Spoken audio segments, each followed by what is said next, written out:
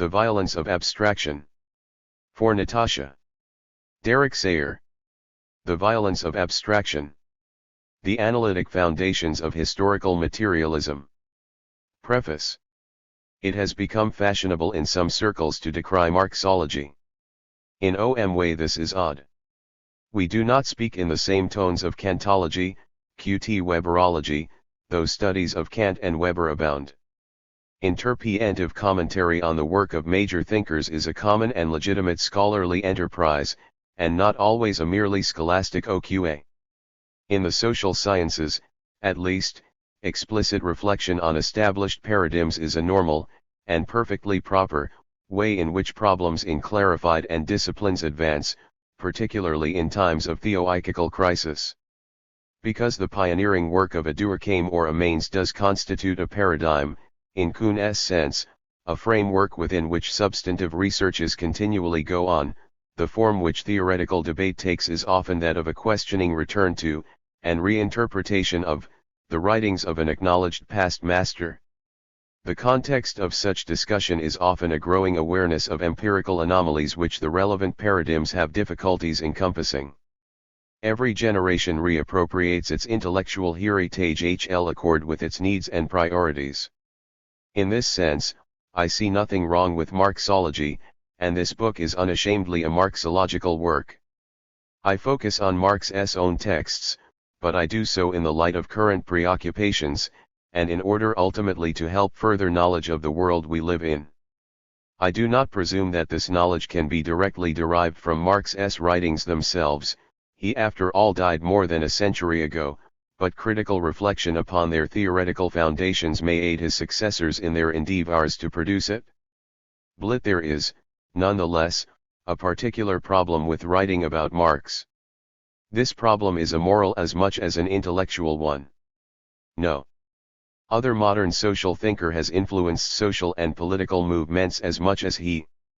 Some one-third of the world's population now live under governments which claim Marx's imprimatur for their policies and indeed legitimate their very existence in terms of his supposed theory of history. Marxist parties, of varying size and strength, claim to speak for the people everywhere they are permitted. This is not the case with a Kant or a Weber, and greatly raises the stakes of intellectual debate. Questions of what Marx meant by this or that have an inescapably political as well as a scholarly context, and may sometimes have very practical implications. In many cases the claim that Marx held such and such a view is itself, absurd as this may be, considered sufficient to confer authority upon that view. Nobody, so far as I know, has yet been incarcerated or killed for their heretical interpretation of Kant or Weber, or, come to that, for their orthodox one. Marxology is therefore rarely a merely academic pursuit. However disinterested one's scholarly motives, conclusions often become part of other people's politics. The study of Marx can be a coded form of social criticism, in East and West alike, it can be snivelling apologetics, but it can hardly be politically innocent. It is, of course, this political context of Marx scholarship, the association of Marxist theory with what is claimed to be socialist practice, which gives the charge of mere Marxology its rhetorical force. The accusation of scholasticism, academic Marxism, is a convenient moral bludgeon with which to beat bourgeois intellectuals into shamefaced conformity, or marginalize the political pertinence of their researches. Magnaud Desai, in a recent deplorable review of Tedershin's Late Marx and the Russian Road, a book which painstakingly demonstrates Marx's deviation from Marxist orthodoxy across a wide range of politically sensitive issues, and traces the organized forgetting of this within the communist movement, avails himself of this device in order not to discuss the challenge to received views which the book poses. Peter Benz does much the same in his grotesque dismissal, in Socialist Review, of Kolakowski's magisterial, if eminently disputable, 3-volume history of Marxism as chit-chat from the common rooms. It is very often just those, they frequently turn out to inhabit universities, who believe themselves to possess, in their own pet version of Marx, the truth incarnate, the revealed secret of history, who are the first to denounce serious Marx scholarship as Marxology. In this environ, meant I believe the study of what Marx actually said not merely to be an academically defensible but a politically virtuous enterprise. If intellectuals are to be of any service to humanity, they must first of all serve the truth. The political context of Marxist debate, in short, makes it more, rather than less important to respect the constraints of academic scholarship when trying to expound his ideas. That is not to say I believe a definitive, or a disinterested, interpretation of Marx's thought to be either possible or desirable, and this is not my aim in this book. Marx wrote an enormous amount, over a period of many years. His legacy is very varied. Texts like Capital I, finished for the press, and revised through several editions, form the smaller part of the corpus that has come down to us. Unpublished drafts like the German Ideology, the Grundrisse, or the remaining volumes of Capital, all now treated as major works, are part of our inheritance in ways they were often not for earlier generations. Apart from his economics, Marx penned political tracts like the Manifesto, an inordinate amount of penny-a-line journalism, sometimes on subjects he knew little about, and even poetry. He left a voluminous private correspondence. There are obvious problems as to what weight to give to these different kinds of text, dating from different periods of his life. Not all that Marx wrote was clear, unambiguous, or even consistent. It would be exceedingly surprising if it were. But beyond this, why should we in any case seek to be definitive? It seems to me perfectly reasonable, as well as being unavoidable, to read Marx in different ways at different times and for different purposes. It is a testimony to his greatness that we can do so, notwithstanding all attempts to freeze his ideas into formulaic and dogmatic molds. Marx's thought lives in so far as it is interpreted anew by others, in the light of their changing needs.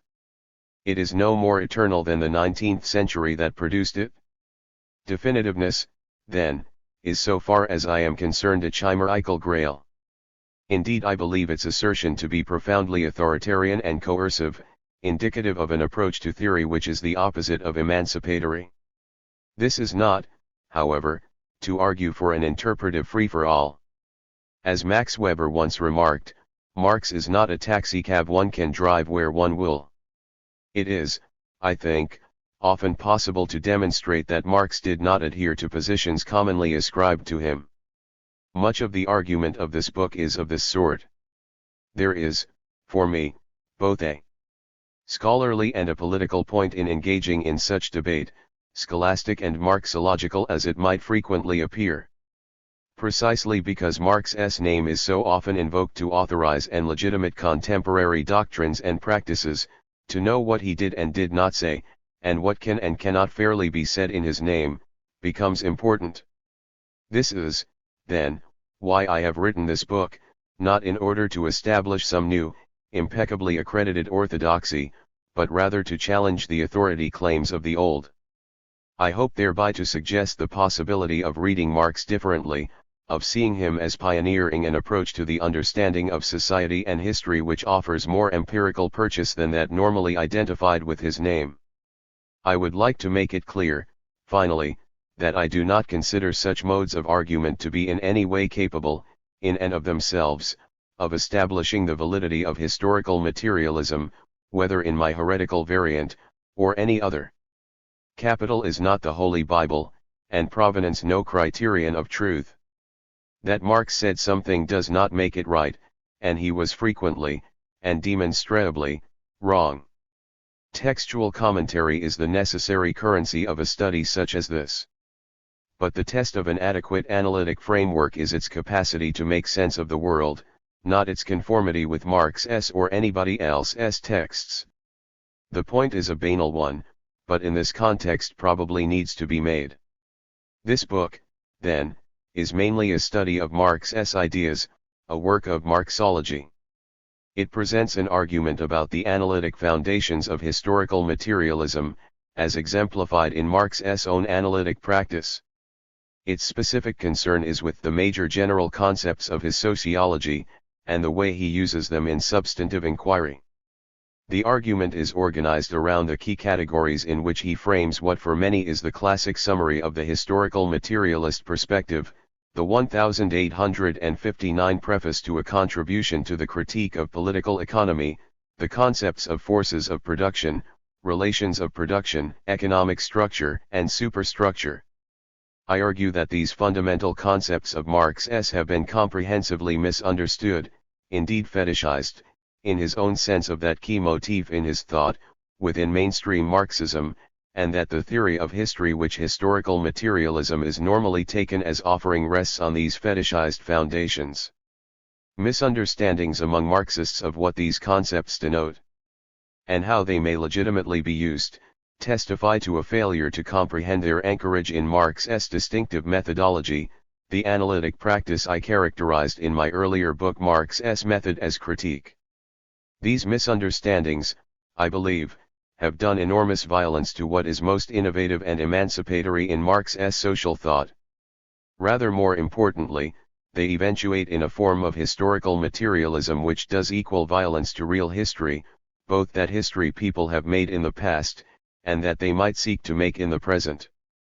Marx's own practice offers an alternative, and an analytically superior, version of historical materialism, which I try to outline and defend.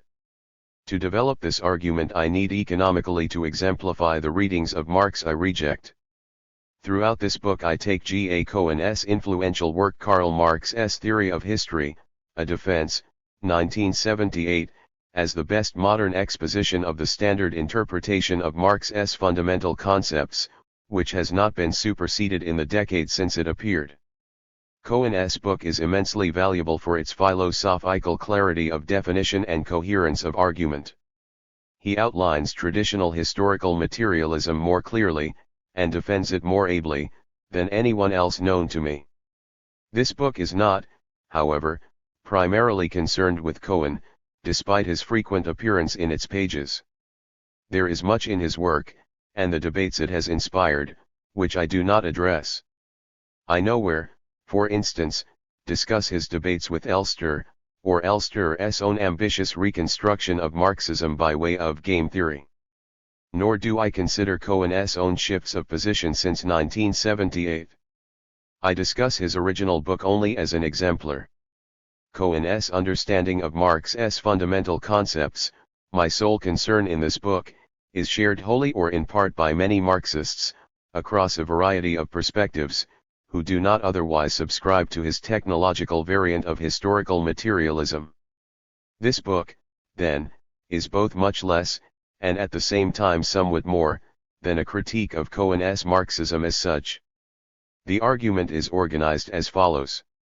Chapter 1 is a kind of prologue, in which I briefly outline the conventional interpretation of Marx's concepts and claims in the 1859 preface, and, by way of a preliminary skirmish, discuss Engels' qualifications of these claims in a well-known series of late letters. The next 3 chapters form the heart of the book. In these, I respectively discuss Marx's own usage of the concepts of productive forces, relations of production/economic structure, and superstructure, in his substantive work. I argue in each case that Marx's use of these concepts differed radically from that normally ascribed to him. I also suggest that his analysis of capitalism provides more than adequate grounds for seeing orthodox conceptions of productive forces, economic structure, and superstructure as fetishized.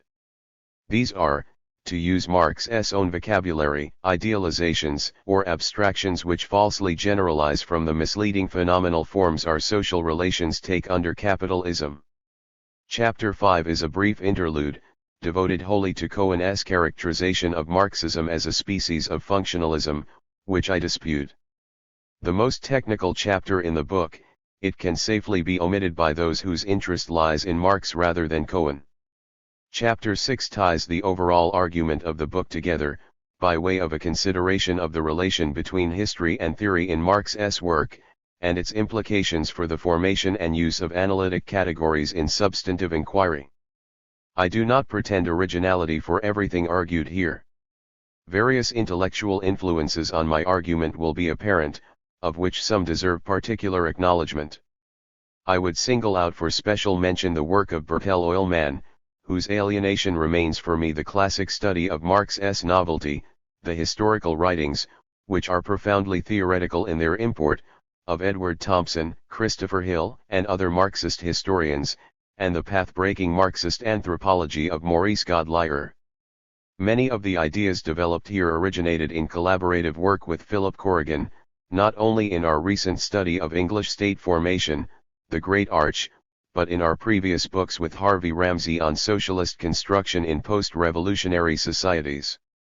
Patrick Murray's helpful criticisms of Marx's method, in his review essay in Philosophy of the Social Sciences, jolted me into rethinking the importance of Marx's Hegelian background, something I undoubtedly neglected in the earlier book. Ted Benton, Philip Corrigan, Greg McLennan, and Gavin Williams read the first draft of this book in full, and made extensive, sometimes highly critical, but invariably useful comments. I have tried to respond to their anxieties, even if on some issues I have remained obstinate. Their generosity has at least, I hope, made some points in my argument rather less murky than they were in their first formulation. David Frisby indulged a good deal of thinking aloud on my part, and added some ideas of his own. Sean McGee was as ever all that one could want in an editor, and Blackwell a positive pleasure to work with. Much of the book was written during a period of 2-term study leave from the University of Glasgow. It would have taken a lot longer otherwise. To all, my thanks. Derek Sayer. Glasgow, Scotland. Prologue, Marx's guiding thread. In the social production of their life, men enter into definite relations that are indispensable and independent of their will, relations of production which correspond to a definite stage of development of their material productive forces. The sum total of these relations of production constitutes the economic structure of society, the real foundation, on which rises a legal and political superstructure and to which correspond definite forms of social consciousness. The mode of production of material life conditions the social, political, and intellectual life process in general. It is not the consciousness of men that determines their being, but, on the contrary, their social being that determines their consciousness. At a certain stage of their development, the material productive forces of society come into conflict with the existing relations of production, or, what is but a legal expression for the same thing, with the property relations within which they have been at work hitherto. From forms of development of the productive forces these relations turn into their fetters. Then begins an epoch of social revolution. With the change of the economic foundation the entire immense superstructure is more or less rapidly transformed. Preface, The Critique of Political Economy, 1859a. These few lines are amongst the most familiar, but also the most debated, in all Marx. Introduced by a thumbnail sketch of his intellectual development up to the mid-1840s, they summarize, in his own words, the general result at which I arrived and which, once won, served as a guiding thread for my studies. The passage comes from the 1859 preface to the Critique of Political Economy, the first part of Marx's Economics to be published. This project, which was to eventuate in the 4 volumes of Capital, the summit of his life's work, had already occupied Marx for some 15 years. Under the circumstances it is impossible to believe that he did not weigh his words carefully. He himself indicates that he wrote the 1859 preface to replace an earlier draft introduction, that of 1857 to the Grundriss. To be sure, the book had to pass the Prussian censor, and it has been suggested that the language of its preface, the first, and perhaps the only thing the censor would be likely to read, is appropriately coded, Prinz, 1969. The word class, for instance, a concept normally, and rightly, thought central to Marx's view of history, is conspicuous by its absence. But whilst due allowance might be made for such linguistic caution, there remains no convincing reason not to regard the 1859 preface as Marxists traditionally have, as providing a definitive summary, indeed the nearest Marx ever came in print to the definitive summary, of the core of the materialist conception of history. If so, certain conclusions as to what that conception is, would seem inexorably to follow. Their most lucid and influential recent elaboration can be found in G. A. Cohen's book Karl Marx's Theory of History, A Defense, 1978. Cohen describes his Marxism as an old-fashioned historical materialism, a traditional conception, in which history is, fundamentally, the growth of human productive power, and forms of society rise and fall according as they enable or impede that growth, ibid. X. The 1859 preface, which Cohen reproduces at length as the frontispiece to his book, is the most pregnant statement of this version of historical materialism, one which would not have been unfamiliar to Plekhanov or Koski. Though occasionally unorthodox in his treatment of some aspects of Marx's concepts, Cohen undoubtedly does articulate the essentials of the traditional conception. He does so, moreover, with a clarity and rigor not always associated with that tradition, which is why I take his formulations as exemplary here. Cohen interprets the claims of the 1859 preface as follows. The text presents, to begin with, a general theory of history. Fundamental to this theory, the bedrock, as it were, on which the economic foundation of society is built, are material productive forces. By these, Cohen understands the things people use in order to produce.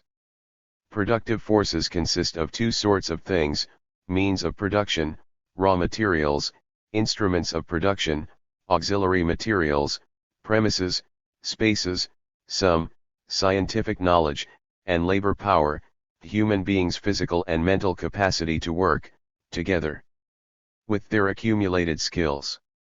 Cohen postulates, and attributes to Marx, an inherent tendency for these forces to develop throughout history, the development thesis, and argues that in Marx's theory productive forces have explanatory primacy in that it is their level of development which explains the production relations of a society and from time to time obliges them to change, the primacy thesis. Development of productive forces is thus, for Cohen, the fundamental dynamic or motor of history, and Marx's theory of history is ultimately a technological one, ibid. 29. Importantly, Cohen insists that productive forces are material, as distinct from social entities. He sees this material/social distinction as a systematic and fundamental one in Marx's work, whose existence must be acknowledged if the primacy thesis is to be rendered coherent. Production relations, for Cohen, are relations of ownership between people and productive forces, thus defined. By ownership, Cohen does not mean a legal relationship. This would create problems of circularity, since the base, comprising production relations, would then apparently presuppose its superstructure, in which legal relations are held to belong. Ownership, as Cohen uses the term, is a relationship of effective control, an ability really to command the force owned. This power may or may not be superstructurally expressed in the form of legal relations. The totality of production relations, thus construed, makes up the economic structure of society, its base or infrastructure in standard Marxist parlance. This is society's foundation, that which in capital S words provides the innermost secret, the hidden basis of the entire social structure, 1865a, 791. In accord with the primacy thesis, bases correspond to requisite levels of development of material productive forces. In most forms of society, production relations will be class relations, and class, conversely, is for Cohen entirely defined as a property relation. A person's class is established by nothing but his objective place in the network of ownership relations. His consciousness, culture, and politics do not enter the definition of his class position, 1978, 73. Cohen argues that these exclusions are necessary to protect the substantive character of Marx's claim that the latter are largely determined by the former. This position receives some support from, amongst others, Perry Anderson in his critique, 1980, of E. P. Thompson, the most prominent recent advocate of a cultural rather than a structural, the terms are inadequate, concept of class. Two further consequences of Cohen's definition of the economic base, where he differs somewhat from more traditional, and usually less scrupulously formulated, Marxist accounts, should be noted. First, for Cohen, productive forces are not themselves part of the economic structure of society. If they were, he argues, we could not make sense of Marx's claim that productive forces and production relations come into conflict, which would seem to suppose that they are separate entities. The primacy thesis demands their clear demarcation. Second, only relations of ownership in his sense can be bona fide production relations. This means other forms of social relationship which are evidently connected with or have a bearing on material production fall outside the category. These include both relations within the immediate production process itself, like forms of division of labor in the workshop, which Cohen calls material relations between producers, and relations which lie apparently out with, but nevertheless facilitate, production, like particular forms of law, state, or family. Though Cohen does not deny the productive salience of such relations, he does not count them as relations of production. The economic base is made up of, and only of, property relations as he defines them. This base is the real foundation on which legal and political superstructures in turn arise and to which definite forms of social consciousness correspond. Cohen is similarly punctilious in his definition of the superstructure. He is also, on this occasion, rather less than orthodox. Marxists who adhere to a base/superstructure perspective have usually implicitly taken the superstructure to include all else in society, though there have always been some gray areas, prominent amongst them language. For Cohen, however, the superstructure specifically comprises non-economic institutions, above all the institutions of law and state. This implies that phenomena may exist in social life which are neither basic nor superstructural, an important limitation on the explanatory pretensions of historical materialism. Additionally, for Cohen, the 1859 preface forms of social consciousness are not part of the superstructure, where for most Marxists they quintessentially belong.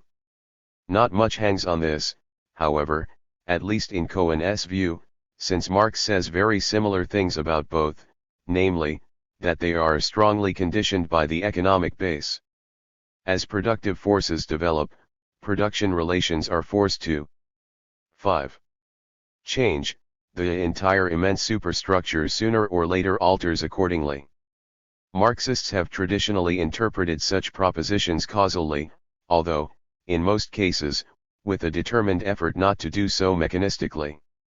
Cohen makes a persuasive philosophical case for the view that if Marxism is to be rendered coherent, correspondence, of production relations to productive forces, and superstructure to base, must be interpreted in functional terms.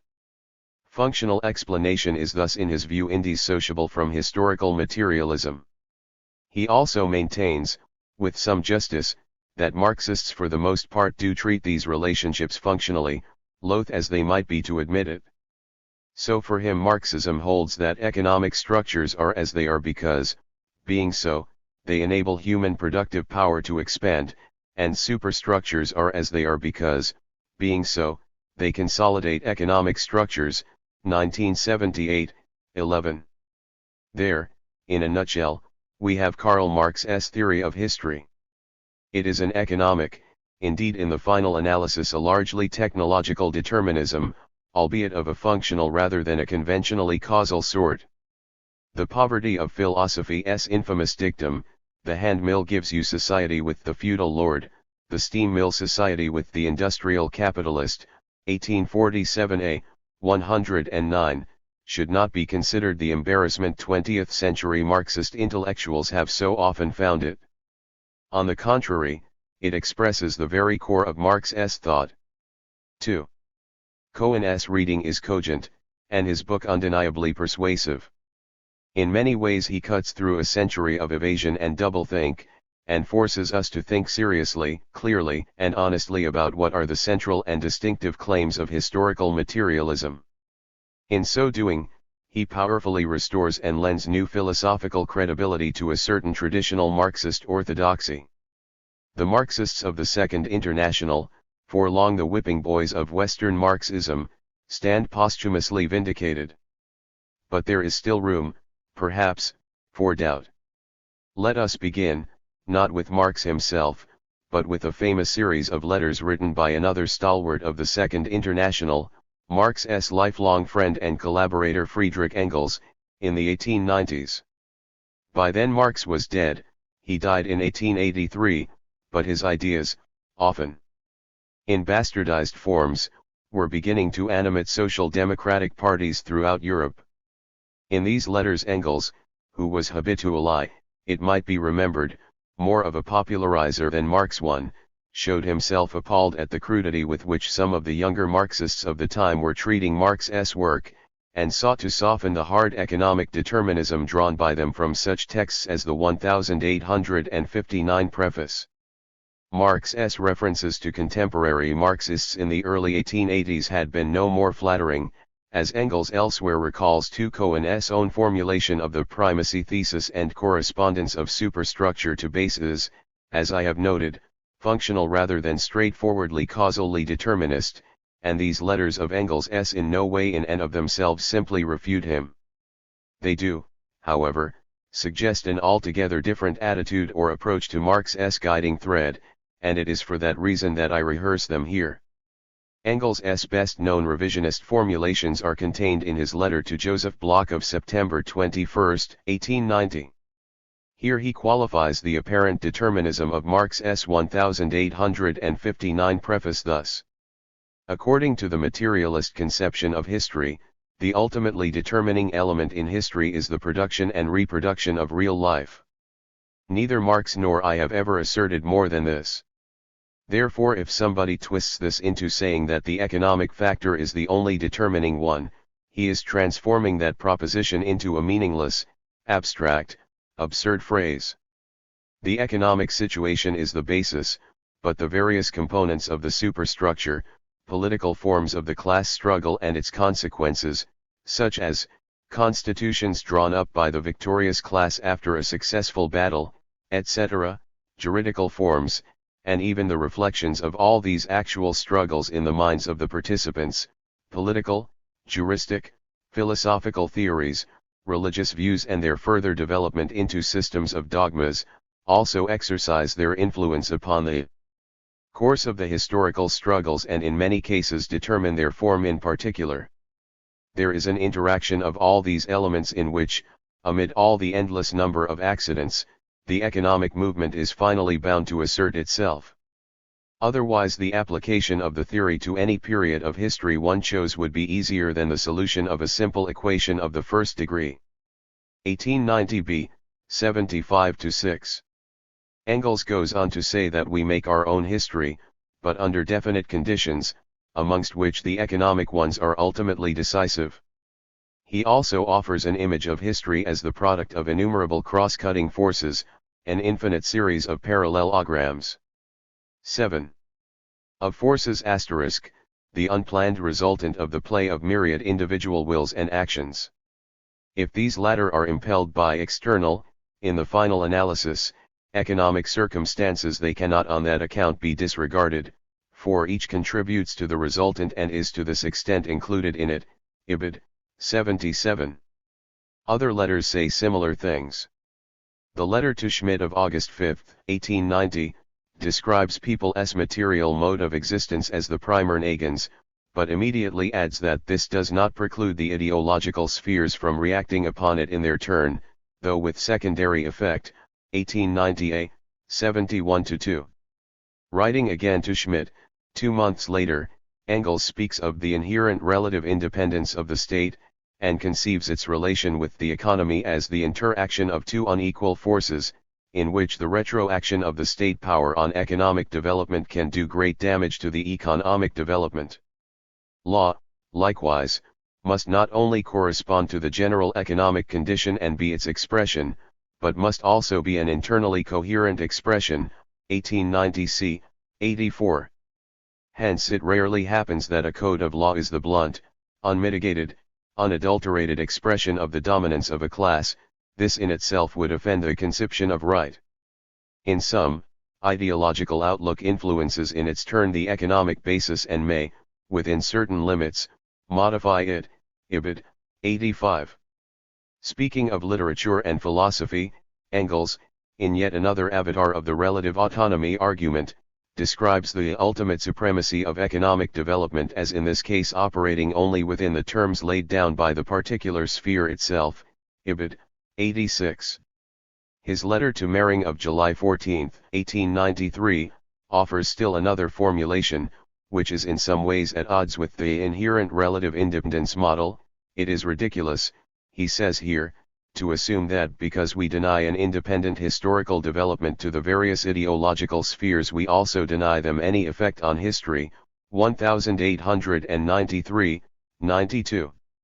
Similar arguments are advanced in the letter to Borgias, previously published as to Starkenberg, of January 25, 1894.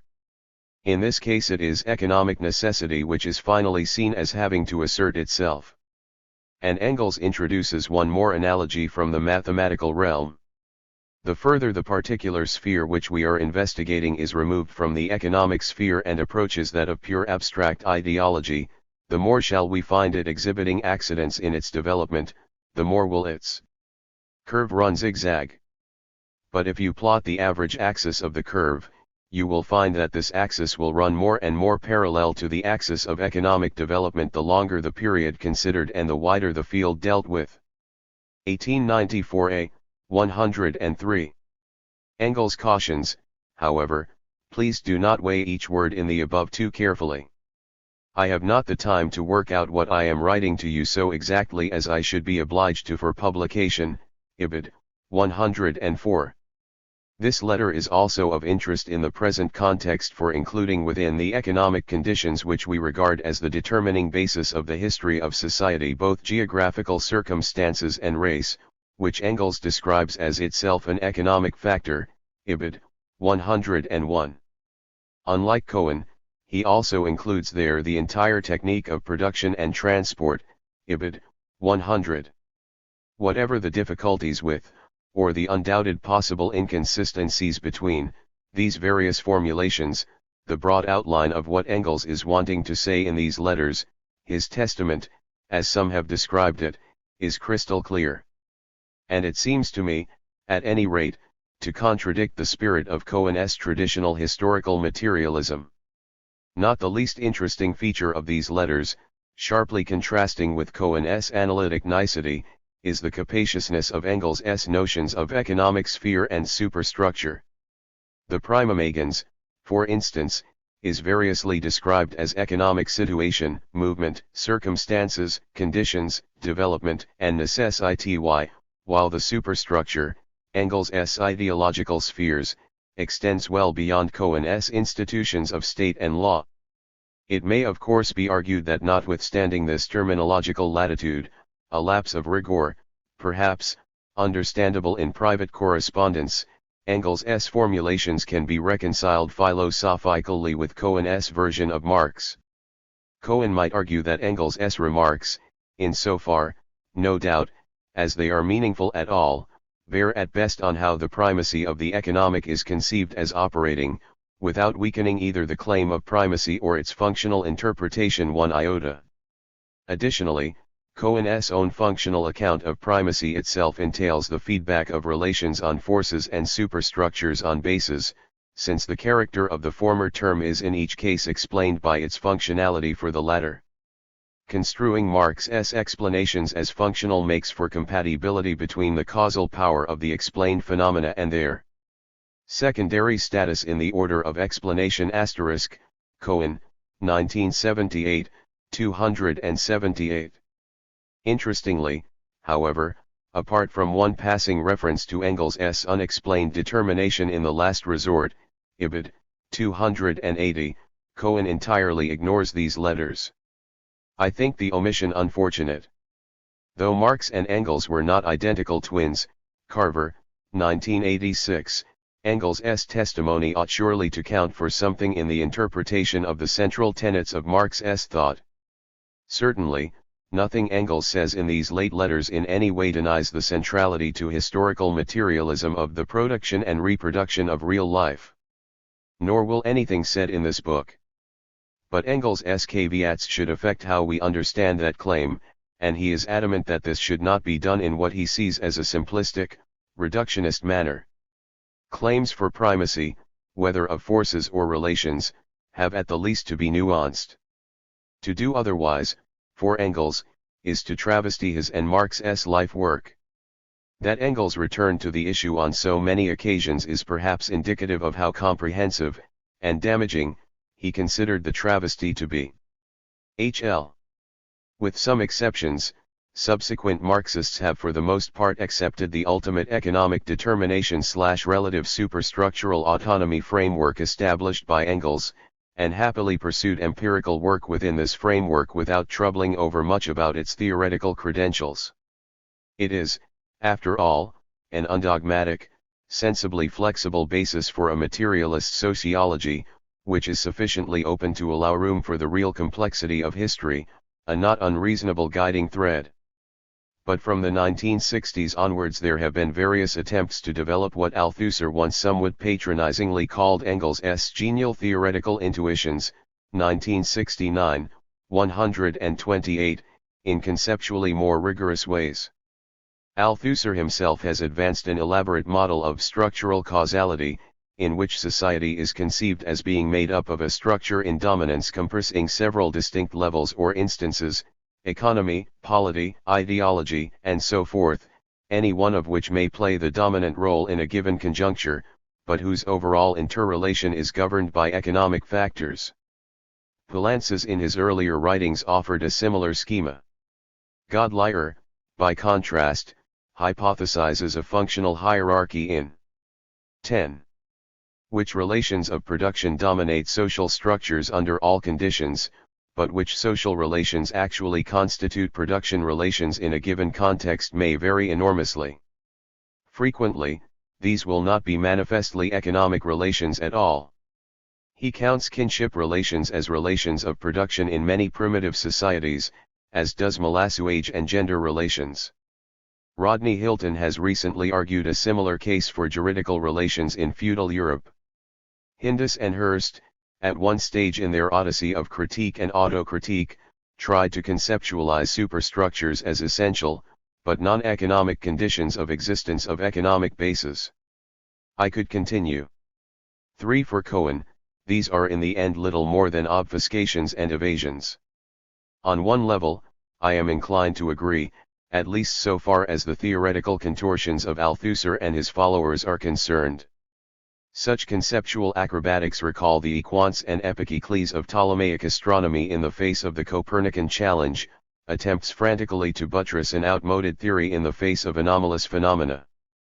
But though I wish to argue against going down this road of ever more elaborate theoretical schemata, I think that the problems to which it is a response, in many cases, those of applying traditional Marxist categories like Cohen's to the analysis of non-capitalist societies are real enough, and much that is illuminating has been unearthed in the attempt.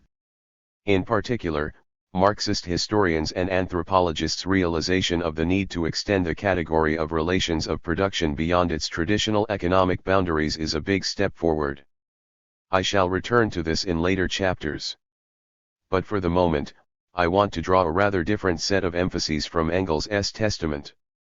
These points tell equally against traditional historical materialism and Althusserian-style revisionism.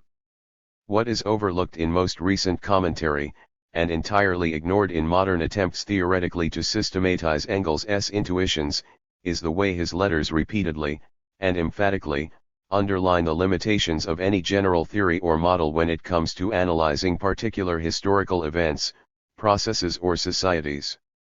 In the letter to Bloch, for instance, Engels concedes that he and Marx must take the blame for having laid more stress on the economic side than is due to it. We have to emphasize the main principle over and against our adversaries, who denied it. Such polemical one-sidedness was pardonable, given a historiographic context dominated by Philo. 11. Sophical idealism. Engels then goes on to argue, but when it came to presenting an era of history, i.e., to making a practical application, it was a different matter and there no error could be permitted. 1890b, 78. This echoes his complaint to Conrad Schmidt of August 5 of the same year: "Our conception of history is above all a guide to study." Recall here Marx's description of his 1859 summary as a guiding thread, not a lever for construction after the manner of the Hegelians. All history must be studied afresh. But instead of this, too many of the younger Germans simply make use of the phrase historical materialism, and everything can be turned into a phrase, only in order to get their own relatively scanty historical knowledge constructed into a neat system as quickly as possible. He adds, sourly, "It often seems as if these gentlemen think anything is good enough for the workers." 1890a, 73 to the power of first. The phrase accusation, also used in the letter to Bloch, above, p6, has a long pedigree in Marxist invective. The same jibe figured frequently in Marx's attacks on the young Hegelians' theoretical bubble-blowing, 1846a, 53, their penchant for speculative construction, 1844a, 57 ff. In the 1840s 5 the echo of those early critiques is instructive. These quotations amount to a general warning against a certain preemptive use of theory, and a plea for empirical, and in particular for historical, study. This is a more general theme in Marx's work, and not just an afterthought on the part of the aging Engels. Unfashionable as such empiricism may be in some philosophical quarters, Marxism's founders' protestations of it are too numerous, and too consistent, to be credibly dismissed as mere rhetoric. Kallinicus, 1985, 6. In the German Ideology, their first, joint manifesto of the materialist conception of history, Marx and Engels argue, in pretty uncompromising terms, the primacy of people's materialistic connection in historical development, just as the 1859 preface does. Nevertheless, they go on to warn that definite individuals who are productively active in a definite way enter into definite social and political relations. Empirical observation must in each separate instance bring out empirically, and without any mystification and speculation, the connection of the social and political structure with production. 1846a, 36. Had Marxists taken this seriously, they could never have consistently advanced the kind of universal theory of this connection of the sort developed either by Cohen from the 1859 preface or by Althusser and others from Engels' Testament. This empiricism, incidentally, is not, as some have alleged, merely an aberration of the 1840s, a positivist overreaction to the excesses of idealism. Marx echoes the point, for instance, over 30 years later, when repudiating Mikhailovsky's metamorphosis of the historical sketch of the rise of capitalism in Britain given at the end of Capital I into an historico-philosophical theory of the general path of development prescribed by fate to all nations. One must, Marx says here, study forms of evolution separately, something which cannot be done by using as one's master key a general historico-philosophical theory, the supreme virtue of which consists in being supra-historical. 1877, 293-4. This passage, like many another in Marx, is much cited, including by Cohen, 1978, x, but without due consideration for how it affects the interpretation of his methodological fundamentals. Shenin, 1984, and his collaborators have recently shown how Marx's late writings, particularly on Russia, in fact admirably exemplify his willingness to modify and even abandon the supposed general theory of history conventionally ascribed to him, in the light of fresh empirical evidence. If Engels, 1894b, 17, is to be believed, it was the continuing search for such evidence which delayed completion of Volume 3 of Capital. Russian history was to play the same role there as English history had in Volume 1. Given the picture of historical development normally drawn from the 1859 preface, and outlined in Cohen's reading above, it is very much to the point that Marx, having learned Russian at the age of 42, and studied Russian social conditions from a mass of primary sources, envisaged Russia avoiding a capitalist stage of historical development, notwithstanding its generally low level of development of productive forces. The basis for an alternative form of evolution in Russia, in his view, lay in the specific social relations, and associated forms of experience and consciousness, materialized in its surviving peasant commune, the Obshchina, or Mir, providing the forces currently undermining these, state and capital, could be neutralized. Marx, 1877, 1881a, b. Shenin, 1984. It was the writings of the great Russian scholar and critic, 1873, 15, Chernyshevsky, which had first alerted him to this possibility. Marx's historical and anthropological reading over the last decade of his life was wide-ranging and voracious. One of his last manuscripts, published in Russian translation in the 1930s but virtually unknown among Western Marxists to this day, was a chronology of world history from the fall of the Roman Empire to the 17th century, which runs to over 1,500 pages in print, 1882a. I do not want to pull yet another unknown Marx out of the archivist's hat, but the painstakingly empirical tenor of such an enterprise is worth remarking, perhaps, in the context of this argument. All this suggests that general formulations of the kind found in the 1859 preface should be treated as exactly what Marx said they were, precisely a guiding thread, an orientation to empirical and historical research, not a theoretical substitute for it. It can be questioned, in other words, whether they were ever intended to amount to a theory of history, in any rigorous sense of the word, at all. To take them as such, as do both Cohen and the Althusserians, is to misconstrue them.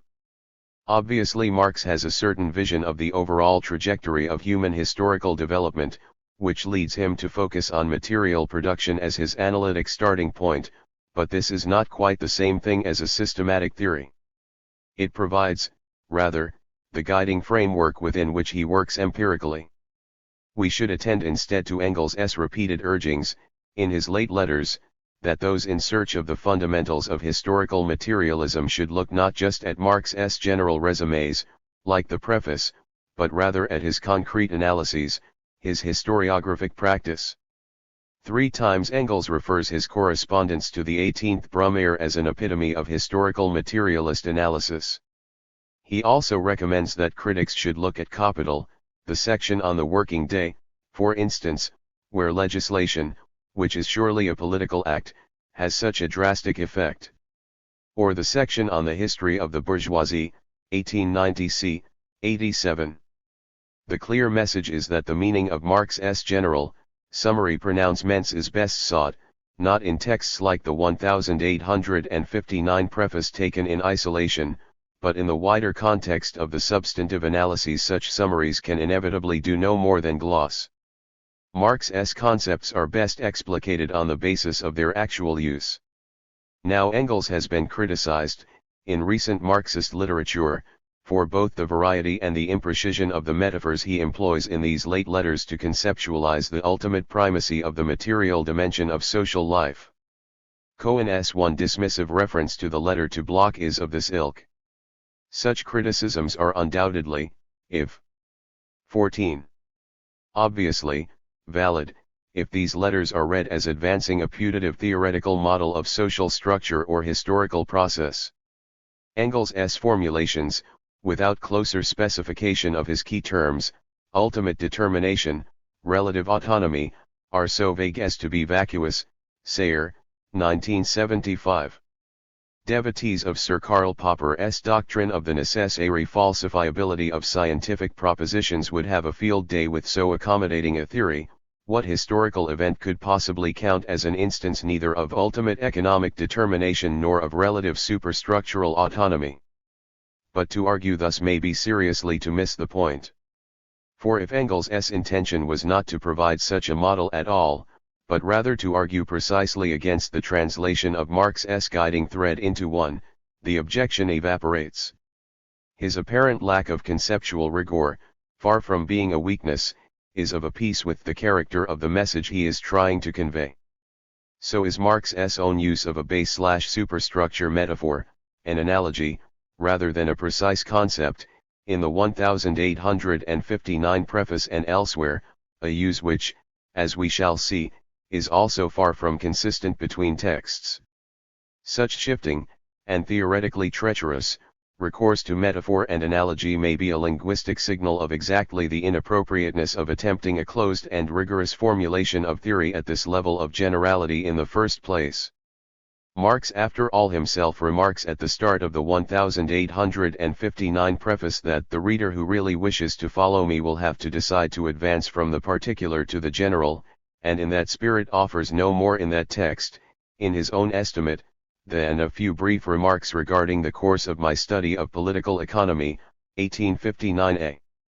But as Edward Thompson has observed, the graveyard of philosophy is cluttered with grand systems which mistook analogies for concepts, 1978a, 296. Traditional historical materialism, I shall argue, is just such a grand system, built on just such mistakes. 2. Productive forces. One feature of Marx's 1859 preface has been remarked upon rather less often than it perhaps ought to be. The key concepts he employs there, forces and relations of production, economic structure and superstructure, are, for the most part, either left altogether undefined in the text itself, or else defined circularly, in terms of one another. No definition whatsoever is offered of material productive forces, that concept which for Cohen has explanatory primacy in Marx's theory of history.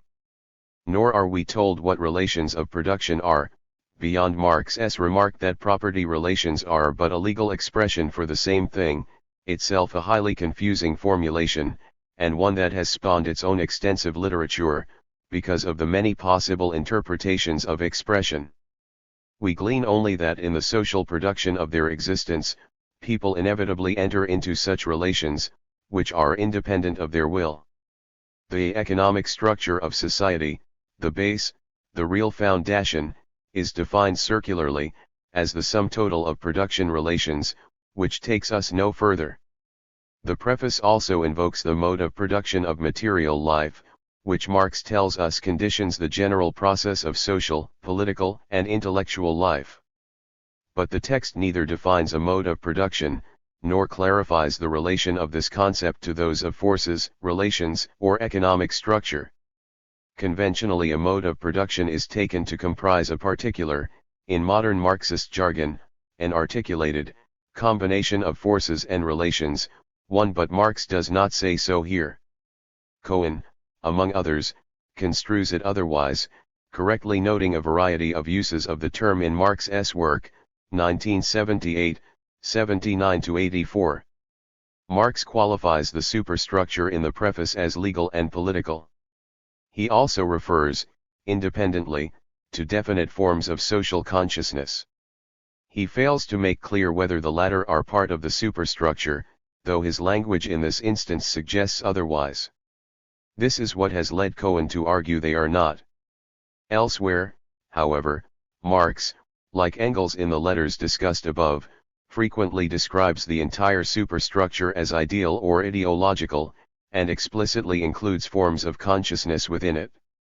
Indeed, as we shall see in Chapter 4, in some passages where the term superstructure is used we would be justified in concluding that its primary, if not exclusive, reference is to consciousness. The sentence later in the preface itself, which distinguishes the material transformation of the economic conditions of production from the legal, political, religious, aesthetic, or philosophic, in short, ideological forms in which men become conscious of this conflict and fight it out, might be taken to support this latter interpretation. On the other hand, the reference in the preceding paragraph to legal relations as well as forms of state having their roots in the material conditions of life might incline us to the more restrictive institutional definition favored by Cohen. But again, Marx's apparent curtailment of the scope of the category at this point in the preface may have a simple explanation. He is here recapitulating a stage in his own intellectual biography, the critique of Hegel's Rechts philosophy which he undertook in 1843. Hegel's central concerns in that work were with law and state, and Marx embarked upon his critique to clarify his own views on the state following his personal encounters with Prussian officialdom as editor of the Rheinischen-Zeitung. To the Hegelian background, however, muddies the waters still further with Marx's introduction of the term civil society as a synonym for the totality of the material conditions of life, whose anatomy has to be sought in political economy.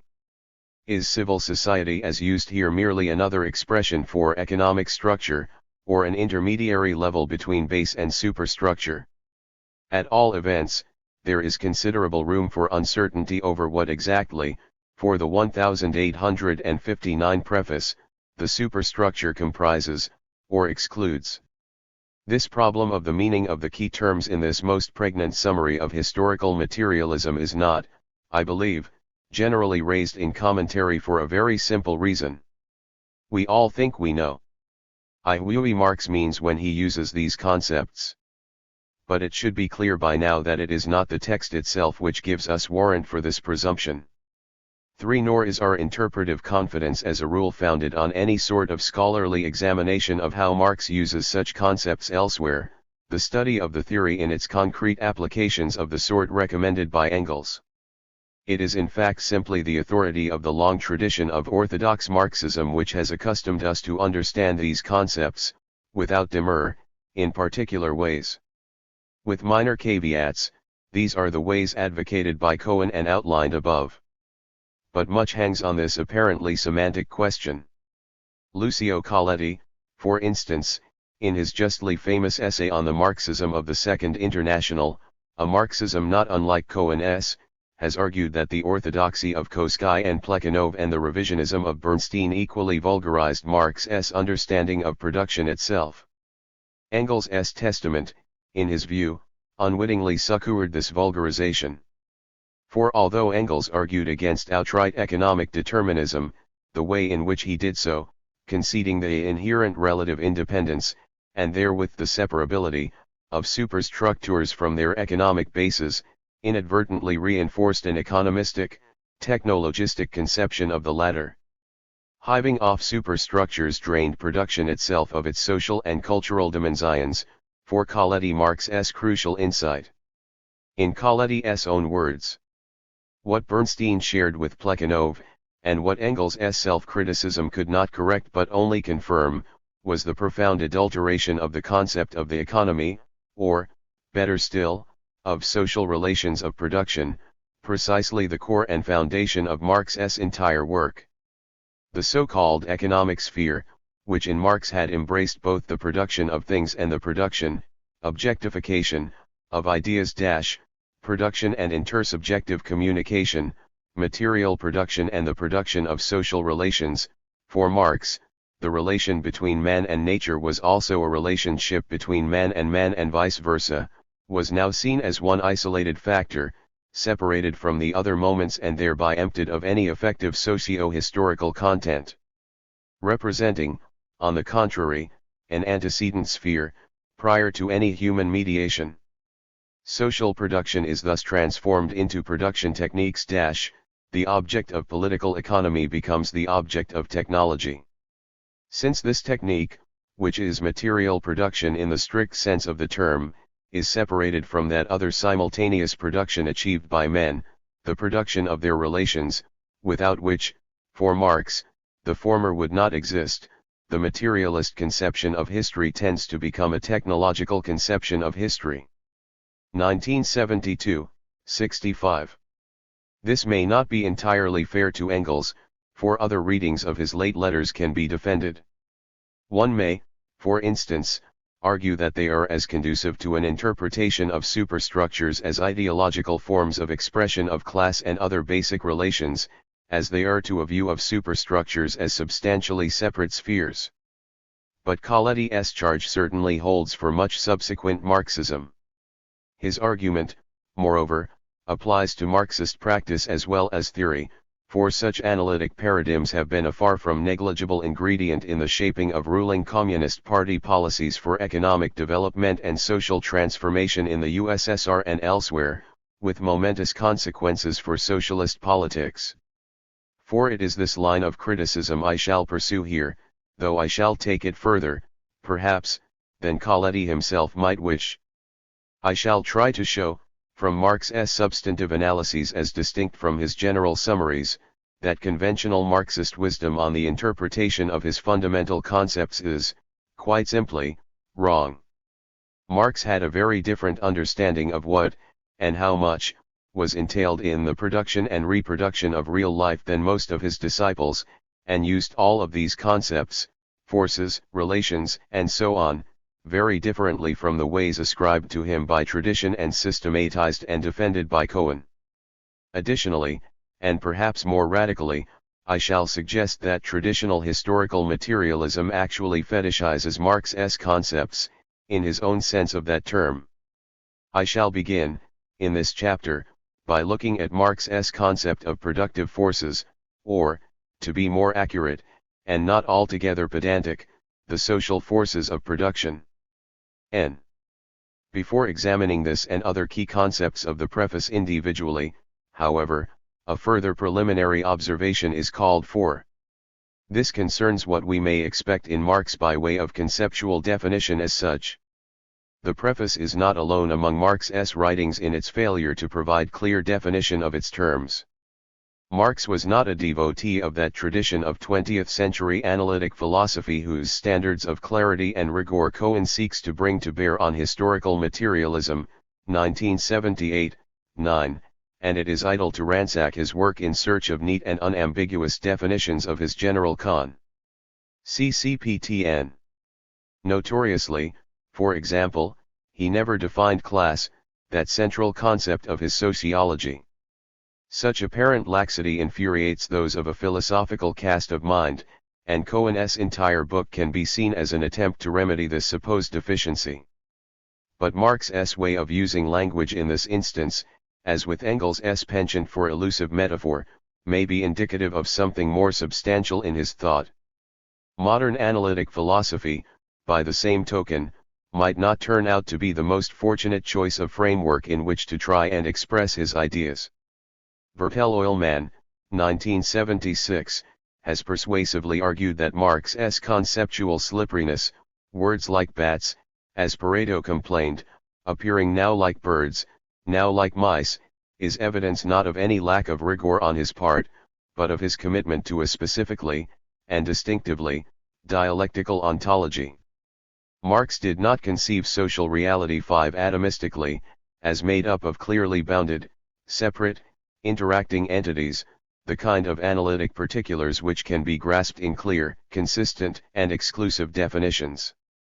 He saw the world, rather, a complex network of internal relations, within which any single element is what it is only by virtue of its relationship to others. In this Marx stood squarely in the philosophical tradition of Spinoza, Leibniz, and of course Hegel, of which mighty thinker he explicitly avowed himself a pupil, after having written Capital, 1873, 19-20, 6 to take the most obvious example. Neither wage labor nor capital, for instance, can for Marx be defined in themselves, as autonomous particulars, conceivable independently of one another. Nor can they properly be understood as externally interacting on one another. Each is what it is only by virtue of its relation to the other, and must be conceptualized accordingly. The concept of capital implicitly contains that of wage labor, and vice versa. What Marx held to be thus implicit in a single concept may be very extensive indeed. In the Grundriss, for example, he remarks that the simple concept of capital has to contain its civilizing tendencies etc. in themselves. They must not, as in the economics books until now, appear merely as external consequences. Likewise the contradictions which are later released, demonstrated as already latent within it, 1858a, 414.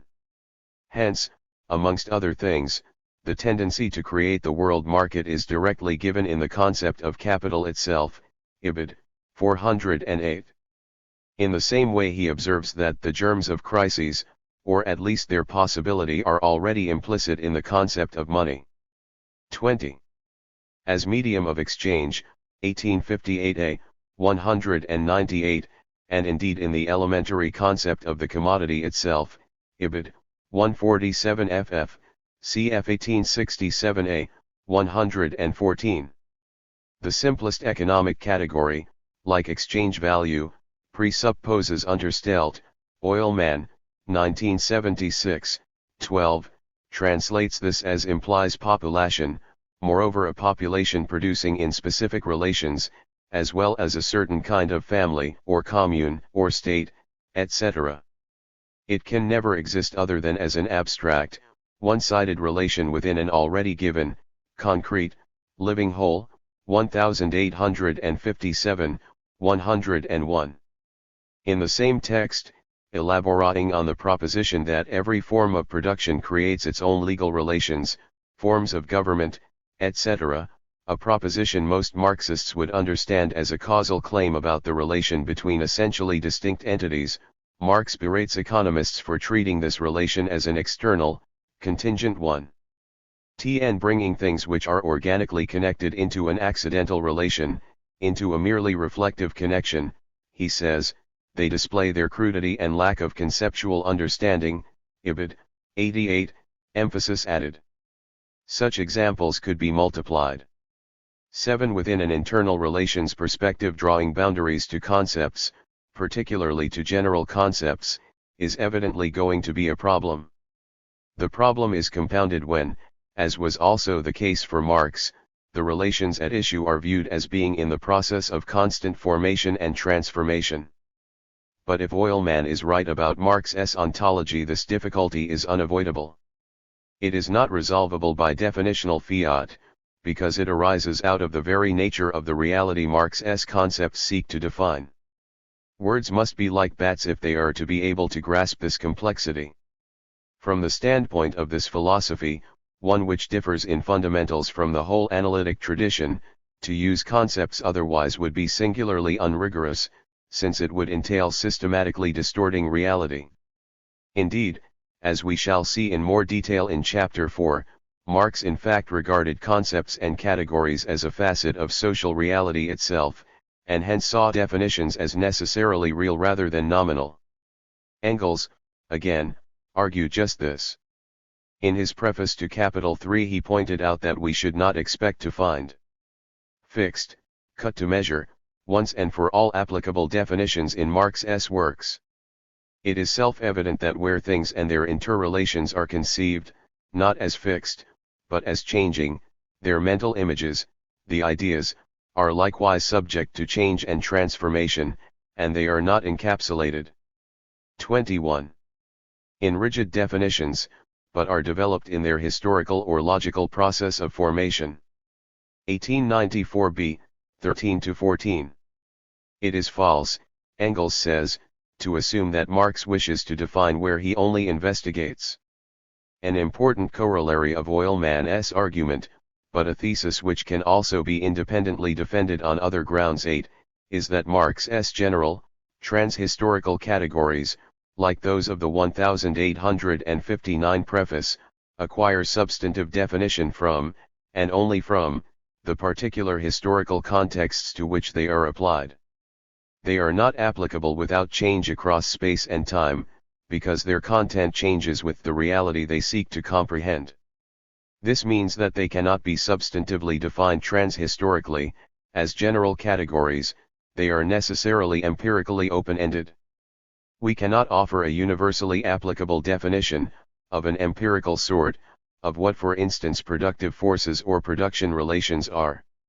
Conversely, insofar as Marx's concepts are substantive categories, the concepts of concrete empirical phenomena, they are necessarily historical categories, a feudal force, a capitalist relation, and so on. Their content is historically specific, and their validity historically circumscribed.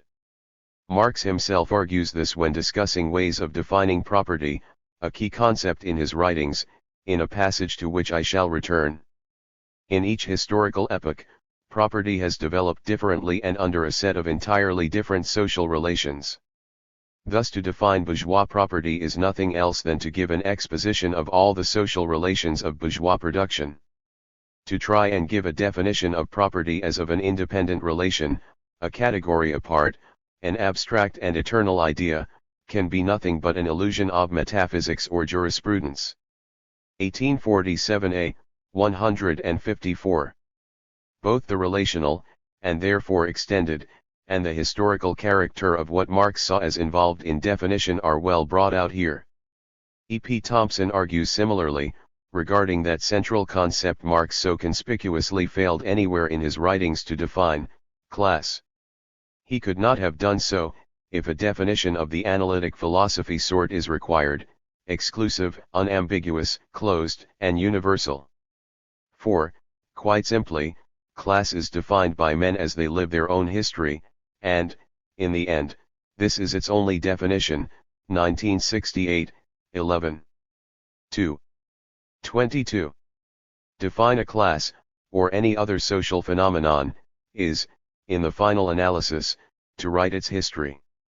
Neither a philosophical defense of an ontology of internal relations, nor a systematic textual justification of its ascription to Marx, will be attempted here. I cannot, in any case, better oilman on this. I rest my case rather on the degree to which interpreting Marx in this way allows us to make better sense of how he actually used his fundamental concepts, the central concern of this book, than the standard alternatives. But the major point I want particularly to emphasize at this stage in the argument is this. If Marx indeed did adhere to an internal relations perspective, we must approach the general concepts of the 1859 preface very differently from traditional historical materialism. In particular, we can no longer assume that terms like forces and relations of production, or base and superstructure, refer unambiguously or consistently to different, and mutually exclusive, bits of empirical reality as they would in an atomistic ontology. They unproblematically do so for Cohen, as they do equally for many relative autonomy models.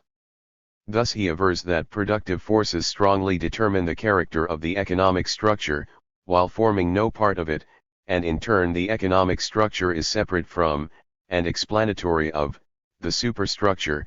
1978, 31, 218, all these entities being defined in empirical terms. Such separations are of course logically required if the preface's claims of determination are to be coherently rendered either in straightforwardly causal or in functional terms. Determining and determined phenomena must be logically independent of one another, contingently rather than entirely related. But on the view argued here, the empirical referents of Marx's concepts may neither be mutually exclusive, nor consistent across space and time. An empirical particular, a form of division of labor, for example, might figure as a production relation under one description and a productive force under another. The same division of labor might be a productive force in one historical context and a relational fetter on such forces in another. The detailed division of labor discussed by Marx in Chapter 14 of Capital I is exactly like this, the foundation of the productivity of early capitalist manufacture. It fetters the subsequent development of machine industry. In the same way notions of personal liberty would normally, 23. Marxists, belong without question in the ideological superstructure of society, but we shall encounter an instance later on in which Marx treated them nonetheless as a productive force. For him even theory may under certain circumstances become a material force. 1843d, 142. This conceptual fluidity reflects both the relational and the historical character of social reality itself. The point is an important one.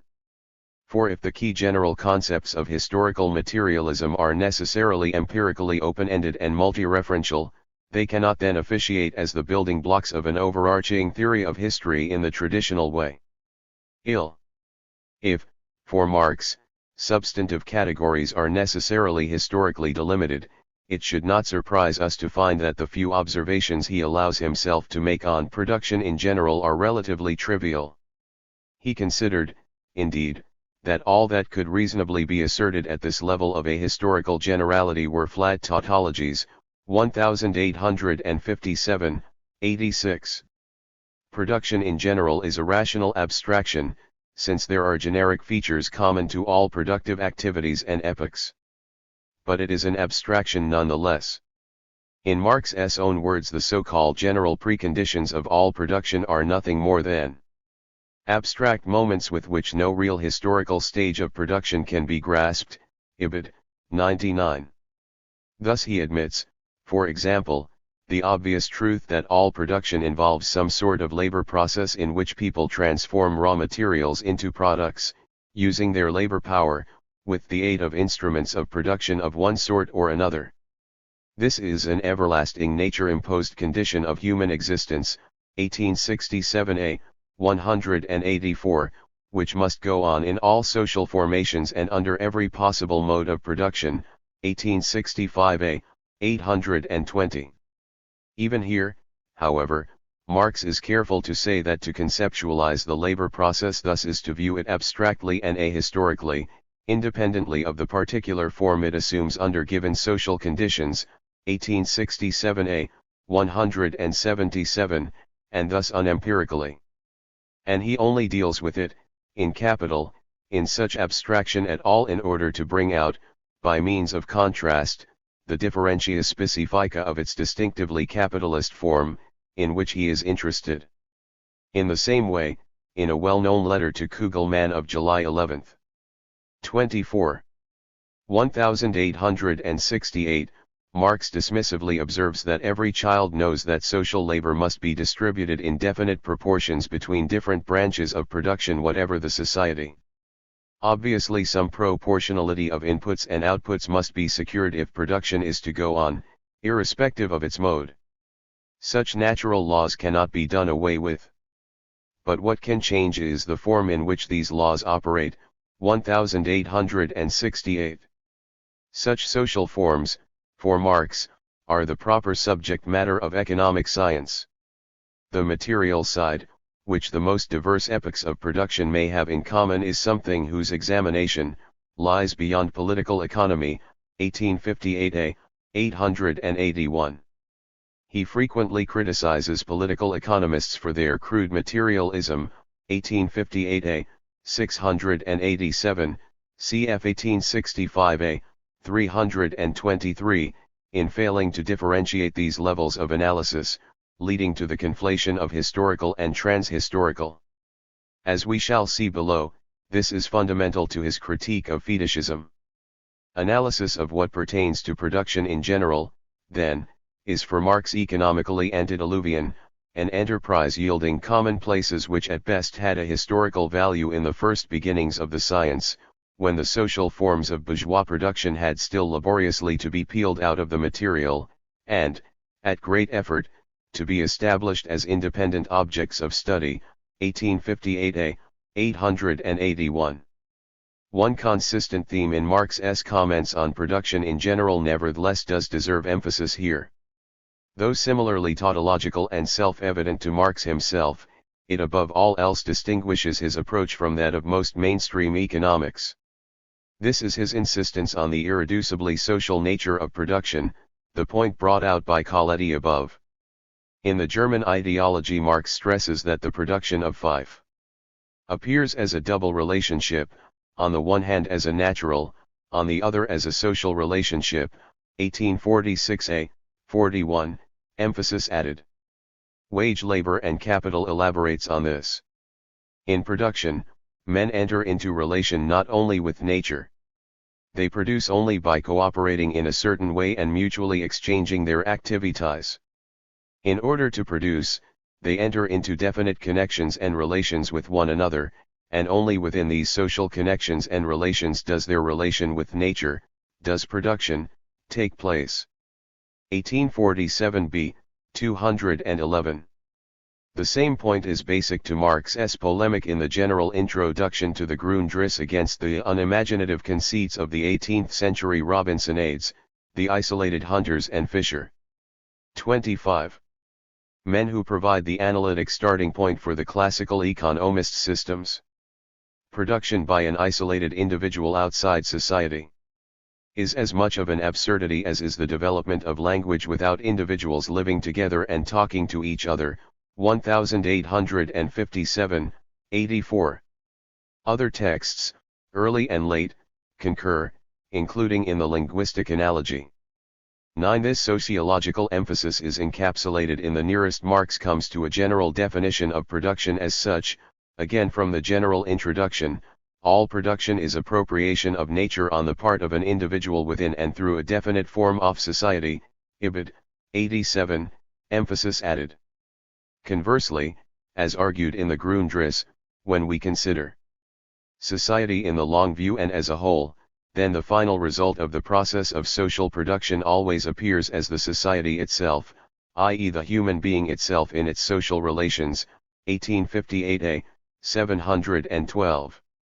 To produce material goods in a particular way is ipso facto to participate in the, equally particular, social relations involved in doing so.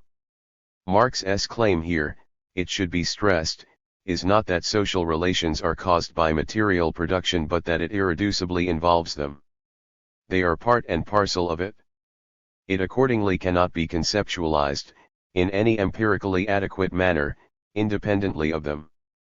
In particular, production cannot be conceived as a purely material sphere, if material is taken to exclude social. I shall argue in Chapter 3 that this vitiates Cohen's attempted distinction between material and social relations of production as substantially distinct kinds of relation. In Oilman's terminology, the connection between people's productive relations with nature, or labor process, and their productive relations between themselves, or social relations of production, is internal and necessary, not external and contingent. In any given empirical context, a particular, historical form of, the one entails, a particular, historical form of, the other. 10. These are but different sides of one and the same set of relations, not substantially separable relations at all. 4. I shall now try to show, with reference to productive forces, that this holds equally for any individual components of production. They cannot be conceived as exclusively material either. As production is. 26. In general for Marx a double relationship, so productive forces, consistently enough, are also in his usage double, simultaneously natural, material, and social. By this I mean two things. First, both material and social phenomena, in so far as we may coherently distinguish them thus at all when dealing with human productive activities, may become productive forces. Marx talks routinely of every natural or social power of labor, 1858a, 358. Whether or not they do, as in general with Marx and argued above, depends on historical context. Second, and rather more subtly, the material/social distinction is highly problematic here, and real forces of production for Marx habitually partake of both sets of attributes. Material things, land, tools, raw materials, fuel, machines, and so forth, only become productive forces insofar as they take on social characteristics. A production line, for instance, is indeed, among other things, a set of material objects, and the natural properties of those objects obviously make up an important part of the explanation of its contribution to the productivity of human labor. But a production line is equally a manifestation or embodiment of both ideas and social relations, and it is only through these that it becomes a production line as distinct from a heap of useless metal. The ideas and social relations, therefore, are quite as intrinsic to the possibility of a production line being a productive force as its more evidently material features. A machine would not be a productive force in a society which lacked the technical knowledge or social organization to utilize its material capacities. At best it might be a potential productive force. Conversely, social phenomena, forms of cooperation and division of labor, scientific knowledge, the Protestant work ethic, and much else, are not productive forces either, except in so far as they are materialized in actual production processes. In this sense all productive force resolves itself into a given relation to nature, 1858a, 540. They, too, will only be potential productive forces out with this context, and accordingly fettered if the requisite conditions for their productive utilization are absent. One frequent argument for socialism, for instance, is that it would unlock the knowledge and enthusiasm of direct producers in a way capitalism, by virtue of its social relations, does not. In short, neither material objects, nor social phenomena, are inherently or universally productive forces by virtue of their innate properties alone. They 27. Become so only by dint of the relations, both between people themselves, and between people and nature, in which they stand. Things, then, contrary to Cohen, and much mainstream Marxism 11- are not, in or of themselves, productive forces. The concept is inherently irrelational, and therefore an historical and contextual one. Indeed, an alternative translation of Marx's productive craft, that of productive powers, is rather more revealing of the sense he gave the term. Productive powers was in fact the original concept in classical political economy which Marx rendered in German as productive Kraft. Whereas a force can be conceived as a thing, an independent entity, standing alone, a power is always an attribute of something. For Marx, the power in question is specifically that of social labor. The productive forces, a reifying formulation, are precisely the powers to transform nature, and with it human nature, of social labor. Productive forces are thus an attribute of human beings in association, their collective capacities, not a set of things as such at all. Cohen himself notes that neither an instrument of production nor a quantity of raw material in strict speech is a productive force. 1978, 37. I believe there is more than a slippage of language involved here. As a well-known passage in the Grundriss hyperbolically puts it, nature builds no machines, no locomotives, railways, electric telegraphs, self-acting mules etc. These are products of human industry, natural material transformed into organs of the human will over nature, or of human participation in nature. They are organs of the human brain, created by the human hand. 1858a, 706. The productive power of social labor may indeed, in the course of human development, increasingly become embodied in things, like machines, and undeniably it is through such embodiment that it is most enhanced. This is what is so revolutionary about modern industry. For Marx it represented a qualitative break, a veritable quantum leap in the unfolding of human productive potential comparable only perhaps with the Neolithic Revolution. Human beings are, distinctively, creatures who purposefully objectify their collective capacities in the material world they create through transforming nature, and this is fundamental to Marx's sociology. In his earlier writings it is this which defines human species being, while in 28. Capital it remains the purposive character of human labor which stamps it as exclusively human and distinguishes the worst architect from the best of bees. 1867a, 178. Under certain circumstances the productive powers of human labor may then come to appear simply as the intrinsic property of the material things in which these powers are objectified, independently of the social relations through which they alone acquire this property. But such an appearance is, for Marx, exactly that, a fetishistic illusion, and one he was much concerned to confute, as we shall see. I shall first try to substantiate my interpretation of productive forces from Marx's texts.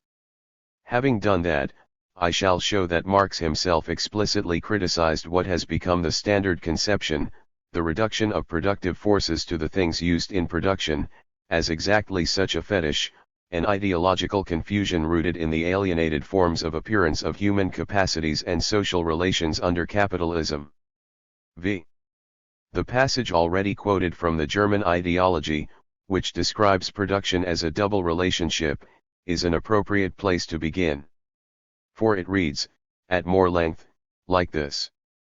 The production of life, both of one's own in labor and of fresh life in procreation, appears as a double relationship, on the one hand as a natural, on the other as a social relationship. By social we understand the cooperation of several individuals, no matter under what conditions, in what manner and to what end. It follows from this that a certain mode of production, or industrial stage, is always combined with a certain mode of cooperation, or social stage, and this mode of cooperation is itself a productive force. 1846a, 41, emphasis added. Note should be taken of the words I have italicized. It is interesting to see what Marx himself considered to follow for the concept of productive forces from his understanding of production as a double relationship.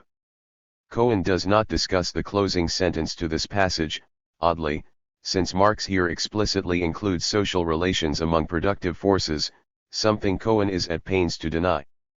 Were this the only occasion where Marx did so, it could perhaps be 29. Dismissed as an aberration, notwithstanding its evident connection with the logic of his overall argument. But it is not. Marx speaks, for instance, in the same text, when discussing communism, of communal economy as in itself, a new productive force. Though he makes clear that communism supposes an appropriately developed technology, it remains the communal economy, and not the technology in and of itself, that is the productive force at issue, 1846a, 40n. He also counterposes industrial productive forces and productive forces, based on association and the community, Ibid, 91. Lest such sentiments be thought a peculiarity of Marx's early works alone, the Grundriss, also, describes the community itself, as the first great force of production, 1858a, 495. In the same work, Marx argues that the capability to consume is the development of an individual potential, a force of production. The saving of labor time is equal to an increase in free time, i.e., time for the full development of the individual, which in turn reacts back upon the productive power of labor as itself the greatest productive power, 1858a, 711.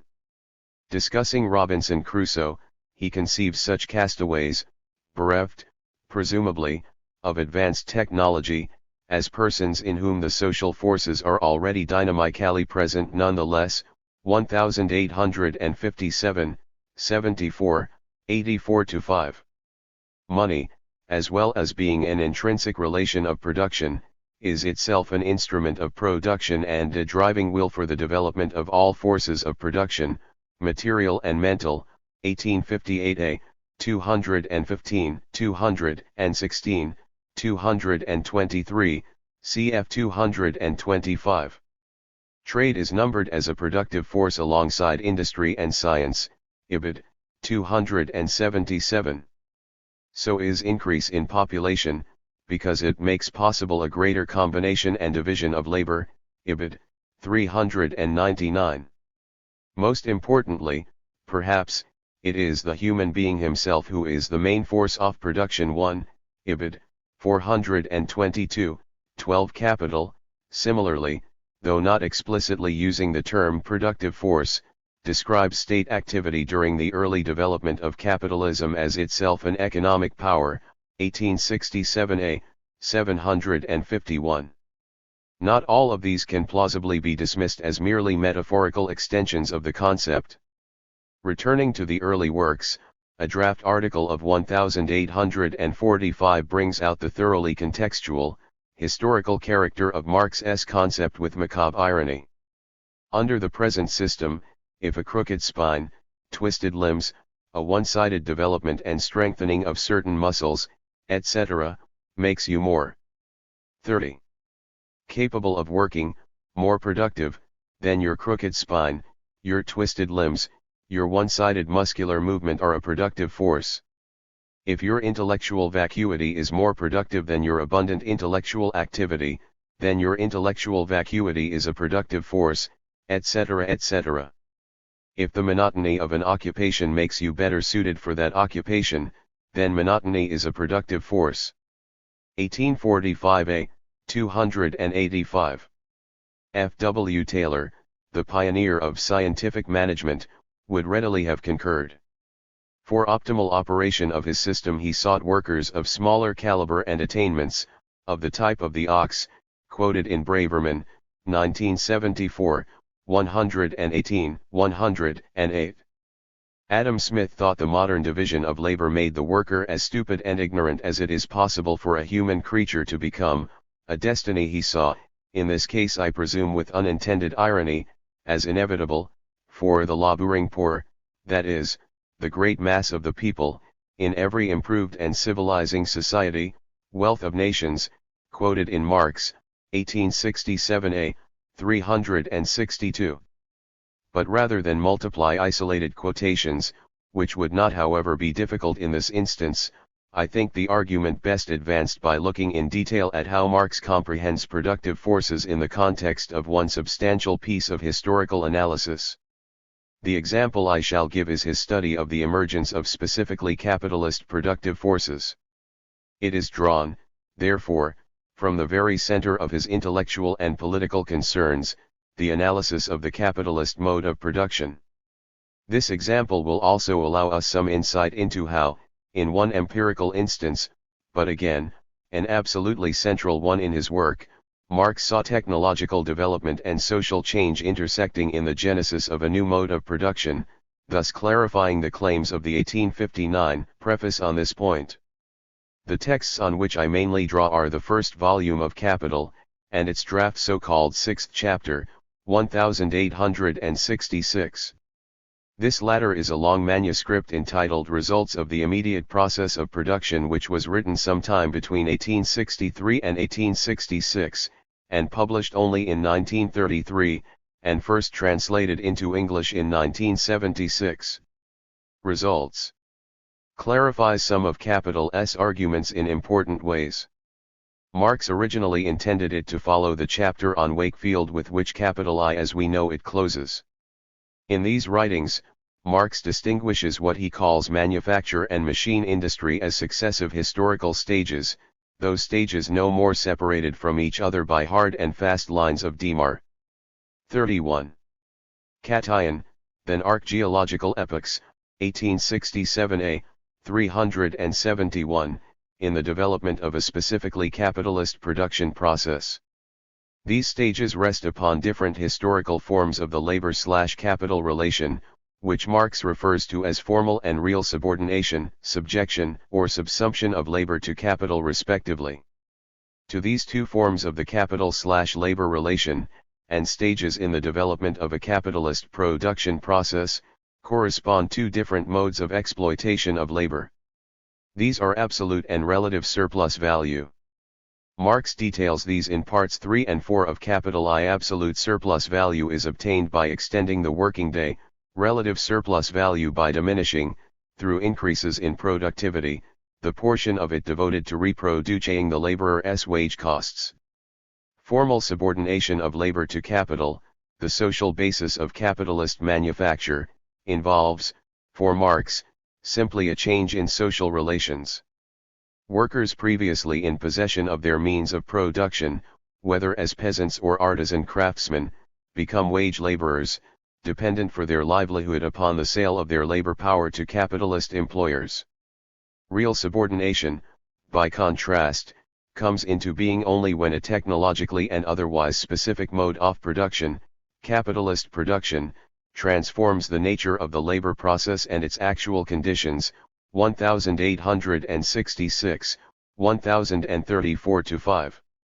Labor is said to be really subjected to capital when the production process itself, and above all the instruments of labor, have become transformed in such a way that they can only be operated cooperatively, by labor power socially combined, ibid. 1040, or what capital terms the collective laborer. At this stage of capitalist development, unlike in manufacture, where the power of capital remains a merely social requisite of production, the sway of capital develops into a requisite for carrying on the labor process itself, into a real requisite of production. 1867a, 330. The difference Marx is pointing to is that between, say, handloom weavers working under the putting out system, where the actual mode of work is no different from that they would have pursued had they remained independent craftsmen, and power loom weavers working in large factories. Real subordination occurs with the development of machine industry. Thereafter, it is not merely their dispossession, but the concrete forms of the actual labor process itself, large-scale, coordinated, mechanized productive processes, that prevent the laborers from working individually for themselves. The very tech. 32. Knowledge of production is socialized. In its capitalist form, however, modern industry is a palpable, material embodiment of the social power of capital and the expropriation of labor. This, for Marx, in contrast to merely formal subordination, represents the development of a specifically capitalist mode of production, 1866, 1021, a specifically capitalist form of production, at the technological level too, IBID, 1024, capitalist production proper, IBID, 1027. Crucially for my argument, Marx is adamant that the merely formal subordination of labor does not entail any immediate changes in the labor process, though it may, it also may not, lead to their adoption. Nor, equally importantly, does it in any way presuppose the prior development of a specifically capitalist technology, or indeed any technical advancements whatsoever on previous modes of production. Formal subordination of labor to capital, according to results, does not in itself imply a fundamental modification in the real nature of the labor process, the actual process of production. On the contrary, the fact is that capital subsumes the labor process as it finds it, that is to say, it takes over an existing labor process, developed by different and more archaic modes of production. For example, handicraft, a mode of agriculture corresponding to a small, independent peasant economy. If changes occur in these traditional established labor processes after their takeover by capital, these are nothing but the gradual consequences of that subsumption. The work may become more intensive, its duration may be extended, it may become more continuous or orderly under the eye of the interested capitalist, but in themselves these changes do not affect the character of the actual labor process, the actual mode of working. 1866, 1021, final emphasis added, there is no change as yet in the mode of production itself. Technologically speaking, the labor process goes on as before, with the proviso that it is now subordinated to capital, IBID, 1026. In Capital, Marx extends these points. He distinguishes, within the manufacturing epoch, two successive regimes which precede the development of machine industry and capitalist production proper. These are simple cooperation and detailed division of labor. In the first, workers are brought together, either physically under one roof or organizationally under the aegis of a single capitalist. In the second, as in Adam Smith's famous discussion of pin manufacture, existing crafts are broken down into detailed operations devolving on different individuals. In neither case, Marx makes clear, is the technological 33 basis of the production process altered, though its social relations are already undeniably capitalist, 1867a, ch. 24. Indeed, eventually this narrow technical basis becomes a fetter, on the dominion of capital, IBID, 368. Whereas, for Marx, the real subordination of labor to capital always supposes its formal subsumption, the wage relation being fundamental to all forms of capitalist enterprise. 13. The converse does not necessarily obtain, 1866, 1019. We may, in other words, find formal subordination in the absence of, or side by side with, the specifically capitalist mode of production based on real subordination. The latter arises out of the former only if the historical circumstances are otherwise favorable, as they were for instance in the 16th century, IBID, 1022. There is no automaticity about the progression. But on one point the sixth chapter is insistent. Absolute surplus value always precedes relative. To these two forms of surplus value there correspond two separate forms of the subsumption of labor under capital, or two distinct forms of capitalist production. And here too the one form always precedes the other, ibid. 1025. Capital is equally emphatic. A greater number of laborers working together under the mastership of one capitalist, constitutes, both historically and logically, the starting point of capitalist production, 1867a, 322. Now, it is true that in this account capitalist production proper is only achieved with the real subordination of labor to capital. Only then does capitalism become a mode of production sui generis, 1866, 1035. It is true, also, that Marx at one point asserts that it is only at the latter stage that the corresponding relations of production between the various agents of production and above all between the capitalist and the wage laborer, come into being for the first time, ibid. 1024. This is, on the face of it, somewhat mystifying, indeed contradictory, in the context of the overall analysis, for Marx is clear throughout that formal subordination is a capitalist relation, or form of capitalist production, ibid. 1025. The only sense I can make of this apparent inconsistency is to interpret Marx as saying that only with real subordination do capitalist relations achieve what he later calls their adequate form, ibid.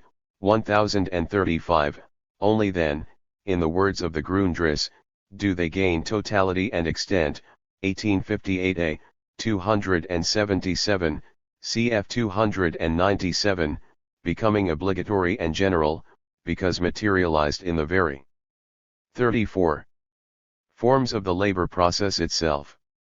This indeed does presuppose an industrial technology.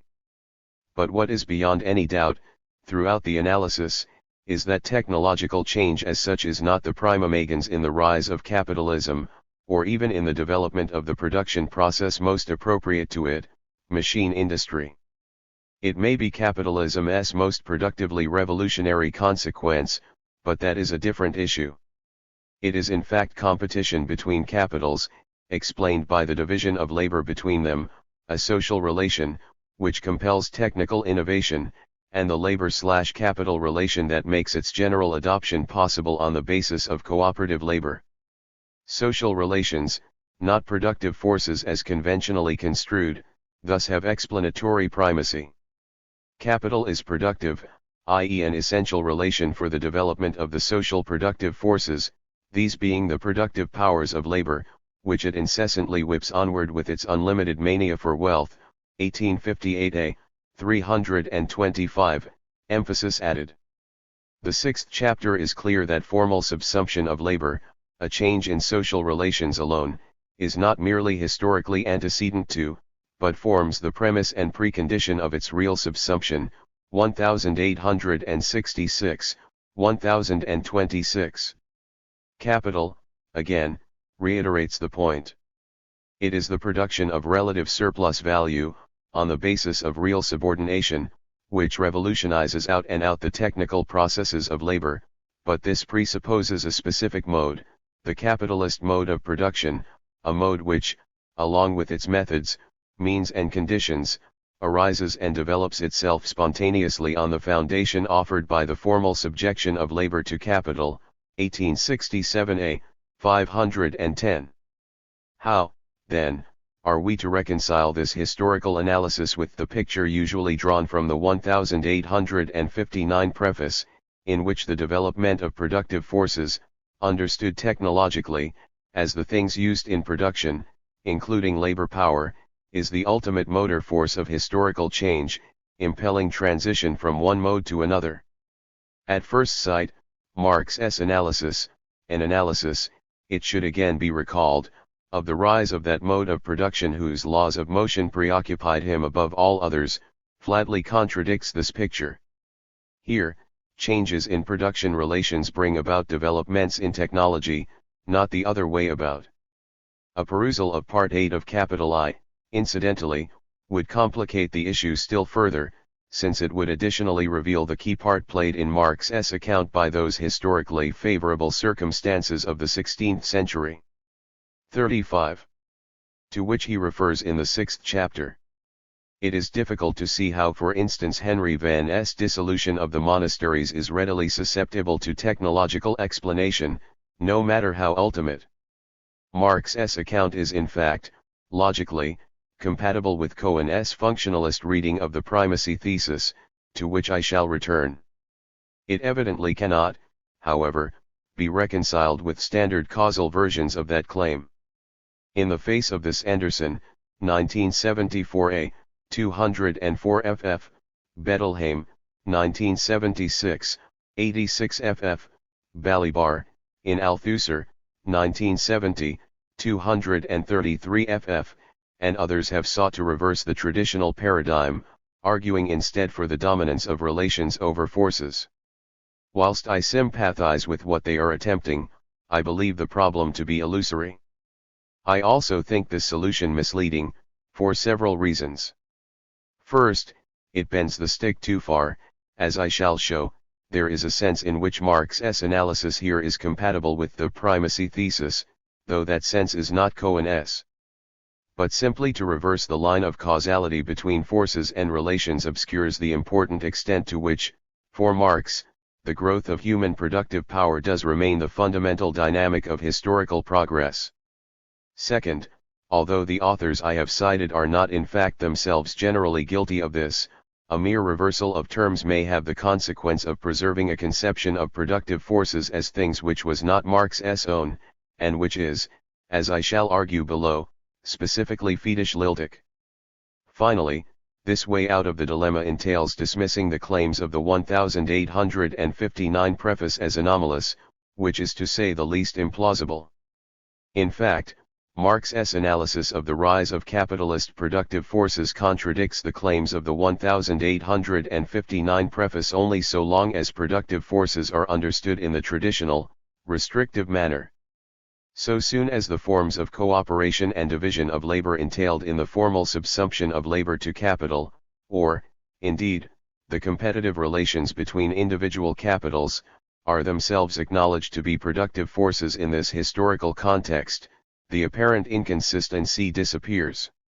The rise of capitalism is indeed understood in terms of new productive forces conflicting with old production relations, exactly as the preface requires.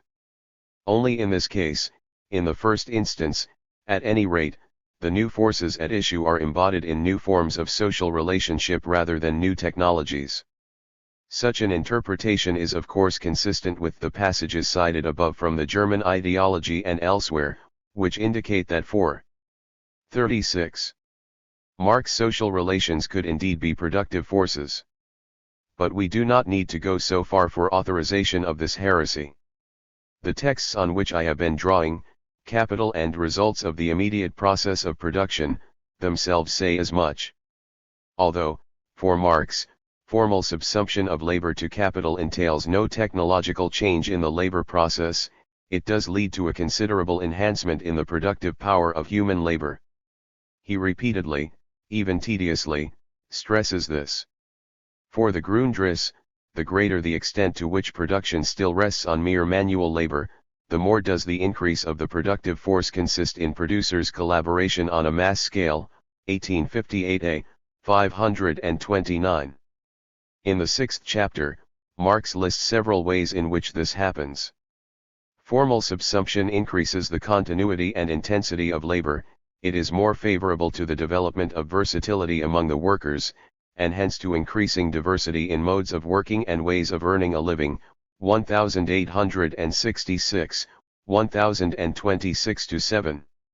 In contrast to slave or servile labor, this labor becomes more productive. The consciousness, or better, the idea, of free self-determination, of liberty, makes a much better worker of the one than of the other, as does the related feeling, sense, of responsibility, Ibid. 1031, Marx's Parentheses.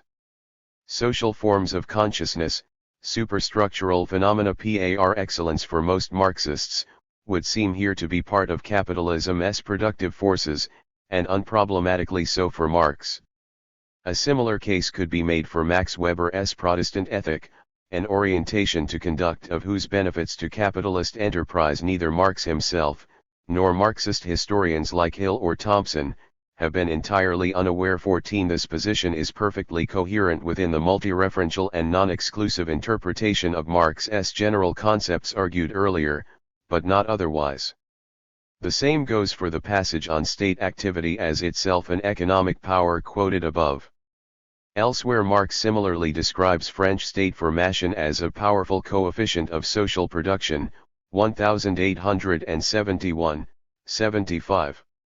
My own previous work, Corrigan and SAYER, 1985, suggests he was not exaggerating. Perhaps most importantly of all, for Marx, formal subsumption permits, even on the basis of the old, traditional mode of labor, large increases in the scale of production, and this enlargement of scale constitutes the real foundation on which the specifically capitalist mode of production can arise. 1866, 1022. Once again capital generalizes the point. 37. The sum total of the mechanical forces exerted by isolated workmen differs from the social force that is developed, when many hands take part simultaneously in one and the same undivided operation. In such cases the effect of the combined labor could not be produced at all by isolated individual labor, or it could only be produced by a great expenditure of time, or on a very dwarfed scale. Not only have we here an increase in the productive power of the individual, by means of cooperation, but the creation of a new power, namely, the collective power of masses. 1867a, 326. Marx goes on to remark that mere social contact begets in most industries an emulation and a stimulation of the animal spirits that heighten the efficiency of each individual workman. His general conclusion, something of a syntactic battering ram, but worth giving in full, is this. Whether the combined working day, in a given case, acquires this increased productive power, because it heightens the mechanical force of labor, or extends its sphere of action over a greater space, or contracts the field of production relatively to the scale of production, or at the critical moment sets large masses of labor to work, or excites emulation between individuals and raises their animal spirits, or impresses on the similar operations carried on by a number of men the stamp of continuity and many-sidedness, or performs simultaneously different operations, or economizes the means of production by use in common, or lends to individual labor the character of average social labor, whichever of these be the cause of the increase, the special productive power of the combined working day is, under all circumstances, the social productive power of labor, or the productive power of social labor. This power is due to cooperation itself. When the laborer cooperates systematically with others, he strips off the fetters of his individuality, and develops the capabilities of his species. Ibid. 329, emphasis added. Only the most determined casuist, I would suggest, could deny that for capital, as much as for the German ideology, people's mode of cooperation is itself a productive force, and a pretty powerful one at that. The forces/relations distinction as conventionally drawn must accordingly collapse. These are not mutually exclusive concepts, denoting substantially distinct entities. Cohen himself does discuss these analyses, though not at any great length. He deals with the apparent contradiction between Marx's assertion here of the historical and logical precedence of formal over real subordination, and the primacy thesis, via his interpretation of 38. The latter as a functional rather than straightforwardly causal argument. In brief, the primacy thesis does not say that forces characteristic of capitalism preceded its arrival. It rather requires that nascent forces could not be used or developed within pre-capitalist relations, and that a capitalist structure was necessary for productive progress. 1978, 179. Forces, even as yet non-existent forces, select structures according to their capacity to promote development. Ibid. 162, my interjection, based on Cohen's arguments in Ibid. 177. Cohen is right that if Marx is interpreted thus, the contradiction disappears. His reading is internally coherent, whatever other objections might be raised against it. In Chapter 5 I shall argue against both functional explanation as Cohen conceives it, and its ascription by him to Marx. The second problem I have raised is that of social relations themselves being putative productive forces. I hope I have shown that the view that they may be is more than warranted by Marx's texts. Cohen, to my mind, simply evades this issue when commenting on these analyses. He draws a distinction, within the category of production relations, between social relations and what he calls material relations between producers or work relations. The former alone enter into the economic structure. I shall discuss this distinction further in my next chapter. The relevant point here is that Cohen classifies the forms of cooperation and division of labor I argue were for Marx, also, productive forces, as material relations. He then concedes that something in this conceptual area is a productive force, but not the work relations themselves, Ibid. 113. In his view, the relevant productive force is knowledge of ways of organizing labor, not that organization as such, Ibid. This seems to me a wholly artificial, if characteristically ingenious, piece of special pleading. Knowledge, like machines, is a productive force only in so far as it is productively applied. It is also, it should be said, an extremely cavalier reading of the texts I have cited. Marx makes it abundantly clear that the relevant power is that of, in his own words, cooperation itself, not the knowledge of or blueprint for cooperation, and he does so repeatedly. The only justification for denying Marx's contention is consistency within Cohen's own theory, and whatever the merits of the 39 latter, this is not a good reason for attributing to Marx a view he demonstrably did not hold, or denying to him the view he equally demonstrably did. Particularly if, as is the general argument of this book, an alternative and equally coherent account of historical materialism, which is consistent with Marx's own conceptual usage, is eminently possible. 6. Following a characteristically capacious account of what, in capitalism, the social productive forces of labor, or the productive forces of directly social, socialized, i.e. collective, labor actually comprise, the sixth chapter goes on to observe that this entire development of the productive forces of socialized labor takes the form of the productive power of capital. It does not appear as the productive power of labor, or even of that part of it which is identical with capital. And least of all does it appear as the productive power either of the individual worker or of the workers joined together in the process of production. The mystification implicit in the relations of capital as a whole is greatly intensified here, far beyond the point it had reached or could have reached in the merely formal subsumption of labor under capital. 1866, 1024. This brings me to the second major argument I want to develop on Marx's understanding of productive forces.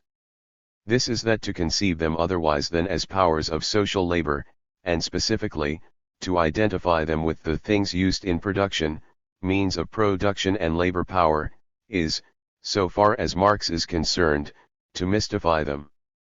It is in fact a paradigm instance of what he diagnosed as the fetishism peculiar to the capitalist mode of production, from which, in his view, most economics suffered, Ibid. 1046.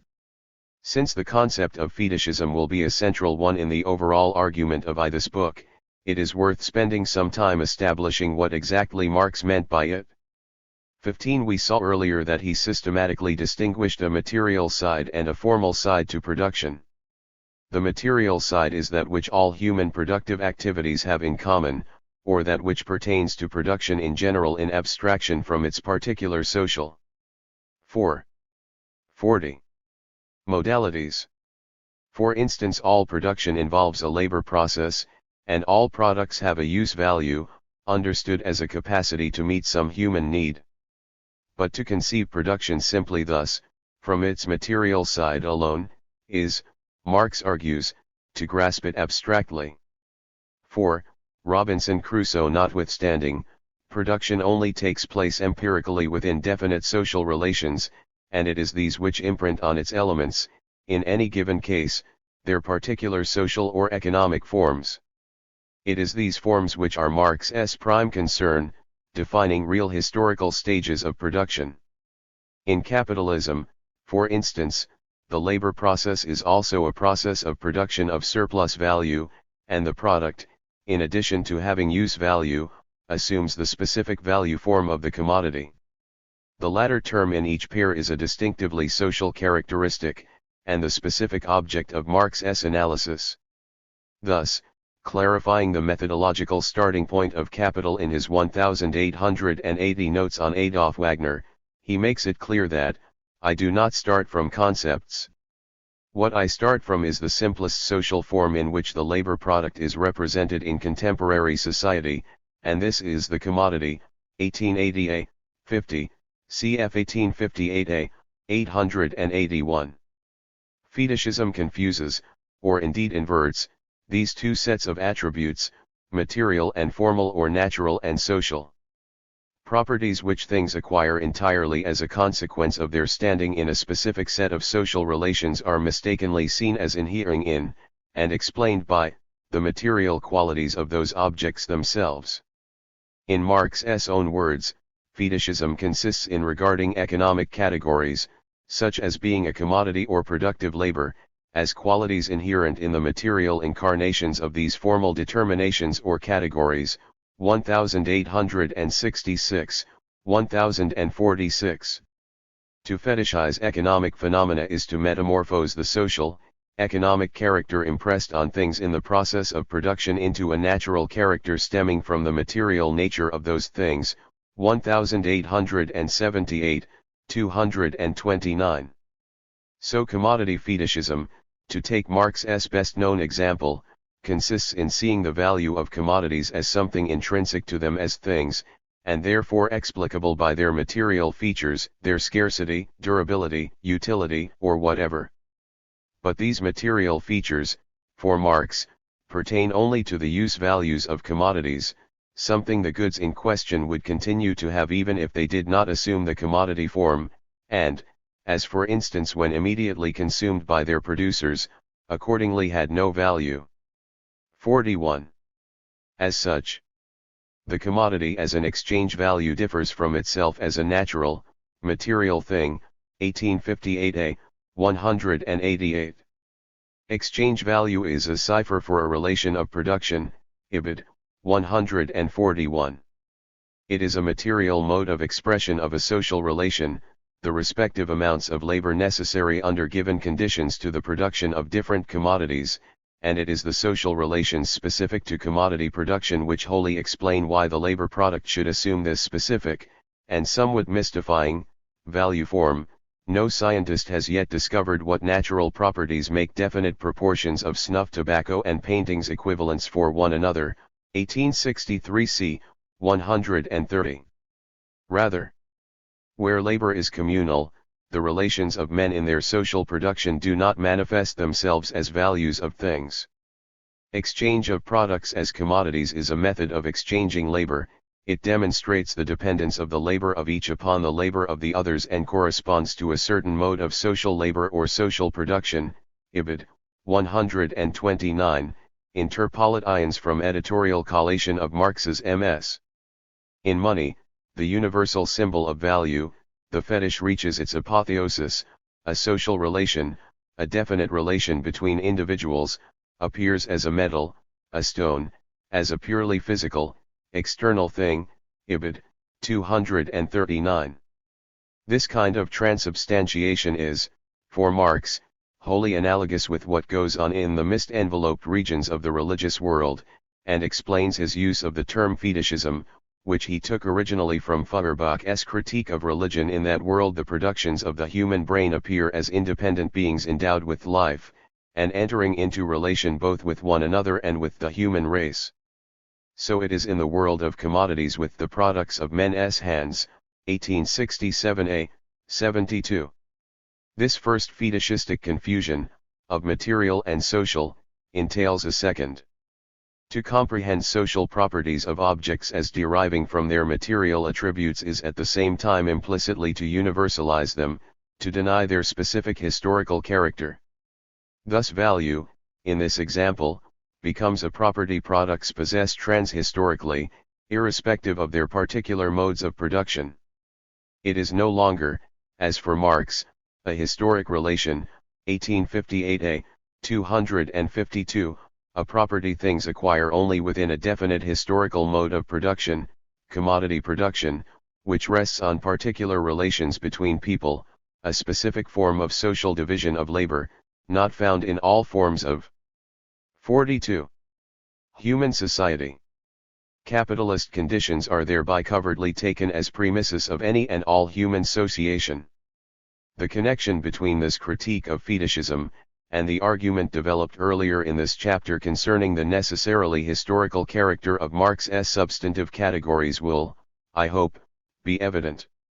For him, it is precisely these forms that are alone of importance when the question is the specific character of a mode of social production, 1863a, 296, emphasis added. Importantly, for Marx fetishism is not simply an intellectual faux pas, a category error. Consistently with his general denial of the independence of ideas from people's materialistic connection, of consciousness from experience, which I shall discuss further in chapter 4, he seeks to root fetishism in the forms in which, under capitalism, individuals actually experience their social relations, SAYER, 1983, ch1, Godlier, 1964, Mepham, 1972. To use the hackneyed but nonetheless useful analogy, the mechanism of fetishism is akin to that of a mirage rather than an hallucination. It is not that people mistake what they see misleads them, for thoroughly objective reasons to do with how it presents itself to their consciousness. Marx makes this point against the Ricardian socialist, Thomas Hodgkin. Hodgkin says that the effects of a certain social form of labor are ascribed to objects, to the products of labor. The relationship itself is imagined to exist in material form. Hodgkin regards this as a pure subjective illusion which conceals the deceit and the interests of the exploiting classes. He does not see that the way of looking at things arises out of the relationship itself, the latter is not an expression of the former, but vice versa. 1863 c. 295-6. A corollary of this is that fetishism is not equally characteristic of all social formations, any more than, for Marx, ideology was an invariant feature of social life. 16, and its explanation must accordingly be empirically specific. He argues, for instance, that exploitation was much more transparent in feudal societies, because it was not concealed by the material forms of the labor process itself as in capitalism. Work for oneself and work for one's lord were palpably separate in a way they are not within the wage relation, where all of one's labor time appears to be paid for. 17. Empirically this is perhaps debatable, since feudal relations involved norms of reciprocity, crudely, protection, both earthly and divine, in exchange for services. But Marx's intent is clear. 43. For Marx, fetishism reaches its zenith in capitalism, and this is explained by the singularity of the social relations on which that mode of production rests. Fundamental to capitalism is a spontaneous social division of labor between private producers, which is not subject to any conscious overall social regulation. This same division of labor that turns people into private producers, he argues, also frees the social process of production from all dependence on the wills of those producers. Hence, their relations to each other assume a material character independent of their control and conscious individual action. What ensues is a whole network of social relations spontaneous in their growth and entirely beyond the control of the actors.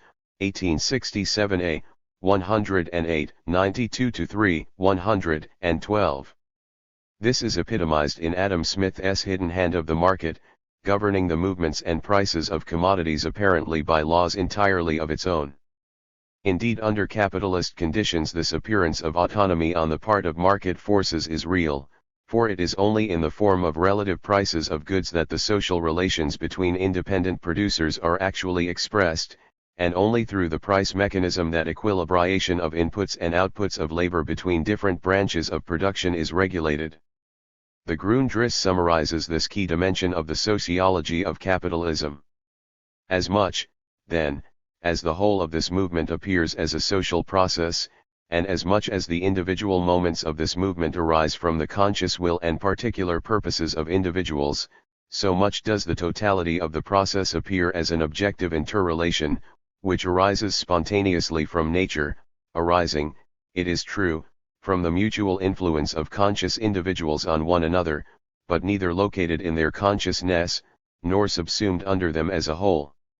Their own collisions with one another produce an alien social power standing above them, produce their mutual interaction as a process and power independent of them.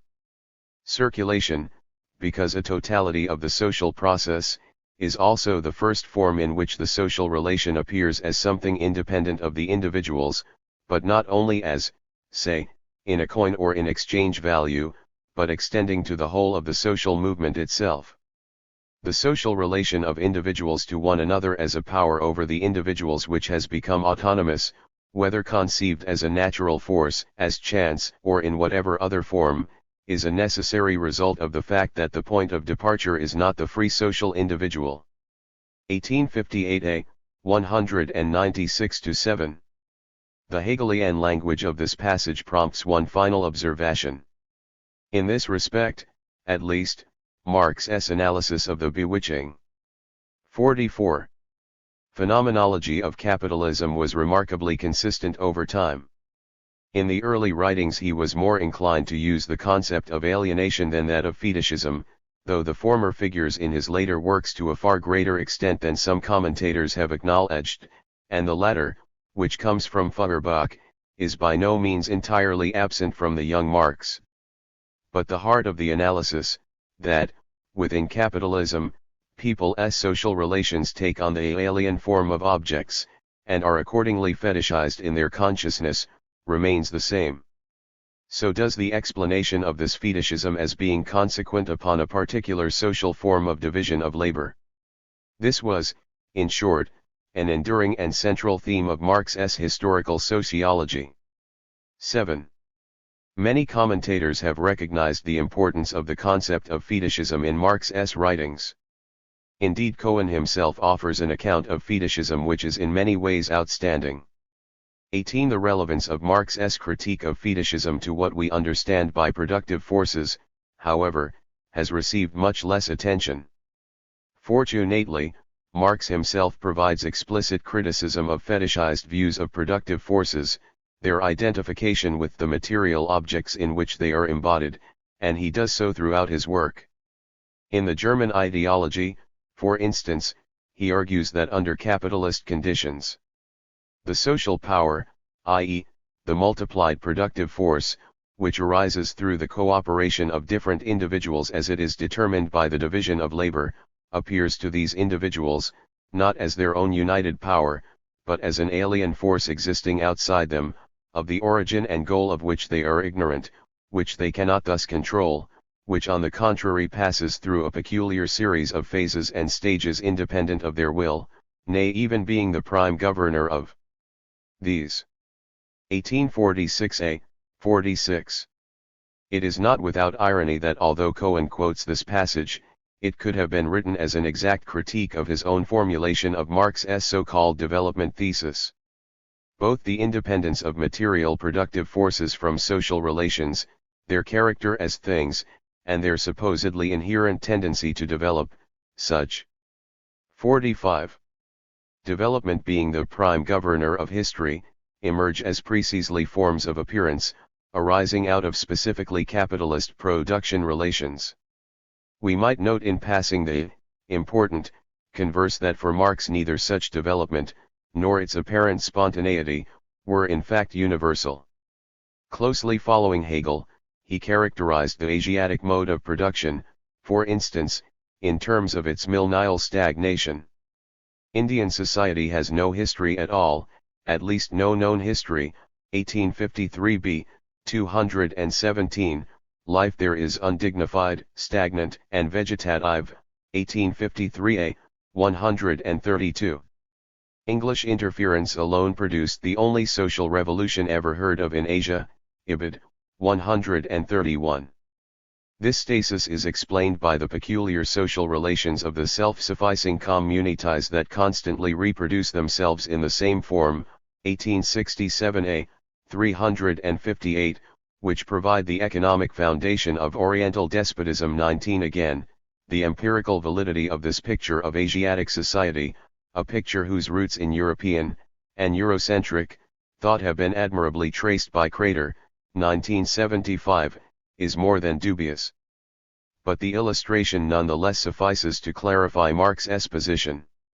Another passage from the German ideology is equally clear on the fetishism entailed in identifying productive forces with their material embodiments, and says more about the specific social relations, the form of division of labor characteristic of generalized commodity production, one very different from that which prevails in Marx's portrayal of Indian communities, see 1867a, 257-9, which grounds this reification. In Capitalism, Marx writes, the productive forces appear as a world for themselves, quite independent of and divorced from the individuals. Alongside the individuals, the reason for this is that the individuals, whose forces they are, exist split up and in opposition to one another, whilst, on the other hand, these forces are only real forces in the intercourse and association of these individuals. Thus, we have a totality of productive forces, which have, as it were, taken on a material form and are for the individuals no longer the forces of the individuals but of private property. 1846a, 83-4, emphasis added. Marx goes on to argue that the history of the evolving forces is in reality therefore, the history of the development of the forces of the individuals themselves, Ibid. 90. The Grundriss similarly describes forces of production and social relations as but two different sides of the development of the social individual, 1858a, 706. 46. I do not believe we can plausibly interpret forces of individuals in such passages as these to refer simply to the things individuals own, means of production and labor power, as Cohen's reading would oblige us to. Marx is not speaking here of an external relation of ownership, by people of things, or their own and other people's laboring capacities. On the contrary, when he says a force of production is a force of individuals, he clearly intends that force be understood as a power, an attribute, a characteristic, of those individuals in association, of social individuals, albeit a power which may frequently be materialized in things. The relation is internal. Marx argues similarly in his later writings. The Grundriss is insistent that labor is the productive force which maintains and multiplies capital, and which thereby becomes the productive force, of capital, a force belonging to capital itself, 1858a, 274. Importantly, Marx makes clear that by labor here he does not mean labor power, the commodity which the worker sells the capitalist. The productive force is labor as value-positing activity, as productive labor, Ibid, emphasis added. This distinction between labor power and labor is not a casual one, it is fundamental to Marx's analysis of capitalism as a whole, and basic, amongst other things, to his mature theory of surplus value. Cohen, acknowledging the distinction, perversely insists, 1978, 43-4, that it is labor power and not laboring activity which is the productive force. One can see why. Labor power can be conceived as a thing used in production, as Cohen's theory requires, in a way that labor as activity on his own admission cannot. Marx's insistence on the contrary, on the other hand, serves only to underline the gulf between his concept and Cohen's. Later in the same work Marx argues that all the progress of civilization, or in other words every increase in the powers of social production Gesellschaft like productive craft, if you like, in the productive powers of labor itself, increases only the productive power of capital. The productivity of labor becomes the productive force of capital, Ibid. 308, cf 715. In an interesting and subtle elaboration of the argument, Marx goes on to say that those who see here a simple displacement of the productive power of labor to capital, or argue that only labor, as distinct from capital, is productive, only partially escape from the fetish. For they forget that capital precisely is a social relation, the essence of which is that it 47. Subsumes labor and entails the necessary positing of its own powers as alien to the worker. Such theorists, Marx has in mind Ricardo, do not conceive capital in its specific character as form, as a relation of production reflected into itself, but think only about its material substance, raw material, etc. But these material elements do not make capital into capital, Ibid. 308-9. Capital is indeed a productive force, in fine, but it is so by virtue not simply of its material substance, but equally through its particular subsumption or inclusion within itself of laboring activity. It is a productive force, in other words, precisely in its character as a production relation. One final quotation will suffice to round off the argument. It is taken from Theories of Surplus Value, a text intended by Marx as the fourth volume of Capital, which dates from the early 1860s. The parallels between fetishism of productive forces and commodity fetishism are here made absolutely explicit. Since living labor, through the exchange between capital and laborer, is incorporated in capital, and appears as an activity belonging to capital from the moment that the labor process begins, all the productive powers of social labor appear as the productive powers of capital, just as the general social form of labor appears in money as the property of a thing. Thus the productive power of social labor and its special forms now appear as productive powers and forms of capital, of materialized labor, of the material conditions of labor, which, having assumed this independent form, are personified by the capitalist in relation to living labor. Here we have once more the perversion of the relationship, which we have already, in dealing with money, called fetishism. 1863a, 389. Marx could scarcely be plainer. The traditional conception of productive forces defended by Cohen, I submit, splendidly exemplifies this perversion of the relationship. It illustrates both features of fetishism discussed above, materialization of the social, and consequent universalization of the historical. This conception certainly takes productive forces to be not the productive powers of social labor, but productive powers, of the material conditions of labor. Cohen defines productive forces in terms of the latter, as laboring capacity and means of production, and moreover takes pains to insist that these are material as distinct, quite specifically, from social forces. He then generalizes this concept of productive forces to all modes of production. A misleading and specifically capitalist appearance, for Marx, thereby gets transmuted into a 48. General theoretical postulate, in ways exactly parallel to those Marx himself criticized in his economic predecessors. The consequences are serious. Not only does this mystify the productive forces of capitalism itself, at least as Marx conceived them, in ways evidently conducive to capitalist apologetics.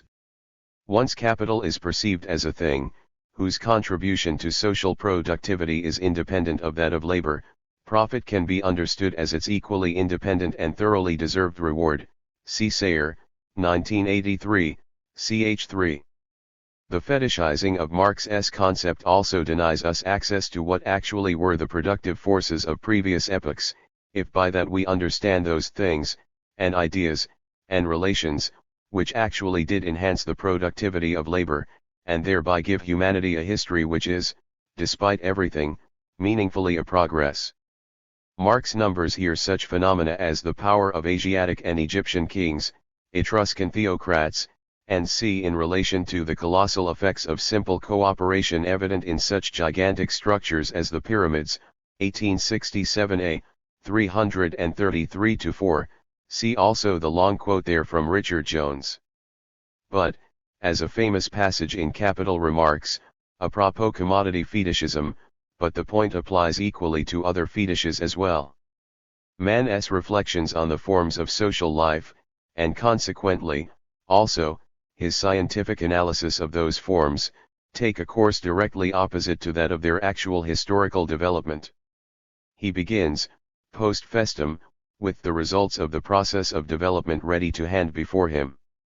The characters that stamp products as commodities have already acquired the stability of natural, self-understood forms of social life, before man seeks to decipher, not their historical character, for in his eyes they are immutable, but their meaning. The categories of bourgeois economy consist of such like forms.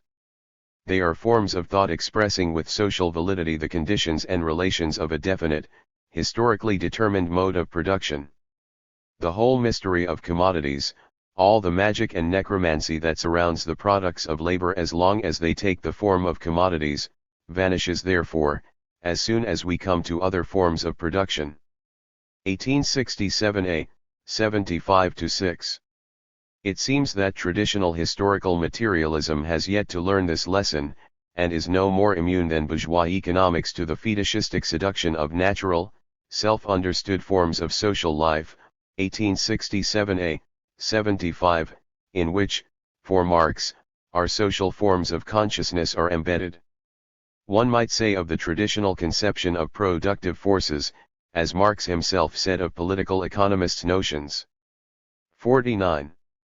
Of value, that these formulae bear it stamped upon them in unmistakable letters that they belong to a state of society, in which the process of production has the mastery over man, instead of being controlled by him, 1867a, 81.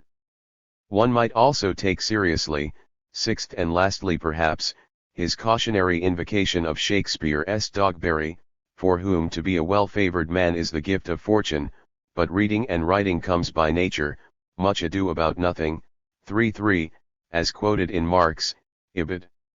3. Relations of production. I. If productive forces are not the things they are so often taken to be, then definitions of production relations, and hence Marx's economic structure of society, in terms of ownership of these forces are clearly in some jeopardy. But there is far more to be said about the concepts of production relations and economic structure than this. We may begin with a common criticism of historical materialism, to which I briefly alluded in Chapter 1. In the 1859 preface, as we know, Marx says that property relations are but a legal expression for relations of production, and his writings frequently assimilate the two terms.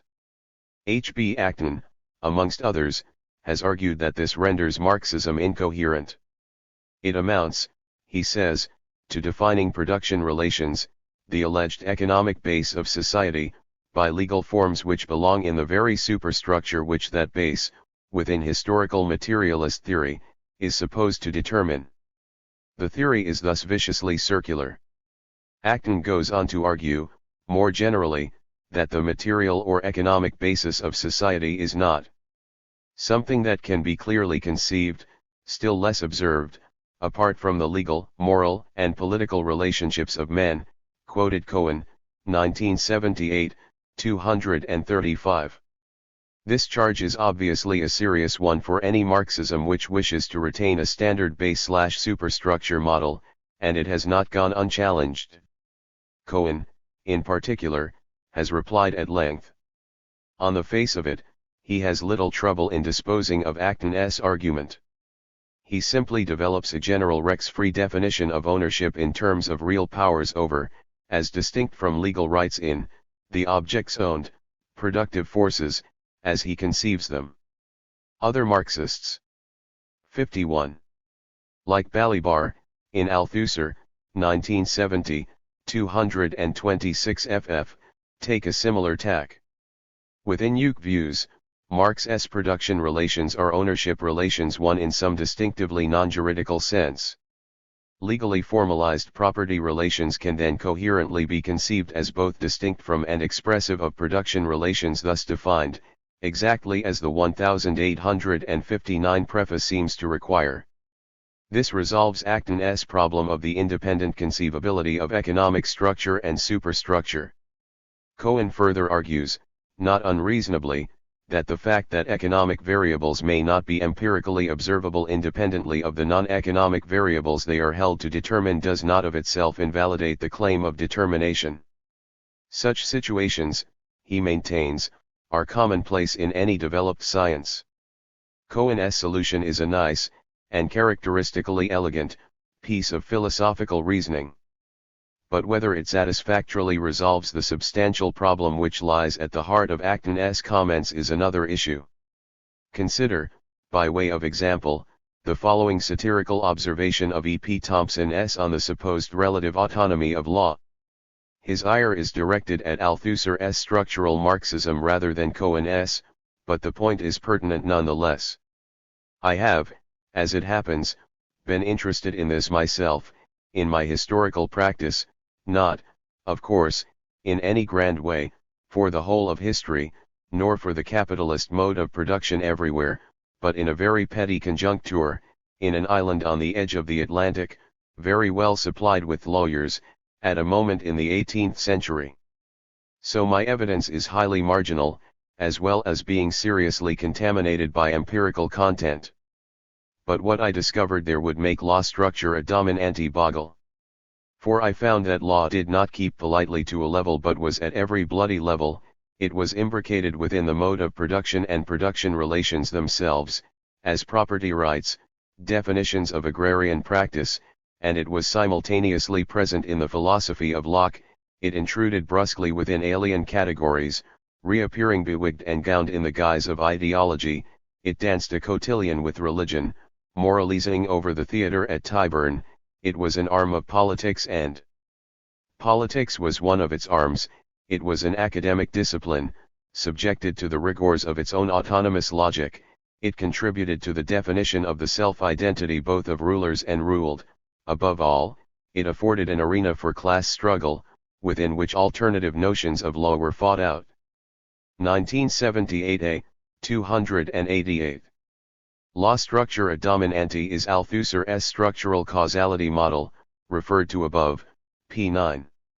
He, like Cohen, and many other Marxists, supposes the separability of the economic from other levels of social. 52. Structure.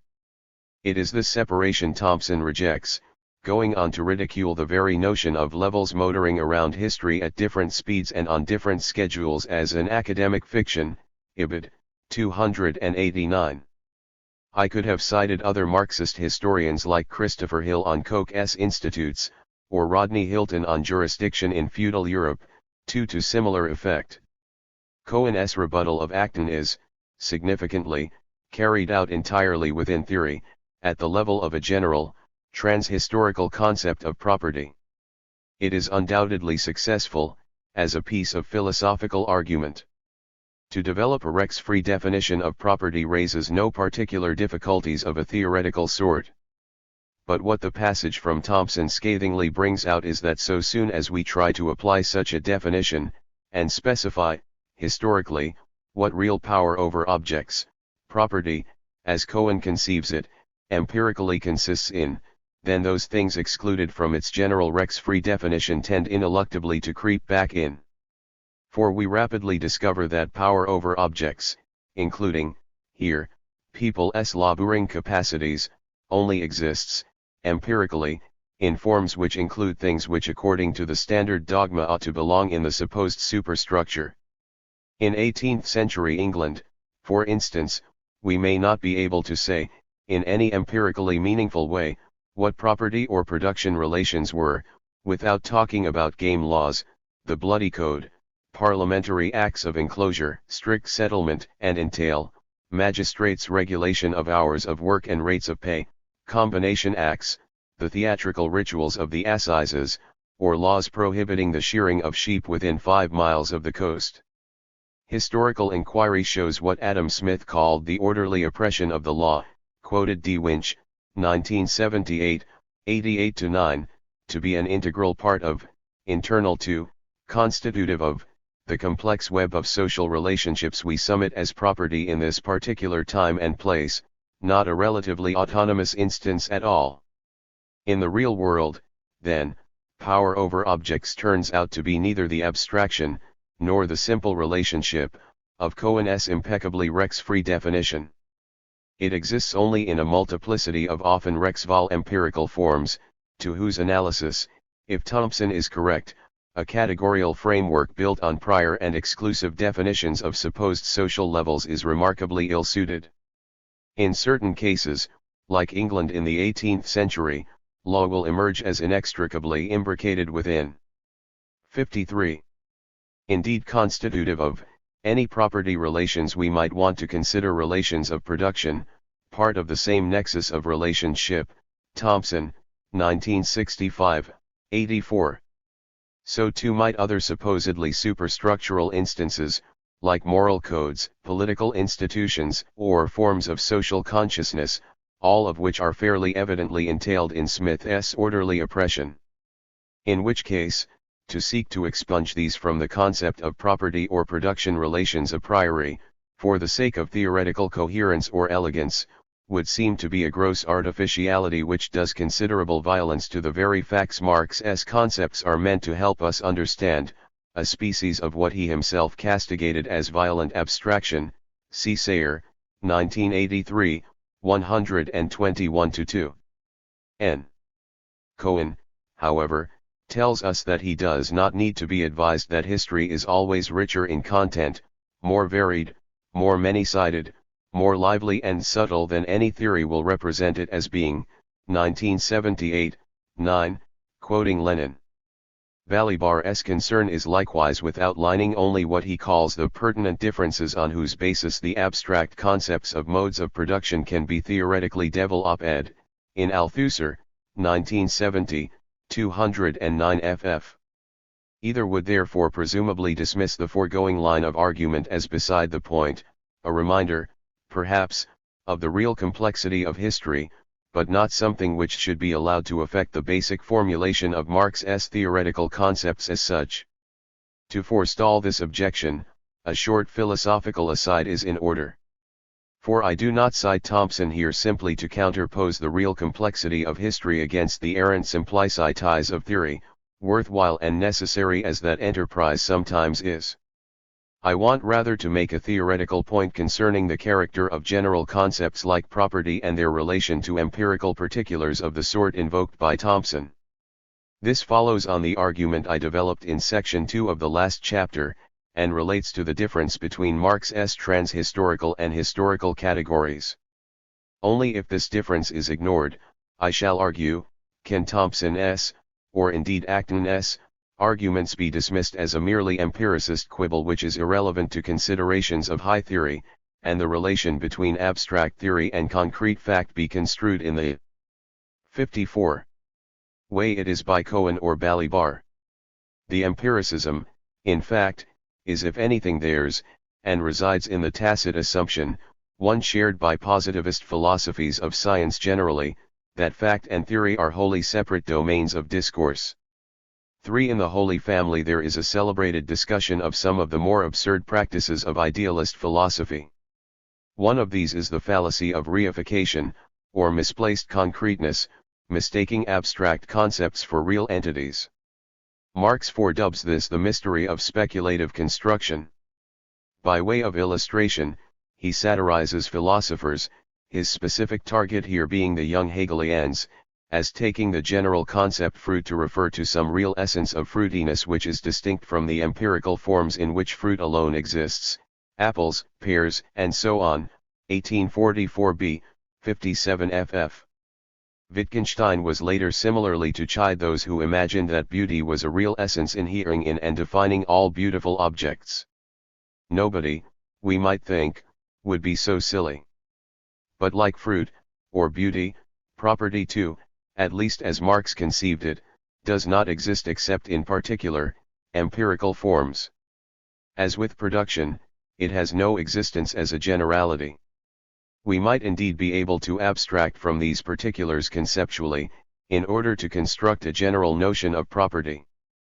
But such an abstraction, Rex-free or otherwise, does not refer to some real essence of property independent of its empirical forms, any more than the generic fruit refers to anything other than real apples and pears. In more technical terms, generic concepts refer to what defines classes of phenomena, not, or at any rate not directly, to any empirical particulars, real objects, as such at all. And as Wittgenstein, again, argues, what makes phenomena members of the same class may be something as loose as family resemblances rather than an unvarying list of empirical characteristics which they all necessarily have in common. Now such class concepts, precisely because they are generic categories, are not, in themselves, complete descriptions of any of the individual phenomena which can be subsumed under them. Indeed, and crucially, they do not even adequately comprehend the essential features of those phenomena, if by that we mean those features which make such phenomena what they individually are, and are thus essential to their definition. They only designate those aspects of a given set of phenomena which make them members of the relevant class, the resemblances by virtue of which they can be conceived as 55. Members of the same family. What defines phenomena in their individual particularity, in other words, in their real existence, is precisely those features they do not share with other members of the class to which they belong, and are therefore not contained in their class concept. We have not, for instance, adequately defined a lemon, in any empirical sense, when we say it is a fruit. Part of any adequate empirical description of a lemon would include, for example, its color. But yellowness is not a characteristic of fruits as such or in general, and cannot be derived from the general concept of fruitiness. Yellowness is, however, essential to what makes a lemon, and is thus part of its concept. Similar arguments apply to property. Certainly we may choose to define the class property, in general and abstractly, in ways which exclude superstructural terms. There may even be a point in doing so, insofar as such a definition enables us to classify certain legal and non-legal forms of relationship as kindred phenomena, which we certainly could not do if we included legal criteria in property's general concept. Thus far we may go along with Cohen against Acton. To do so is also consistent with Marx, who undoubtedly did take pains to insist that relations which were substantially property relations could exist without being legally expressed as such, as in passages like this. With Wagner there is, first, the law, and then commerce. In reality it's the other way round, at first there is commerce, and then a legal order develops out of it. In the analysis of the circulation of commodities in capital I have demonstrated that in a developed trade the exchangers tacitly recognize each other as equal persons and owners of the goods to be exchanged respectively by them. They do this while they offer the goods to one another and agree to trade with one another. This practical relation, arising through and in exchange itself, only later attains a legal form in contracts etc., but this form produces neither its content, the exchange, nor the relationship, existing in it, of persons to one another, but vice versa. 1888, 210. If our generic concept of property includes legal terms, the practical relation Marx recognizes here as a property relation could not be acknowledged as such, which would be plainly contrary to his intent. But we should not then confuse such a general definition of property with its substantial reality, or take our generic concept adequately or immediately to designate real empirical objects. Nor, in 56.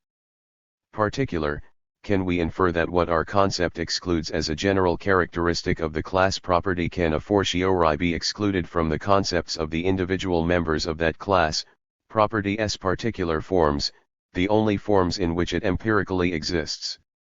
To do so would be exactly like denying that yellowness is an essential characteristic of lemons, because it is not a feature of the generality fruit, an evident non sequitur. What my quote from Edward Thompson suggested, on empirical grounds, was that precisely as we move from the general concept of the class property to the concepts of its members, as soon as, in other words, we try to specify empirically those historical forms of property which are Marx's particular concern, we cannot any longer always exclude superstructure terms. Like the yellowness of the lemon, they might be essential, and hence defining features of the property relations empirically at issue. At first sight, This appeared simply as an ill-bred empiricist counter to Cohen's or Balibar's attempts rigorously to demarcate economic and legal at the level of a general theory. But it is in fact testimony to a lapse in their own logic. Even had Thompson not been burying his head in the archives, we would have had no license to exclude law, or anything else, a priori from counting, should the evidence warrant it, as internal to a given property form. For recognition of the intimality of superstructure, relations to a given empirical form of property in no way conflicts with adherence to a Rex-free definition of the concept of property in general. No general concept of property can or ever could be exhaustive of the empirical characteristics which define property's particular forms. It is impossible, in logic, to infer the concepts of members of a class, their differentia specifica, from the concept of the class itself. But for exactly the same reason, Rex-Val specifications of these forms cannot be ruled out by virtue of the general Rex-free definition alone either. Cohen can only evade this conclusion by implicitly refeeing his general concept of property, taking it as immediately specifying an empirical particular. He treats Rex-free property as if it were an entity in itself, a substance really distinct from the legal and other forms in which property empirically exists, rather than, like fruit, a mere class concept, specifying some characteristics, or family resemblances, real empirical forms of property have. A predicate, 2. 57. Use Marx's own vocabulary, is thus surreptitiously transformed into an independent subject. If we refuse the reification, however, and properly distinguish the general concept of property, however defined, from the concepts of its particular forms, Acton's contention may still make eminent sense, when applied to the latter. Cohen's refutation of Acton rests on his tacit, and wholly illicit, conflation of these distinct levels of conceptualization, transhistorical and historical, to employ my earlier terminology. But one cannot argue thus from the general to the particular. Certainly we may, if we choose, define property in general in Rex-free terms. There are some obvious advantages to doing so.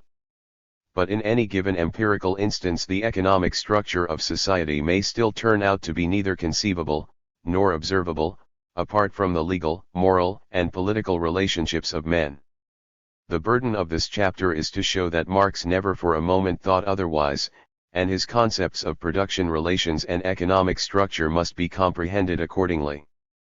Similar arguments, we might note, apply to another of Cohen's attempted restrictions on the category of production relations, his exclusion from Marx's economic structure of so-called work relations, relations of production which Cohen terms material as distinct from social relations between producers.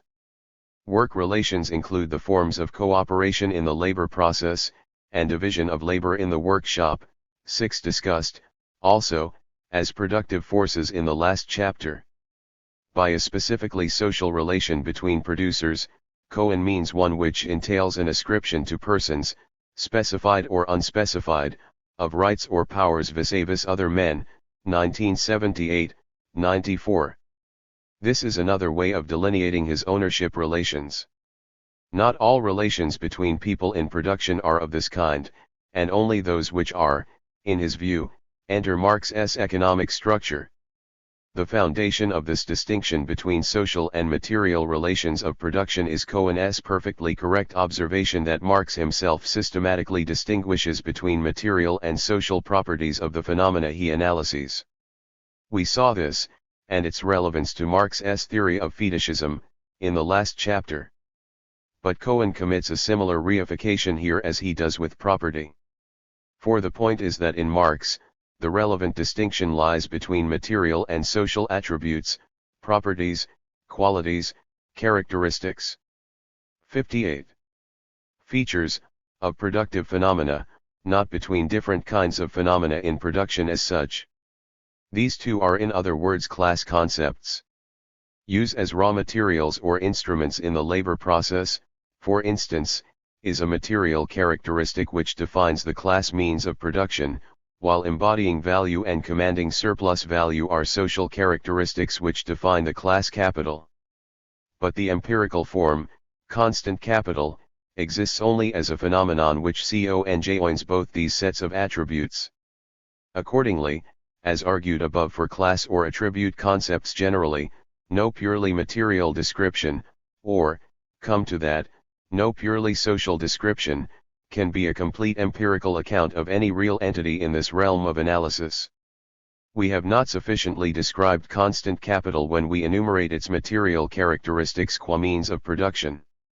This is to refer only to the simple matter of capital, without regard to the formal character without which it is not capital. 1858a, 267. Remember the lemon again. Conversely, means of production only ever exist in some social form or another, just as there is no fruit that is not an apple, a pear, and so on. Cohen is aware of this. It is basic to his own account of fetishism. What he apparently fails to realize, however, is that this totally invalidates his attempted work relations/social relations contrast.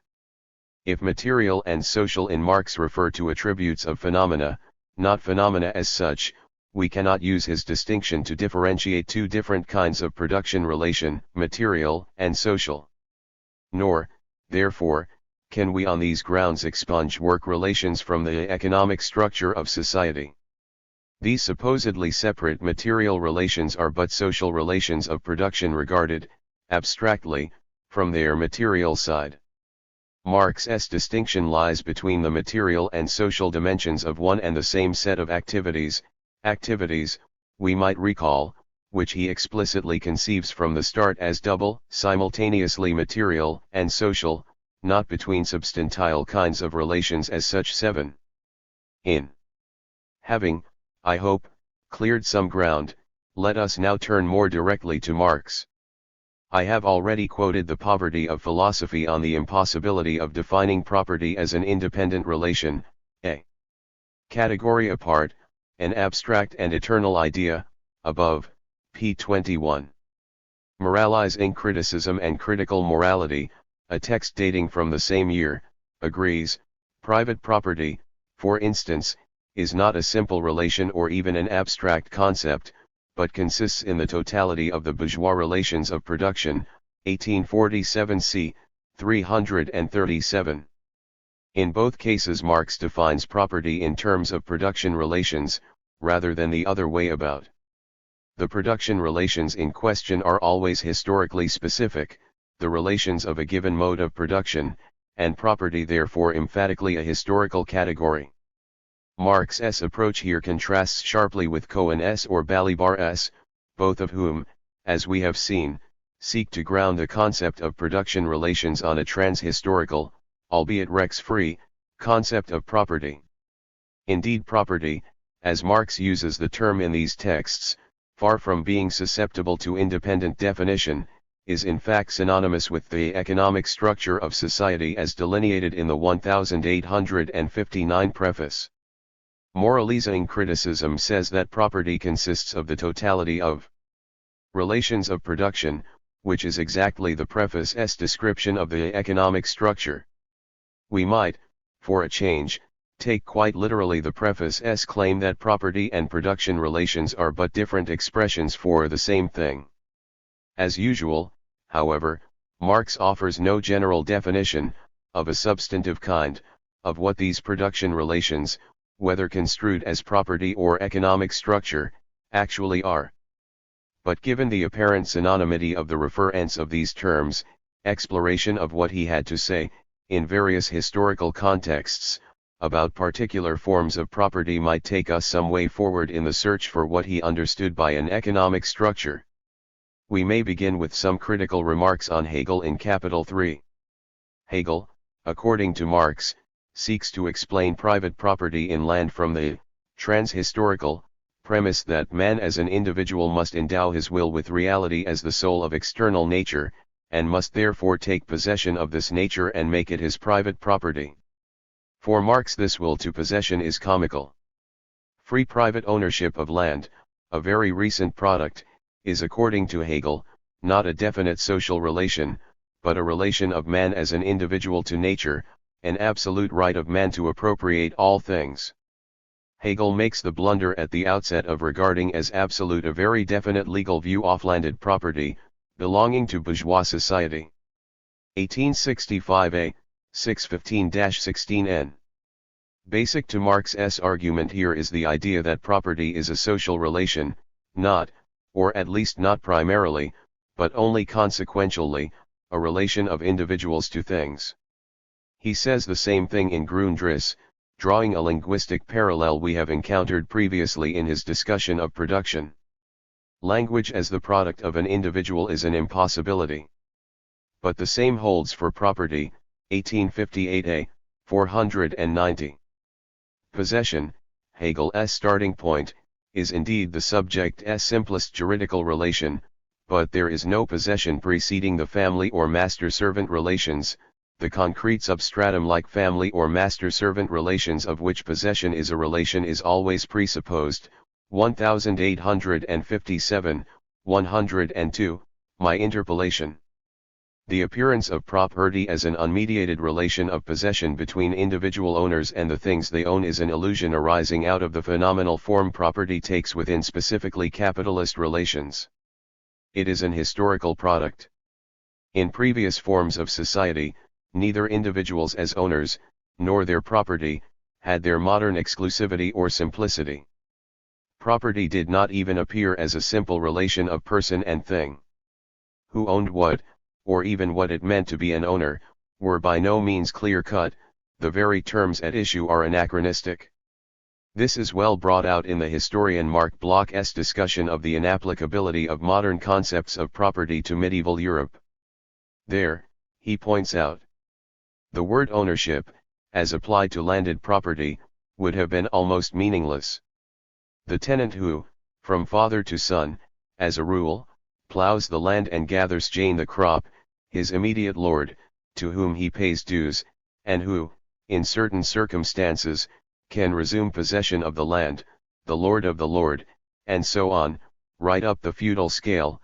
How many persons are there who can say, each with as much justification as the other, that is my field? Even this is an understatement.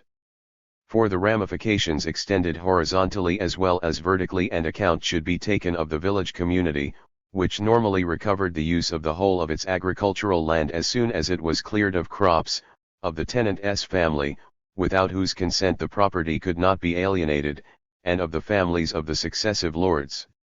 1967, 115-16. Marx himself argues that landed property receives its purely economic form, i.e. its modern capitalist form, of a relationship of exclusive, individual possession, wrongly theorized as an eternal idea by Hegel, only by discarding all its former political and social embellishments and associations, 1865a, 618, to become divorced. 61. From relations of dominion and servitude *, Ibid, 617. Only then can property appear as a simple relation of possession between individuals and objects.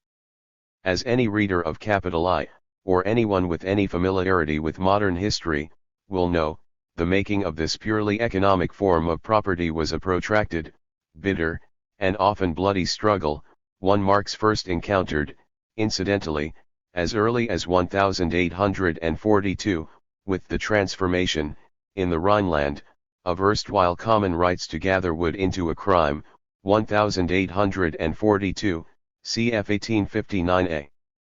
We will see later that the independent natural individual who appears to Hegel as the self-evident possessing subject is equally a modern phenomenon. One might perhaps maintain that the complexity to which Bloch points can be analytically encompassed within some notion of degrees of control of persons over things. Cohen's argument moves in this direction, when he seeks to define the serf as a part owner of both means of production and labor power, 1978, 65. It is questionable whether such a merely quantitative index of control is sufficiently subtle to allow us to differentiate the qualitative variety of forms which anything we might want to call property has taken historically. But this is, I would suggest, in any case to miss the main thrust of Marx's argument. for what he does is precisely to shift the focus of the concept of property away from relations between people and things, from ostensibly simple possession, to the social relations between people which make such appearances possible in the first place. In the process, just as with the fetishized conceptions of productive forces considered in the last chapter, Marx criticizes everyday ideas of property, of the sort systematized by Hegel, as an ideological expression of specifically capitalist conditions, whose extension elsewhere is profoundly anachronistic. These points are reinforced when we turn to Marx's extensive discussions of property in his early writings. Thus in the Paris manuscripts of 1844 he writes, for instance, that private property is the product, the result, the necessary consequence, of alienated labor, of the external relation of the worker to nature and to himself. True, it is as a result of the movement off private property that we have obtained the concept of alienated labor, of alienated life, in political economy. But analysis of this concept shows that though private property appears to be the reason, the cause of alienated labor, it is rather its consequence. Later this relationship becomes reciprocal. Estranged labor is the direct cause of private property. 1844a, 279-80. 1. 62. Marx goes on to say that the character of private property is expressed by labor, capital, and the relations between these two, Ibid. 289, cf. 1845a, 278.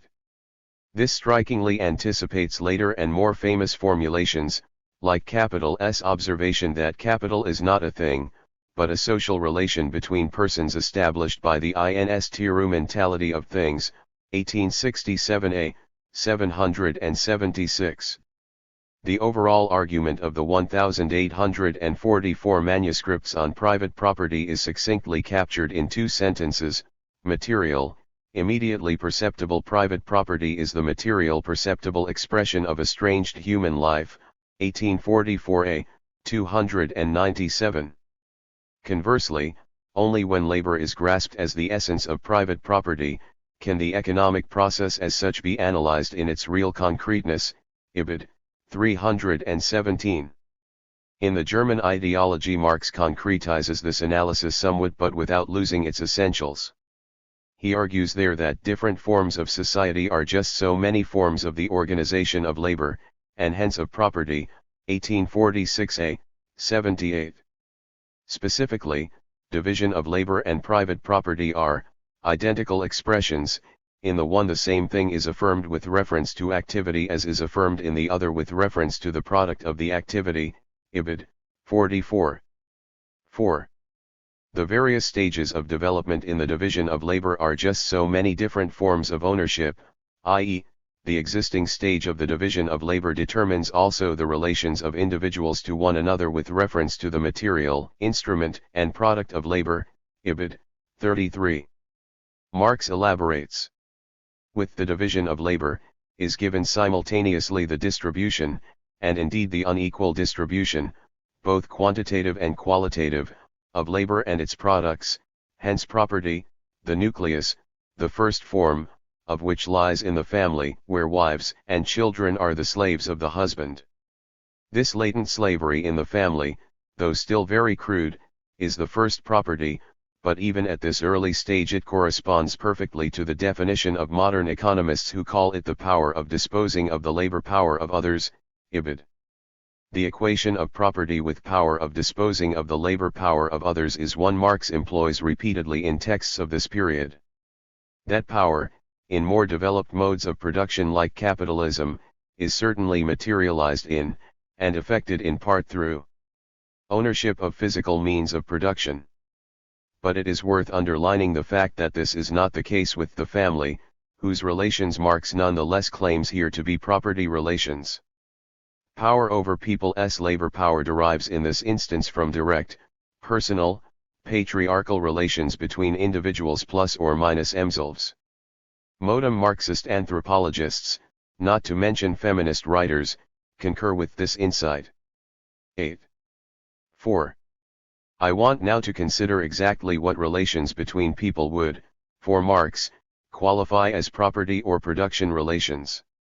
I shall show, from his own texts, that he indeed did, where historically relevant, include within this category relations which are, for traditional historical materialism, eminently superstructure.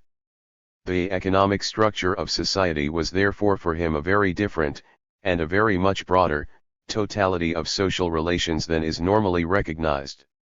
The examples I shall consider are drawn from Grundrisse and Capital, both undeniably mature works. They are therefore not open to the sort of objections Althusserians might raise to my use of the 1844 manuscripts and the German ideology immediately above. They are, however, perfectly consistent with these early texts. Since both my examples concern the economic structure in non-capitalist societies, they also have the additional merit of suggesting, if only by way of contrast, the rootedness of conventional, narrow definitions of the economic sphere in specifically capitalist forms of appearance. The section of the Grundrisse entitled Forms which precede capitalist production is a long, and largely self-contained disquisition on various historical forms of communal property and production, their gradual disintegration, and the eventual freeing of the elements of capitalist production. Such communal forms were to remain an abiding interest for Marx, increasingly so in his later years. A large part of his copious, and still largely unpublished, notes and manuscripts of the 1870s and 1880s are given over to this theme, 1879a, b. Schenin, 1984. In Grundrisse, he distinguishes three main communal types: primitive, ancient and Germanic. All have variants. I am not concerned here with the historical or anthropological accuracy of Marx's characterization of these forms of society, which by modern standards undoubtedly leaves a lot to be desired. Godlier, 1973, Part 2, discusses this, nor with how his views on the character and development of communal property might have altered in later writings. I invoke these analyses simply to illustrate how he used his concepts. Marx's first form of landed property, 1858a, 472-4, the primitive commune, is characteristic of initially pastoral, nomadic societies.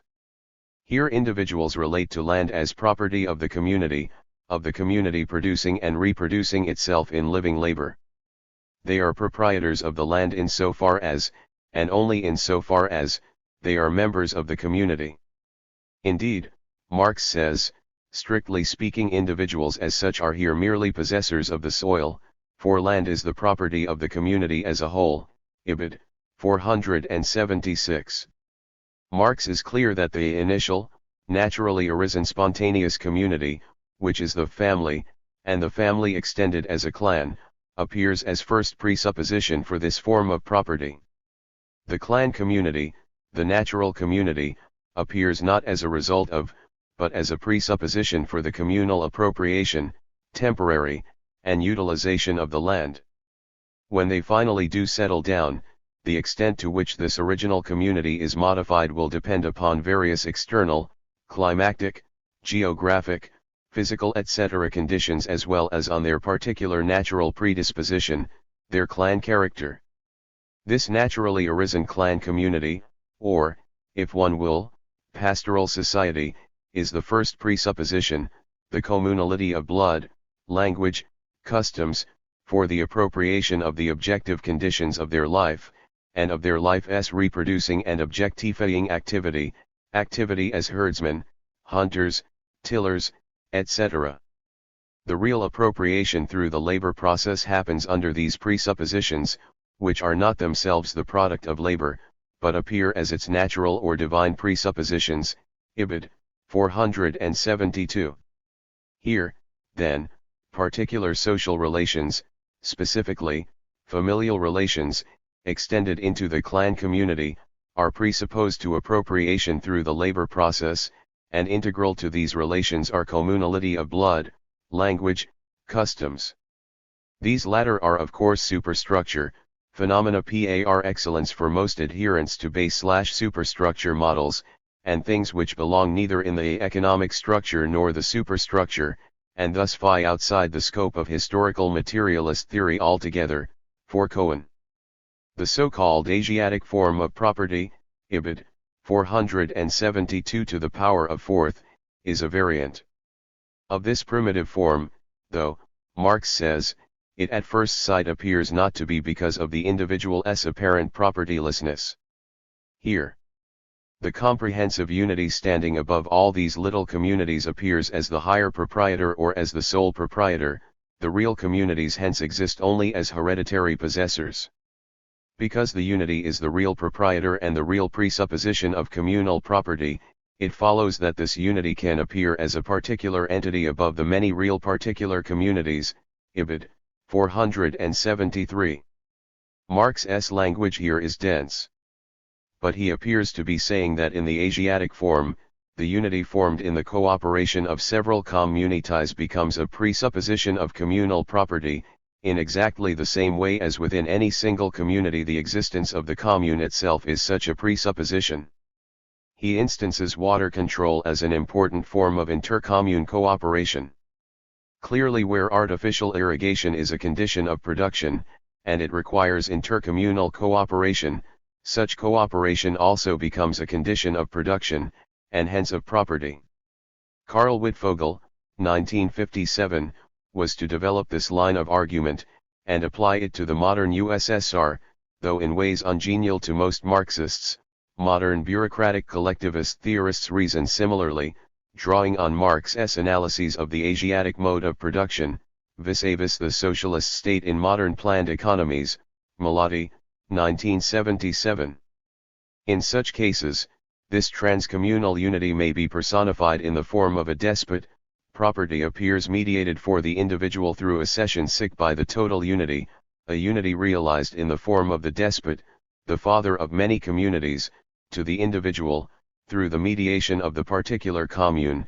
1858a, 473. Such a personification of social relationships is analogous to fetishism in the capitalist mode of production, though Marx himself does not draw the explicit parallel here. Surplus then goes to the personification of this unity, oriental potentate, clan patriarch, state, or whatever. Marx sees varieties of this Asiatic form of society as being very widespread, embracing Mexico, Peru and early Celts, as well as India. He also suggests that among Slavs this may have been the origin of villeinage.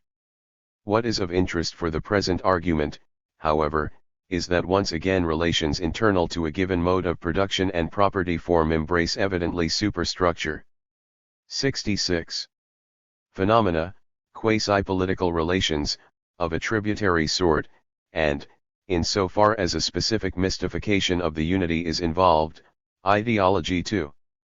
Marx writes, for instance, of common labor for the exaltation of the unity, partly of the real despot, partly of the imagined clan being, the god, Ibid. Marx's second form of landed property, the ancient, Ibid. 474-6, also assumes the community as its first presupposition, Ibid. 474.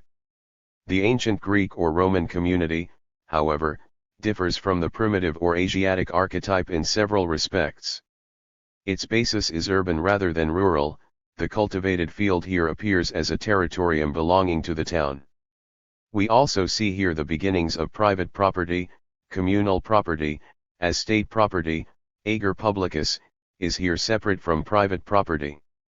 The property of the individual is here not, unlike in the first case, itself directly communal property. The great problem, in ancient society, is no longer the conquest of nature, but maintenance of the territorium against other communes.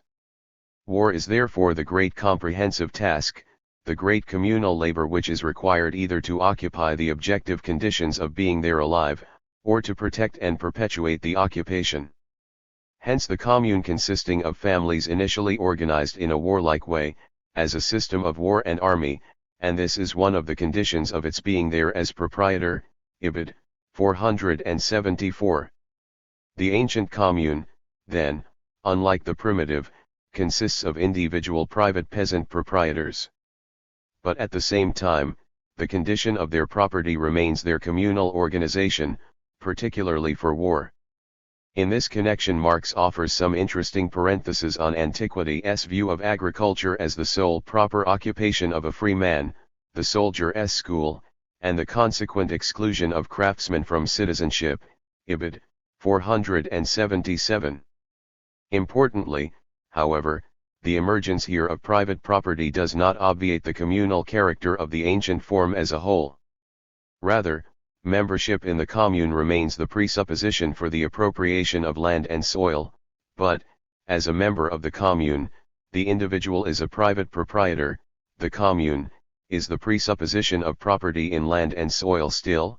Belonging is mediated by the individual's being a member of the state, by the being of the state, Ibid. The individual is, in other words, only a private proprietor insofar as he remains a member of the commune. 67.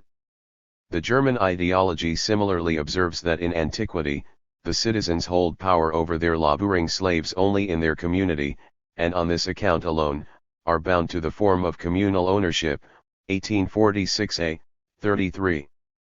Certainly, the survival of the commune is the reproduction of all its members as self-sustaining peasants. But equally, their surplus time belongs precisely to the commune, the work of war, etc. 4. The property in one's own labor is mediated by property in the condition of labor, the height of land, guaranteed in its turn by the existence of the commune, and that in turn by surplus labor in the form of military service, etc. by the commune members.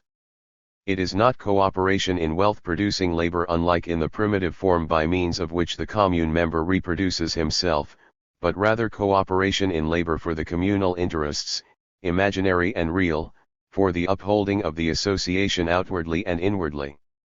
Property is quaeritorium, i.e. the property of the Romans or quaerites, of the Roman variety, the private proprietor of land as such only as a Roman, but as a Roman he is a private proprietor of land. 1858a, 476, My Interpolations. Property here is therefore integrally bound up with citizenship. It is only as a civis that an individual can be a proprietor. In this instance, then, it is membership specifically of a polis, and participation in its military and other obligations, which Marx sees as presupposed to property and the material labor processes in which it is realized. That polis is understood, moreover, as a variant of the clan system which also underpinned Marx's first communal form, the primitive. The ancient polis remains, in essence, an association of families grounded in the needs of war, even if the later Roman gens are not strict blood kin. 9. Marx approvingly quotes Niebuhr to the effect that there was in the world of antiquity no more general institution than that of kin groups, Ibid. 478. Finally, to Marx's third form of communal property, the Germanic. He sees this form as typical of the medieval period in Europe. It is in many ways a transitional form, representing a further development towards modern private property. Settlement here is sparse, and society predominantly rural rather than urban. The commune now exists only as a periodic gathering together of its members to pledge each other's allegiance in war, religion, adjudication, etc. Ibid. 484. It thus appears as a coming together, not as a being together, as a unification of independent subjects, landed proprietors, and not as a J. 68. Unity. The commune does not therefore in fact exist as a state or political body, as in classical antiquity, Ibid. 483. Marx still, however, considers that the unity in itself of commune members is none the less posited in their ancestry, language, common past and history, etc. Ibid. And he continues to insist that the commune is presupposed in itself prior to the individual proprietors as a communality of language, blood, etc., even if it only becomes a real assembly for communal purposes, Ibid. 484-5. There remains undivided communal land, for grazing, hunting and so on, but this does not take the separate form of state property, the ager publicus, as in antiquity. Rather, it is really the common property of the individual proprietors, not of the union of these proprietors endowed with an existence separate from themselves. Ibid. 485. Individual property does not appear mediated by the commune, rather, the existence of the commune and of communal property appears as mediated by, i.e. as a relation of, the independent subjects to one another. Ibid. 484. This characterizes the Germanic form more generally. The commune exists only in the interrelations between these individual landed proprietors as such. Ibid. Following these sketches, Marx draws some general conclusions. In all these forms, he writes, the relation to land and soil, to the earth, as the property of the laboring individual, is instantly mediated by the naturally arisen, spontaneous, more or less historically developed and modified presence of the individual as member of a commune, his naturally arisen presence as member of a tribe, etc. Ibid. 485. Hence, if the objective conditions of his labor are presupposed as belonging to him, then he himself is subjectively presupposed as member of a commune, through which his relation to land and soil is mediated. Ibid. 486. Marx goes on explicitly to discuss what property means in this context. He argues that, property originally means no more than a human being's relation to his natural conditions of production as belonging to him, as his. He then elaborates on the character of these natural conditions, making it clear, once again, that natural and social were not for him by any means exclusive categories. The forms of these natural conditions of production are double: 1. His existence as a member of a community, hence the existence of this 69. Munity, which in its original form is a clan system, a more or less modified clan system. 2. The relation to land and soil mediated by the community. Ibid. 491-2. Hence, a natural condition of production for the living individual is his belonging to a naturally arisen, spontaneous society, clan, etc. This is e.g. already a condition for his language, etc. His own productive existence is possible only on this condition. Ibid. This of course powerfully echoes Marx's characterizations of production as always a double relationship in the supposedly immature German ideology. Marx concludes, and it is the only logical conclusion, that in these forms of society, property, therefore, means belonging to a clan. Ibid. Emphasis added. Now I argued earlier that for Marx, property and production relations were substantially synonymous concepts. He says much the same here, for instance in this passage, 3 pages later. The original unity between a particular form of community, clan, and the corresponding property in nature, which appears in one respect as the particular form of property, has its living reality in a specific mode of production itself, a mode which appears both as a relation between the individuals, and as their specific active relation to inorganic nature, a specific mode of working, which is always family labor, often communal labor. This relation as proprietor, not as a result but as a presupposition of labor, i.e. of production, presupposes the individual defined as a member of a clan or community. Ibid. 495. If property means belonging to a clan, we must conclude that production relations, in all these forms of society, include all those relations by virtue of which individuals are clan or commune members. Not only do these include kinship relations, they embrace communality of blood, language, customs, and in the Germanic case a common historical experience or tradition. They extend to the entire polis of antiquity, membership of which made the cives into a Romanus. They encompass, in the Asiatic case, ideology. There is simply no way, for any of these pre-capitalist socio-economic formations, that we can even begin to exclude superstructure, terms from the very definition of economic structures. To do so would make nonsense of Marx's entire analysis. It would also render the societies at issue incomprehensible. It will do no harm in passing here to move beyond Marx, to look 70. For a minute, at modem historical materialist anthropology.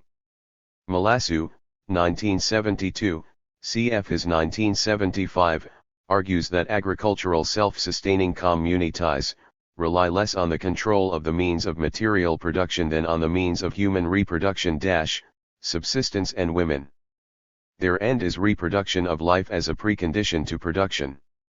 He uses this to explain why social power in the cases he examines tends to be distributed on the basis of age and gender, rather than property as traditionally conceived. Godlier goes still further, arguing of such societies that here relations of kinship serve as relations of production, and this from within, 1978. Elsewhere he develops a similar case for the polis of ancient Athens, 1984. On this basis he rejects any general distinction between basis and superstructure as levels of social reality, as distinctions within social reality which are in some sense substantive, institutional divides in its substance, 1978. He maintains, as I do, that it is specifically capitalism which for the first time separated economics, politics, religion, kinship, art, etc., as so many distinct institutions. This is of course why restrictive conceptions of production relations, and the hard and fast base/superstructure distinctions they sustain, do have some phenomenal purchase in bourgeois society, and cease to as soon as we move beyond its historical boundaries. Such work is immensely valuable precisely because it is not founded in merely theoretical argument, and recognizes criteria of adequacy other than coherence alone. If Marxist anthropologists have been forced, as was Marx himself, a century earlier, to take a broad view of what comprises an economic structure, it is because the facts have resisted characterization otherwise. V. To return to the Grundriss. A little later, Marx significantly extends the argument I have traced thus far, telling us that slavery and serfdom are only further developments of the form of property resting on the clan system, 1858a, 493.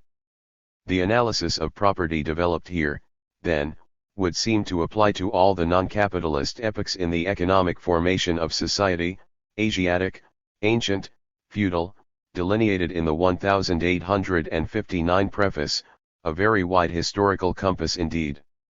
With that in mind, we may turn to the second substantive analysis of property/production relations in Marx I wish to discuss, that of feudalism. His fullest treatment of the topic is in Capital 3, where he raises it in the context of an inquiry into the origins of capitalist ground rent. As with the section of the Grundriss we have just been examining, Marx's underlying concern in this text is with what distinguishes capitalist forms of landed property, so he focuses on feudal forms mainly for their contrasts with capitalism rather than for their own sake. The major contrast he draws is this. Unlike in capitalism, where laborers are separated from the means of production, in feudal society the direct producer is to be found, in possession of his own means of production, the necessary material labor conditions required for the realization of his labor and the production of his means of subsistence, 1865a, 790. This difference has an important implication for the mechanism of exploitation, the transfer of surplus labor or its products to the ruling class, in the two societies. We should remember, in discussing this, that this mechanism is absolutely crucial to Marx in characterizing a mode of production. The specific economic form, in which unpaid surplus labor is pumped out of direct producers, determines the relationship of rulers and ruled, as it grows directly out of production itself and, in turn, reacts upon it as a determining element.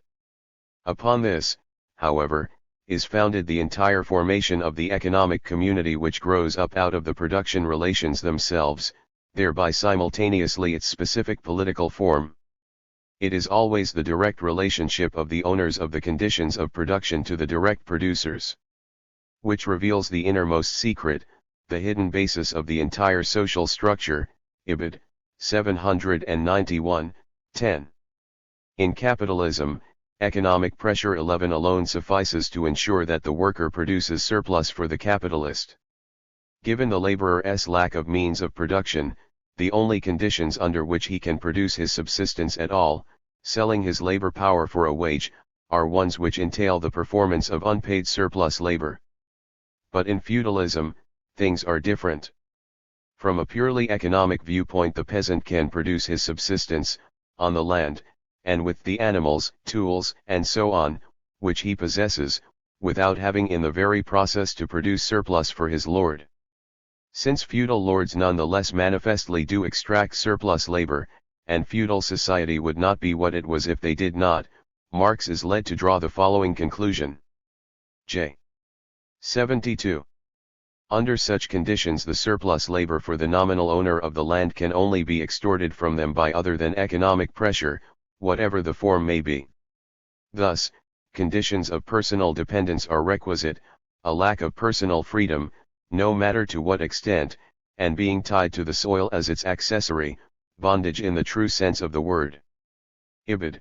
791. It is a conclusion which he generalizes.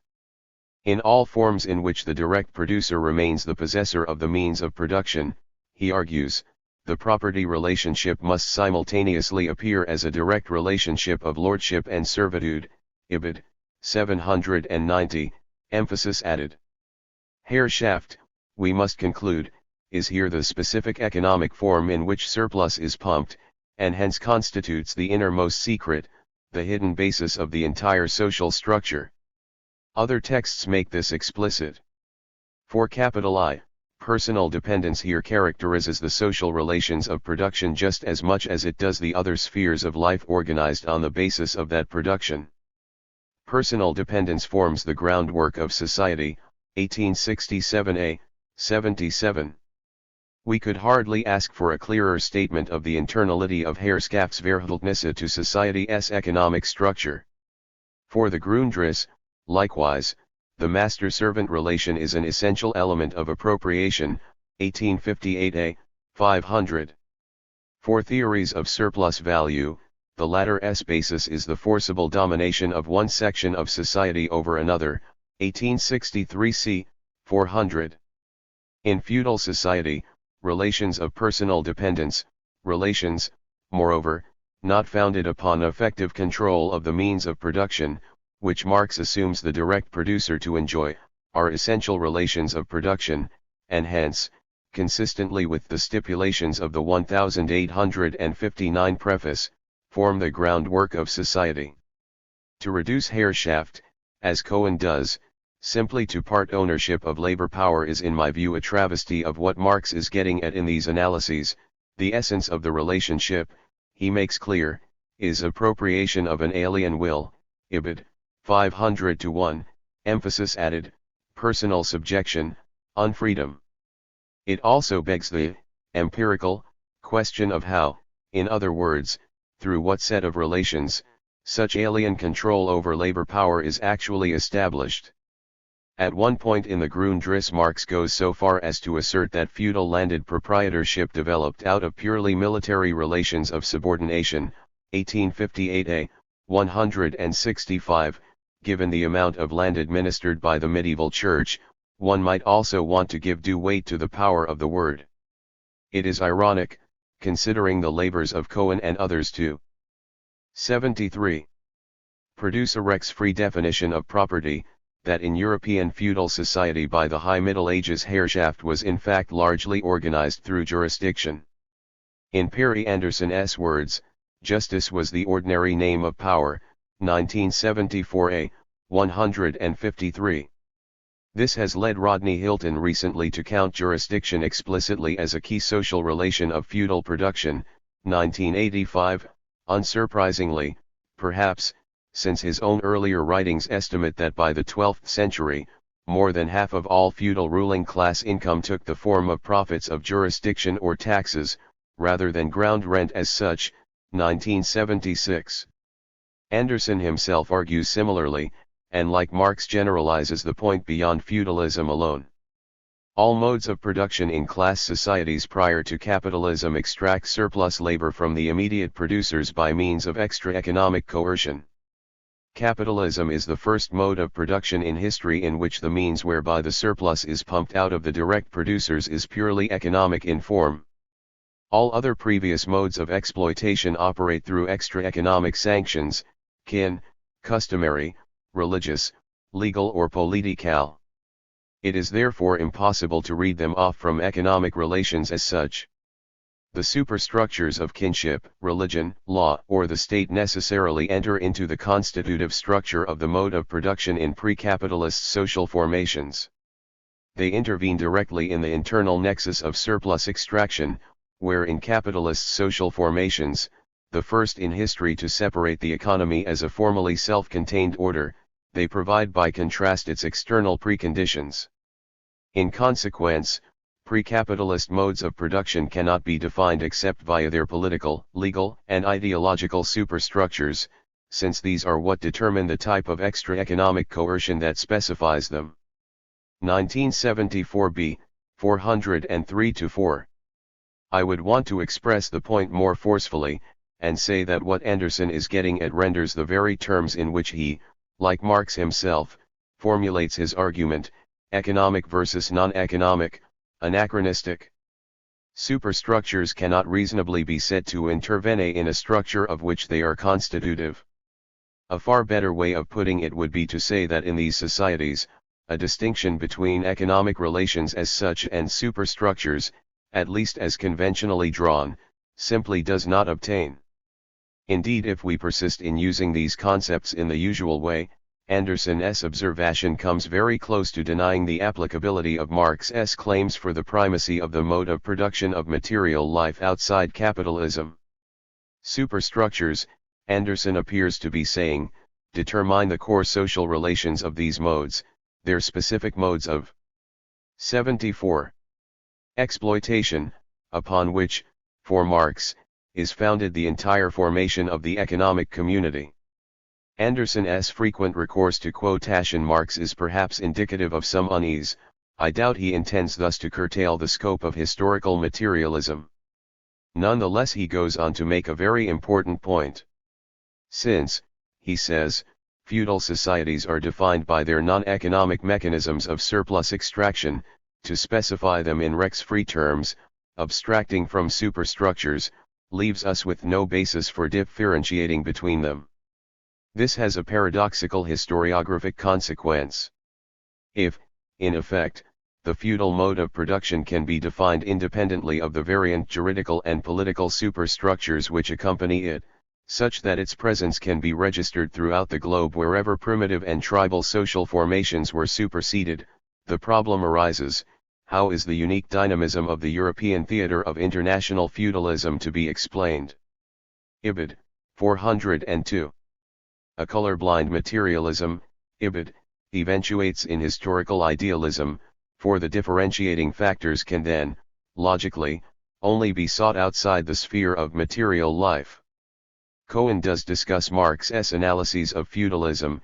He could hardly fail to, given their evident awkwardness for traditional historical materialism. What he says is to my mind implicitly subversive of his overall conception of production relations. He cannot but recognize that for Marx the production relations of slavery or serfdom include the authority of the superior over the producer's labor power, and he exploits it by exercising that authority. 1978, 83. Violence and ideology are thus admitted to be internal to feudal exploitation, or constitutive of the specifically feudal property form. On the face of it, this must collapse the base/superstructure distinction as Cohen conceives it, to yield a broader conception of economic structure. Cohen tries to evade the difficulty, insofar as he recognizes it at all, by arguing that the serf is not in fact the owner, but merely the possessor, of his plot, so that the rights he enjoys over it are tied to the performance of his duties. Ibid. 84. To the extent that we can speak of ownership without anachronism in this context, this is undoubtedly true, but it hardly helps Cohen. He remains hoist by his own petard. For Marx's point, well taken by Anderson, is that economically the serf precisely is in a position to produce his own subsistence, and any Rex-free definition of ownership would have to acknowledge this fact. the only thing which curtails his effective 75. Control of either means of production or his labor power is the eminently Rex-Val relationship of Hemschaft. It is only through the latter, Marx's non-economic coercion, that we can in fact meaningfully characterize the lord's ownership, as distinct from the peasant's material possession, at all. As with Marx's three forms of communal property, the political and legal superstructure turns out once more to be internal to the economic structure of society, a defining element of property in the feudal context. 6. In the early sections of this chapter I sought to establish, on both empirical and theoretical grounds, that we had no good reason for excluding any kind of social relation from being a possible relation of production, or for arbitrarily assigning some social relations to the base and others to the superstructure of society, a priori. These questions could only be resolved for particular historical forms of society, on empirical criteria. I have now shown that in analyzing concrete historical formations Marx himself was no respecter of neat base/superstructure models.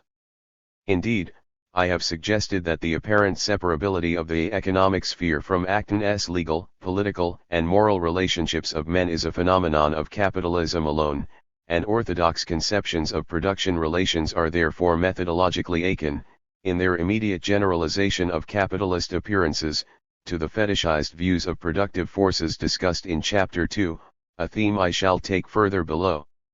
The clear implication of this argument is that, for Marx, production relations are, very simply, any and all social relations which are demonstrably entailed in a given mode of production, or way in which people produce their means of subsistence, 1846a, 31. To put it the other way around, the production relations of a given mode are all those relations between people, in whose absence they would not be producing in that particular way. Such production relations and the economic structure they define, may include Cohen's material relations, superstructural relations, or relations he deems beyond the purview of historical materialism entirely, like familial forms. Examples of all of these being treated as internal to an economic structure can be found in Marx's work. What is, or is not, a production relation in any given instance can only be determined a posteriori, on the facts of the case. We have no good theoretical grounds for defining the category more restrictively, and Marx's own practice suggests he did not intend that we should. Since property is for him merely another appellation for production relations, the same holds for what comprises ownership.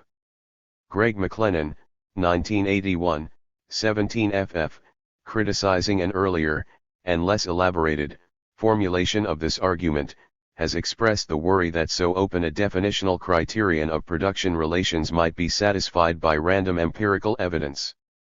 His concern is that everything will be collapsed into a vague concept of social relations, and historical materialism lose its distinctiveness. I do not see the danger. If it is claimed that social relation X is essential to, and therefore a production relation of, mode of production Y, the case needs to be empirically argued, and counterclaims can be empirically evaluated. Certainly there may be disputes, but I fail to see why their resolution should be considered arbitrary. Arbitrariness is only a risk so long as such claims are not subjected to any process of empirical adjudication. What I think worries McLennan, and other critics 12, is my refusal of a determinate concept of production relations at the level of general theory, which is where Marxists habitually seek it. My point, however, is that in Marx's analytic framework conceptual determinateness can only be provided a posteriori, for specific historical formations. That is not to say, however, that it cannot be provided at all. 13 two final quotations might appropriately be cited by way of conclusion to this long argument. When, in the German ideology, Marx describes production as a double relationship, both material and social, he adds, by social we understand the cooperation of several individuals, no matter under what conditions, in what manner, and to what end, 1846a, 41. We might take this openness, for once, at face value. Similarly with this remark, against Proudhon, in the Grundrisse, human life has from time immemorial rested on production, and, in one way or another, on social production, whose relations we call, precisely, economic relations, 1858a, 489. What Marx is doing here is so devastatingly simple, and at the same time so genuinely revolutionary, that generations of commentators have somehow managed to overlook it. He is not, as with traditional historical materialism, reducing social relations to economic relations as conventionally conceived, or 77. Explaining the former in terms of the latter. He is precisely redefining economic relations, and thus the economic sphere, or economic structure, or economic base of society, as comprising the totality of social relations, whatever these may be, which make particular forms of production, and thus of property, possible. These social relations are simultaneously forms of material relation of human beings to nature.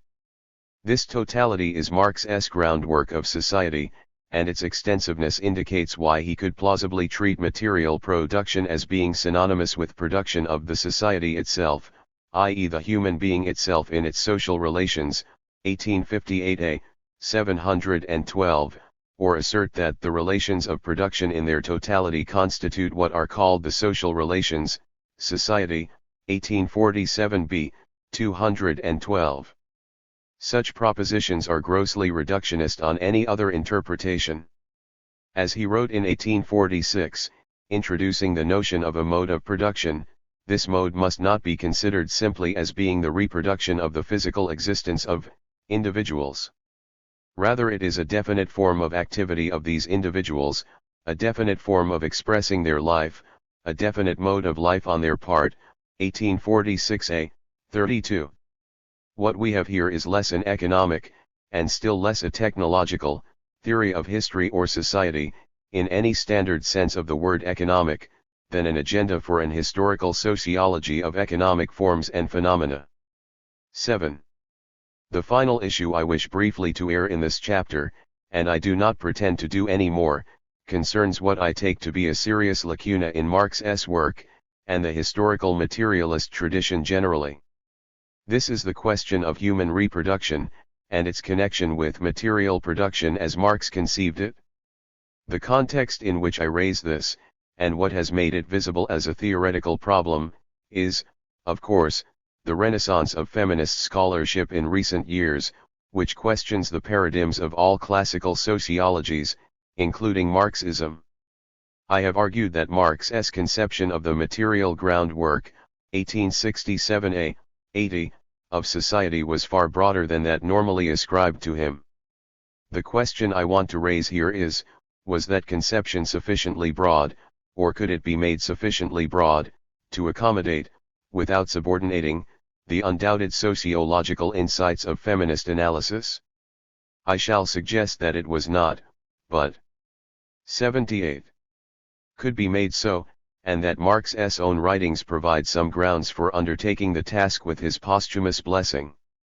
Thus to revise historical materialism, however, would leave few familiar Marxist theoretical landmarks intact.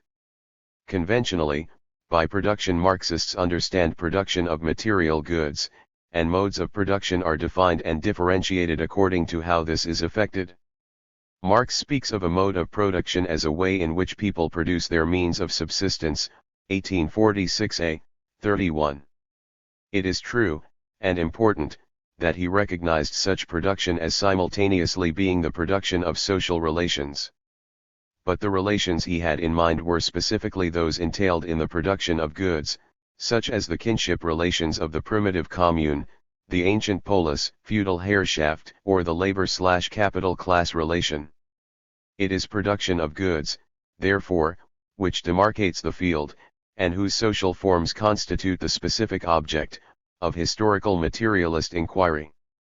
But in certain of Marx's writings, notably the German ideology, the notion of production and reproduction of real life has a significantly wider compass than this.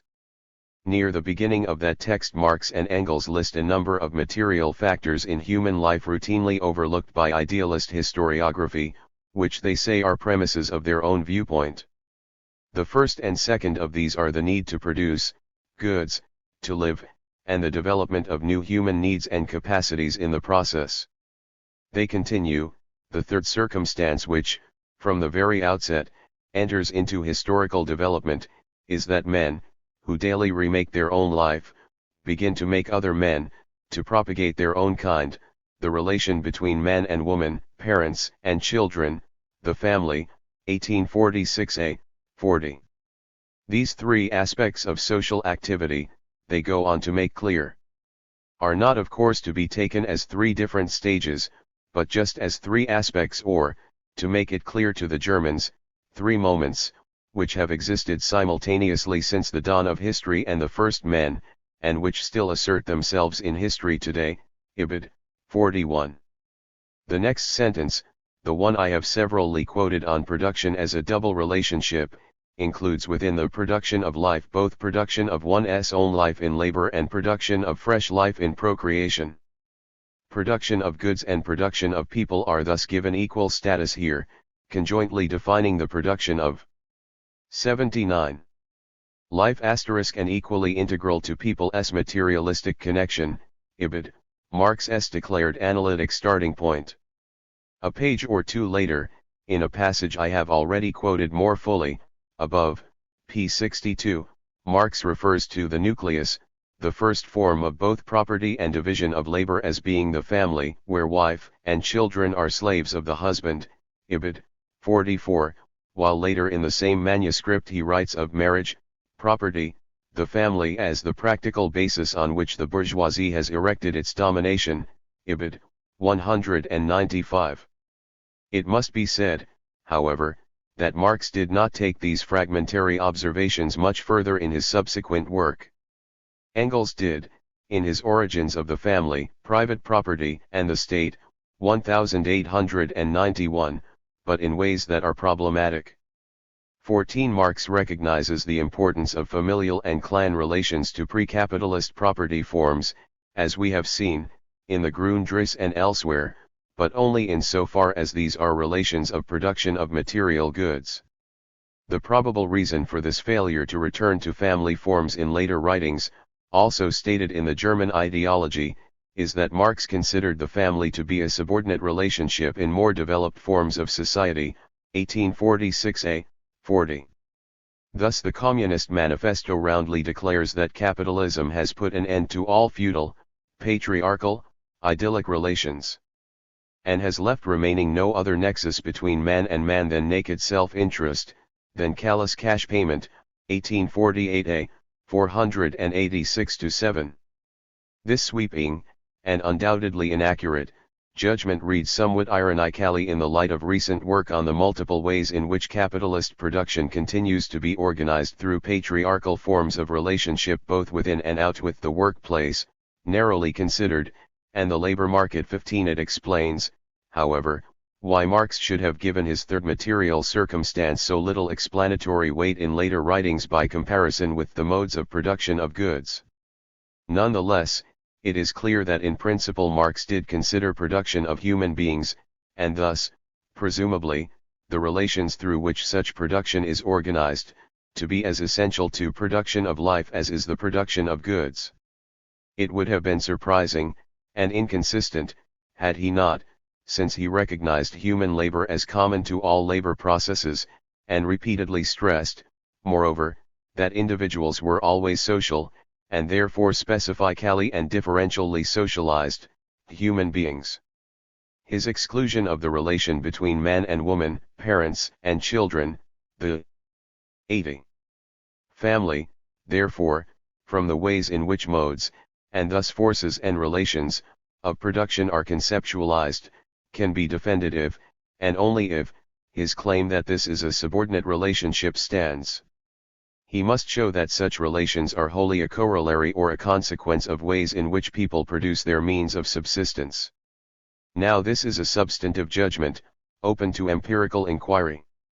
If it turns out to be wrong, then, on Marx's own, self-declared premises, the notion of production of life, and the concepts employed to analyze it, must perforce be extended to encompass modes, forces, and relations of human reproduction as well as of material production more narrowly considered. The historical record, I suggest, powerfully argues for just such a revision. The relations, generally of a patriarchal sort, within which social individuals are produced cannot wholly be reduced to aspects or epiphenomena of modes of production as historical materialism has traditionally conceived them. Indeed, if anything, patriarchal relations have independently informed and influenced the ways the production of goods has been socially organized, to a massive, and still largely unrecognized, extent. Relations between capital and labor, for instance, were frequently structured through patriarchal, master-servant norms, well into the 19th century, and understanding this might make the transition to capitalism that much easier to grasp, not as a total rupture, but as a subtler gradation of forms. Outside capitalism's metropolitan heartlands, they often still are. Developed capitalism rests on a separation of household and enterprise, Max Weber tells us, 1978, 375 ff. How can we begin to comprehend that separation empirically without reference to divisions of labor of an eminently patriarchal kind? English law and polity in the 19th century, that heyday of supposedly individualist Victorian capitalism, were permeated through and through with the social power of the household head, the paterfamilias, who alone, as Diana Barker, 1978, reminds us, could actually be a freely contracting individual. That patriarchal household had been an organizing matrix of productive activities, political authority, taxation and administration, law and franchise, and religious worship, as well as domestic ideology, in England, since time out of mind 16. Indeed, its unspoken assumption underpins even Marx's own determination of the value of labor power in capital I, 1867a, 172. Here, a man of his own very patriarchal times, Marx did not seek to unravel natural 81. Self-understood forms of social life. He took their naturalness 17 very much for granted. Such is the enduring power of patriarchy. In fact, these forms of patriarchy would emerge as essential relations of the relevant stages of capitalist production on the criterion advocated above, since they are clearly social relations in whose absence production of goods would not have taken the empirical forms it did. This is undoubtedly an advance on traditional historical materialism. But that is not the point, or at least not the whole point. To acknowledge the patriarchal dimension of a given set of production relations, conceived as those relations necessary to a mode of production of material goods, is not to explain patriarchy itself. I reject the view, advocated by some Marxist feminists, that patriarchal relations can be explained with reference to their economic functionality, on both theoretical and empirical grounds. The burden of modem feminist argument is rather to suggest an independent, if very material, basis for age and gender relations, which is the particular concern of feminist theory. Now the specific terrain of that theory is precisely the relation of man and woman, parents and children, the family, or in other words the mode of production, conception, birth, nurturing, socialization, of human beings, exactly the dimension missing, because considered a subordinate relationship, from Marx's analysis of production of life after 1846. Explicitly to revise Marx's concept of production to include, as he first intended, production of human individuals within familial and other relations, and what might follow from that for human society as a whole, might allow the possibility of reconciling Marxist and feminist perspectives without subordinating the specific concerns of the latter. Retention of Marx's own conception of mode of production as the starting point for sociological analysis, notwithstanding its capacity to recognize the economic import of relations of human reproduction, does not. Had Marx developed his broader German ideology view of the production of life, the conceptual apparatus of historical materialism might have looked very different. Mode, forces, and relations of production would be very much wider notions even than those I have advocated here, if indeed those concepts, or only those concepts, remain the fundamental categories of historical materialism at all. Class relations would remain a central dimension, but would not necessarily be seen as the central, let alone the exclusive, dimension of social structure. Age and gender relations would be as integral an 82. Analytic concern. One way forward J again moot in the German ideology, might be to approach all these social relationships as forms of division of social labor, however, extending well beyond just those activities which produce material goods. And to think the unthinkable, we might not even be differentiating social formations, or periodizing history, in the traditional Marxist ways at all. What feudalism and capitalism have in common, for instance, a certain patriarchal infrastructure, might become as significant as what distinguishes them, forms of the sexual division of labor, both within and out with production narrowly considered, being a common presupposition of either set of class relations. These are my views, not Marx's. To attempt to develop historical materialism along these lines, however, seems to me not inconsistent with the intellectual and emancipatory spirit of Marx's own enterprise. He was, after all, engaged in a critique of the economic categories, 1858b, and there is no good reason to see that critique as terminating in the 19th century, or bound forever in its natural, self-understood forms of social life. 4. Ideal superstructures. If the argument of the last chapter stands, standard readings of Marx's base/superstructure metaphor must evidently fall. Base and superstructure cannot be consistently delineated across modes of production as exclusive, substantively defined levels of the social formation. This in turn undermines the possibility of erecting any general theory of the base/superstructure relation, of a causal or functional sort, since to do so presupposes the substantial character of the distinction.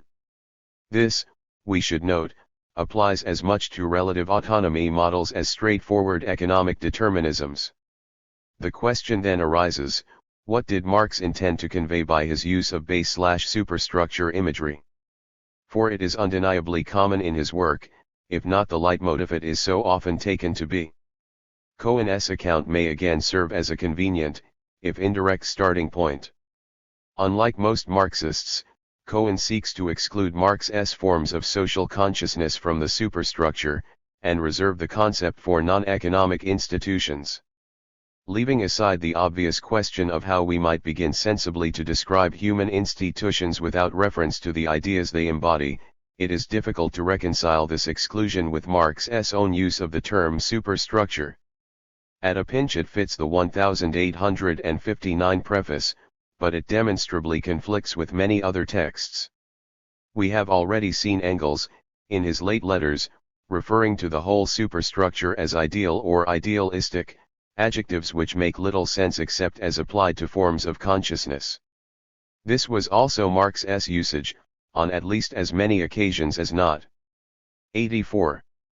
The German ideology, for instance, speaks of the state and the rest of the idealistic superstructure, 1846a, 49, and family and political relations, together with their entire ideological superstructure, ibid.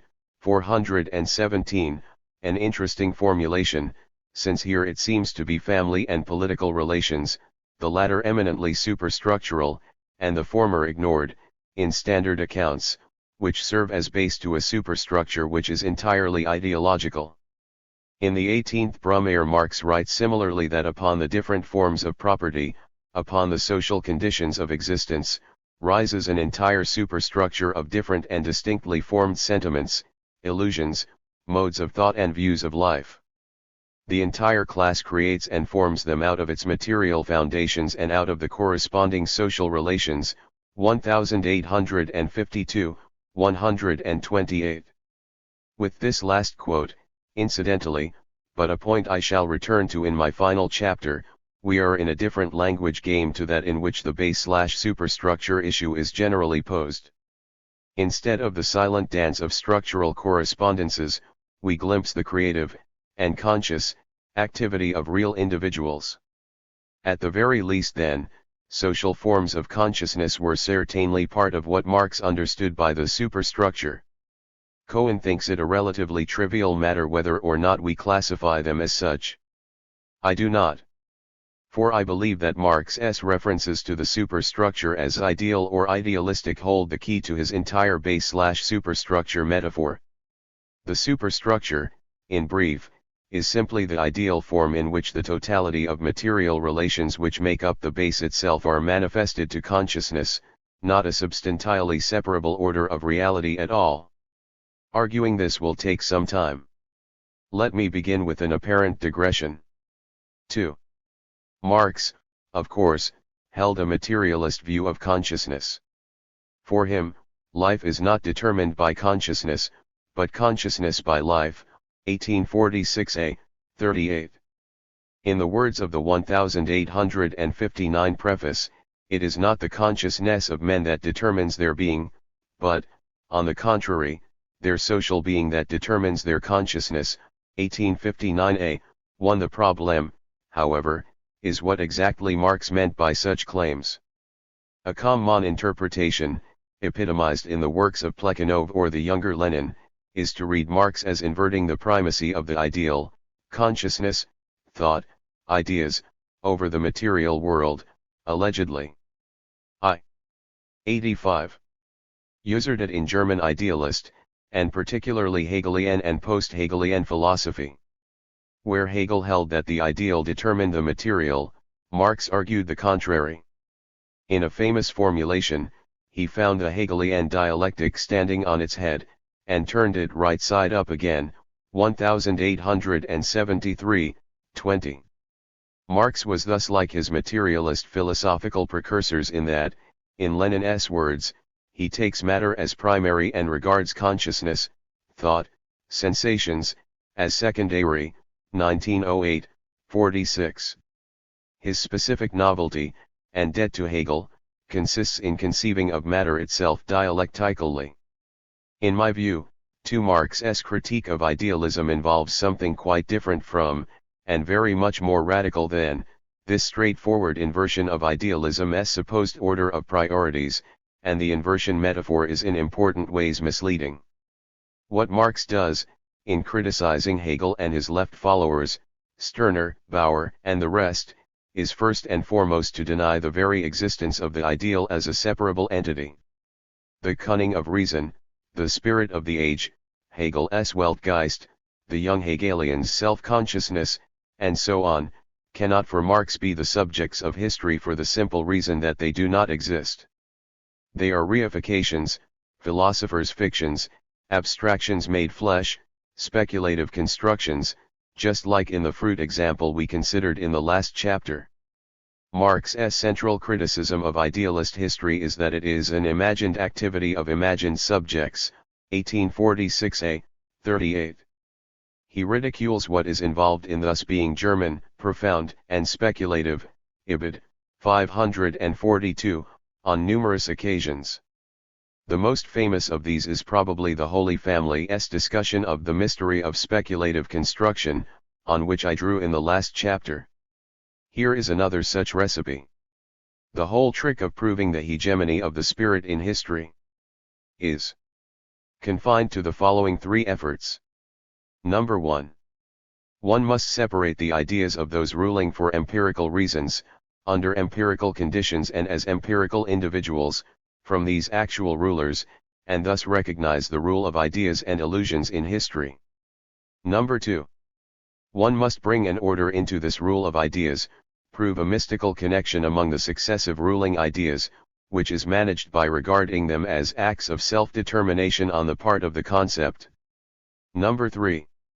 To remove the mystical appearance of this self-determining concept, it is changed into a person, self-consciousness, or, to appear thoroughly materialistic, into the thinkers, the philosophers, the ideologists, who are once again understood as the manufacturers of history. 1846a, 64. 86. With such conjuring tricks, Ibid, 131, consciousness ceases to be an attribute of real individuals, and is instead transformed into an independently acting historical subject in its own right, the spirit of the age, or whatever. The concept of an attribute is mistakenly concretized as an entity. In Marx's words, first of all, an abstraction is made from a fact, then it is declared that the fact is based upon the abstraction, ibid. 542. Marx's denial of the determining role of the ideal in history, then, is based on a prior denial of the very existence of the ideal as a separable entity.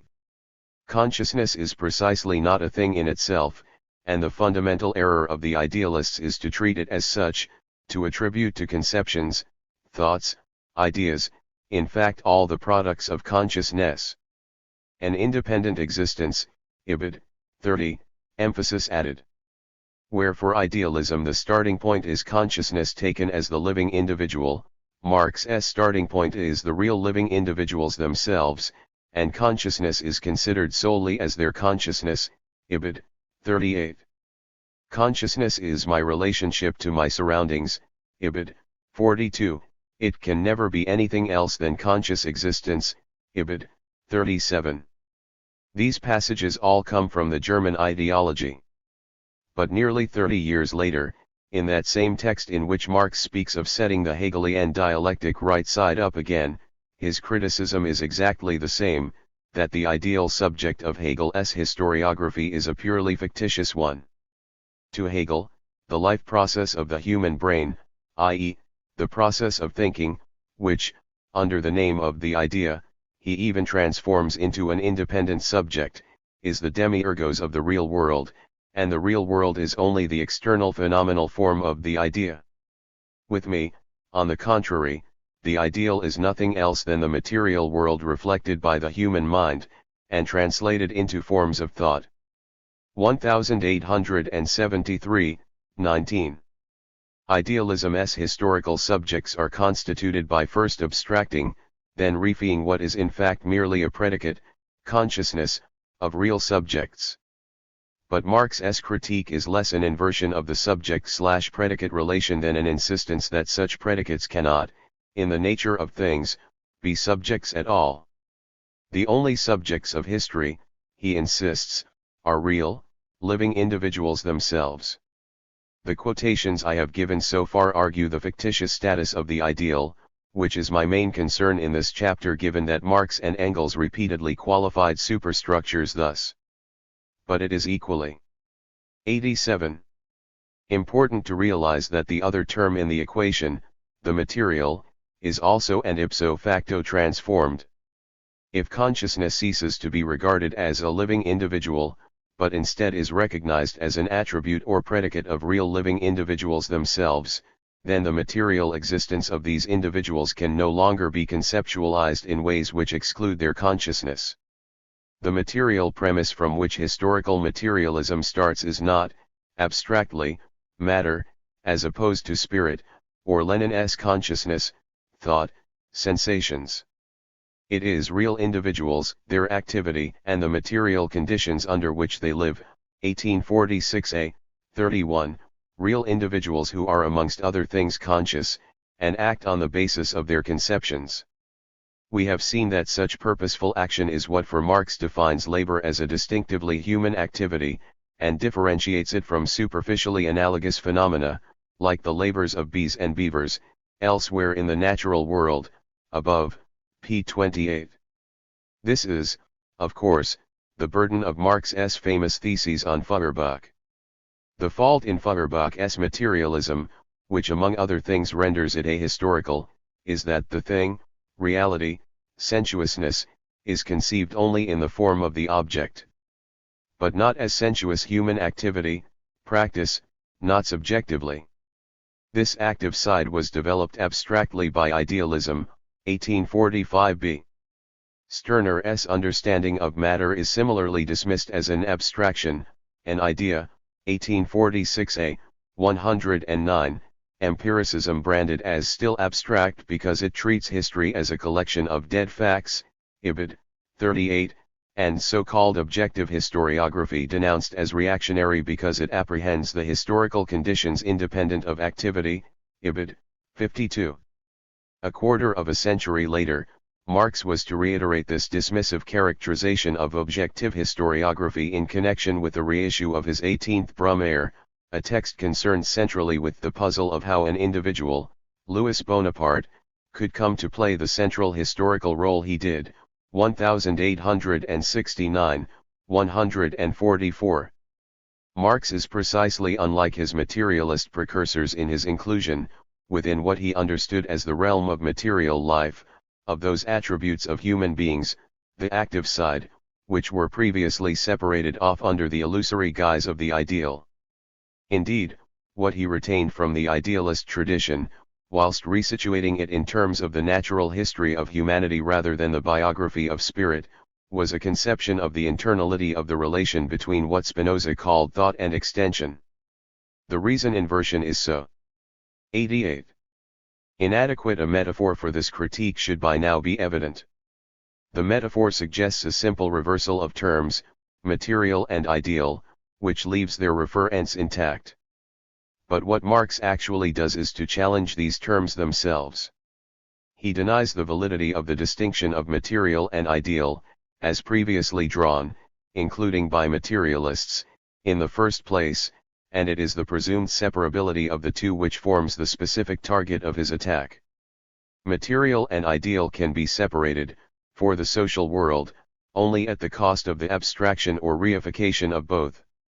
Note the exact words in which, for instance, he criticizes Proudhon in another text of 1846. Because M. Proudhon places eternal ideas, the categories of pure reason, on the one side and human beings and their practical life, which according to him is the application of these categories, on the other, one finds with him from the beginning a dualism between life and ideas, between soul and body, a dualism which recurs in many forms. You can see how this antagonism is nothing but the incapacity of M. Proudhon to understand the profane origin and the profane history of the categories which he deifies. 1846b, 192. It is Proudhon's very dualism, the antagonism of life and ideas, that Marx rejects. Certainly this has the corollary that history is to be explained from living individuals, and not their consciousness or its products considered in artificial abstraction or isolation. But this is a corollary, and it is the main argument from which it follows that is of most relevance here. For that argument implies, amongst other things, that the sense of determination in such propositions as social being determines consciousness cannot be the standard causal one, in which the related terms are seen as being merely externally or contingently connected.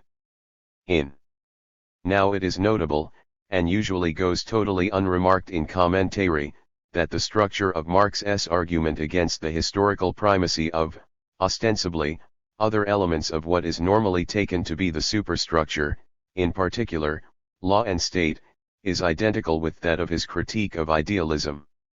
His denial of superstructural primacy, just as with that of the primacy of the ideal more generally, rests on I. 89. A prior denial of superstructural independence, relative or otherwise. Thus the German ideology uncompromisingly avers that morality, religion, metaphysics, all the rest of ideology and their corresponding forms of consciousness, no longer retain the semblance of independence. They have no history, no development, but men, developing their material production and their material intercourse, alter, along with this their real existence, their thinking, and the products of their thinking. 1846a, 38.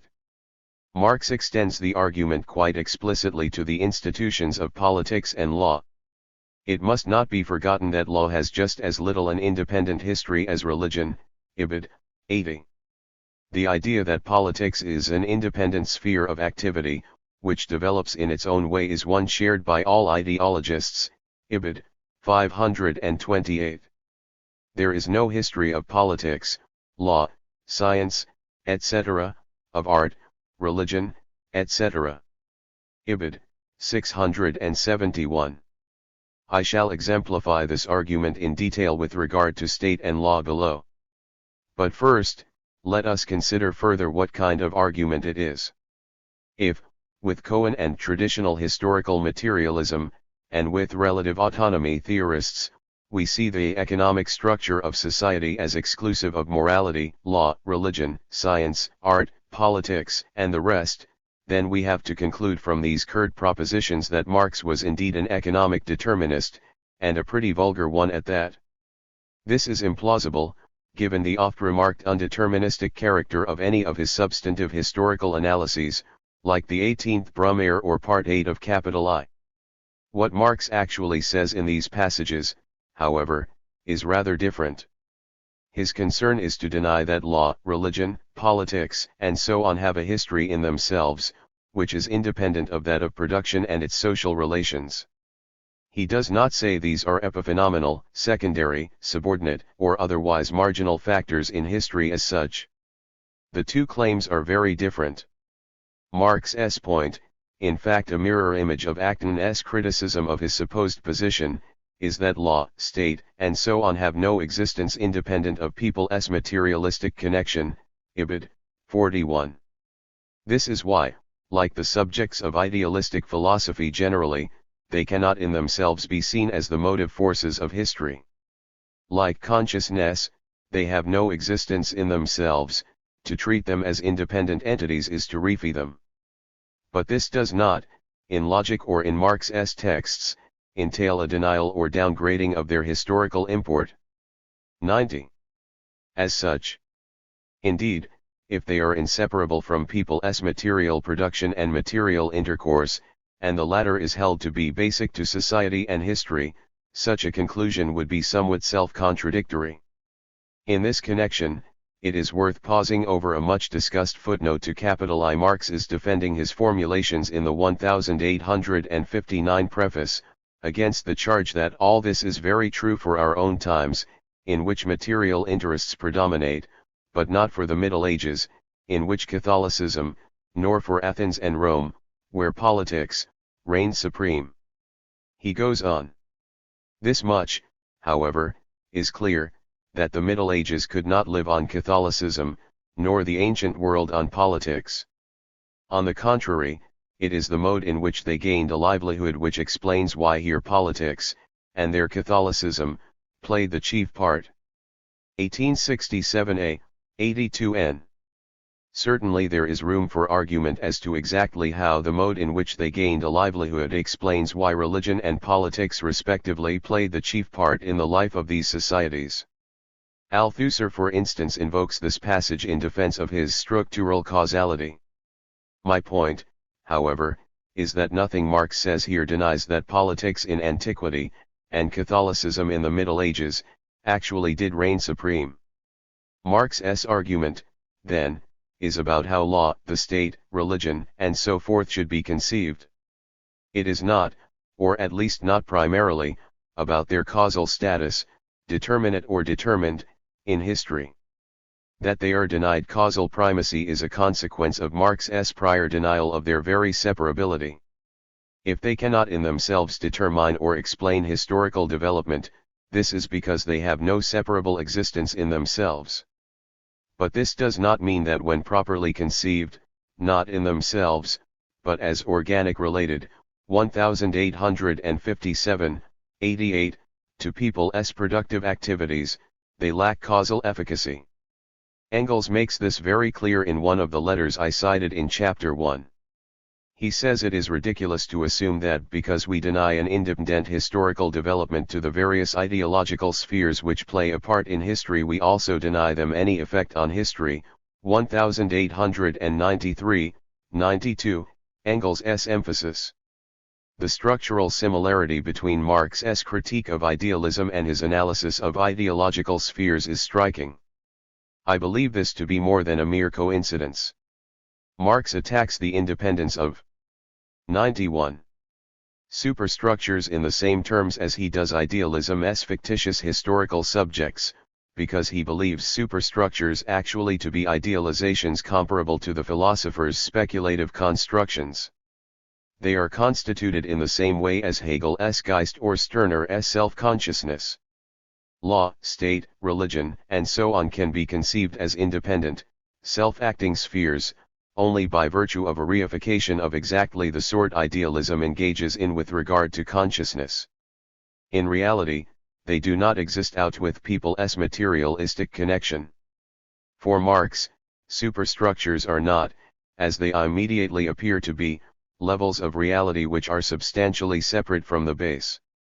They are, rather, ideological forms of Appearance, Erscheinungsformen, to use his own concept, of the totality of social relations which make up that base itself, and their ideologicality consists precisely in their appearance of real independence. The proper interpretive context for Marx's metaphor of basis and superstructure, then, is that of his critique of ideology. Superstructures, contrary to Cohen, are the social forms of consciousness in which the essential relations of society are immediately grasped, and their analysis is coterminous with Marx's critique of immediate appearances. Alastair MacIntyre argued similarly, and correctly drew attention to the relevance here of Marx's Hegelian background, long ago. As Marx depicts it, the relation between basis and superstructure is not only not mechanical, it is not even causal. What may be misleading is Marx's Hegelian vocabulary. Marx certainly talks of the basis determining the superstructure, and of a correspondence between them. But the reader of Hegel's logic will realize that what Marx envisages is something to be understood in terms of the way the nature of the concept of a given class, for example, may determine the concept of membership of that class. The economic basis of a society is not its tools, but the people cooperating using those particular tools in the manner necessary to their use, and the superstructure consists in the social consciousness molded by and the shape of this cooperation. Creating the basis, you create the superstructure. These are not two activities but one. Quoted in Thompson, 1973, 189n. If this reading is correct, to construe the base/superstructure metaphor as a model of the relation between substantially discrete levels, practices, or instances within the social formation, and conceptualize that relation in causal, or functional, terms, is to replicate exactly the ideological illusion of superstructural separability Marx is above all 92. Concerned to confute. Such constructions spectacularly miss the central point of his argument. The base/superstructure metaphor applies to the relation between social being and social consciousness. It is not a putative model of societal levels at all. We might recall, here, the several occasions in Engels' late letters, and comparable passages can also be cited from Marx 3, on which he relates base and superstructure as, respectively, content and form. For Marx, the analytic reification of superstructures, like the fetishes considered in Chapter 1, bespeaks a real social process of estrangement. Given his views on consciousness, it would be surprising if this were not the case. Marx sees ideas, categories as being but the abstract ideal expression of social relations, 1846b, 189. Accordingly, where, as in capitalism, social relations take on the mystifying form of the violence of things, 1846a, 95, their abstract ideal expression is likely to be a reified one. The German ideology explicitly develops this argument. Within the division of labor, relationships are bound to acquire independent existence in relation to individuals. All relations can be expressed in language only in the form of concepts. That these general ideas and concepts are looked upon as mysterious forces is the necessary result of the fact that the real relations, of which they are the expression, have acquired independent existence. 1846a, 406. The Grundrisse advances a similar thesis. Contrasting the relatively transparent, personal dependency relations of pre-capitalist societies, kinship and Herrschaft, with the objective dependency relations of the capitalist market, Marx argues that these objective dependency relations also appear, in antithesis to those of personal dependency. The objective dependency relation is nothing more than social relations which have become independent and now enter into opposition to the seemingly independent individuals, i.e. the reciprocal relations of production separated from and autonomous of individuals, in such a way that individuals are now ruled by abstractions, whereas earlier they depended on one another. The abstraction, or idea, however, is nothing more than the theoretical expression of those material relations which are their lord and master. Relations can be expressed, however, only in ideas, and thus philosophers have determined the reign of ideas to be the peculiarity of the New Age. 1858a, 163-4. It was at such abstractions, rather than the relations of which they were the expression, that the young Hegelians characteristically 93. Tilted.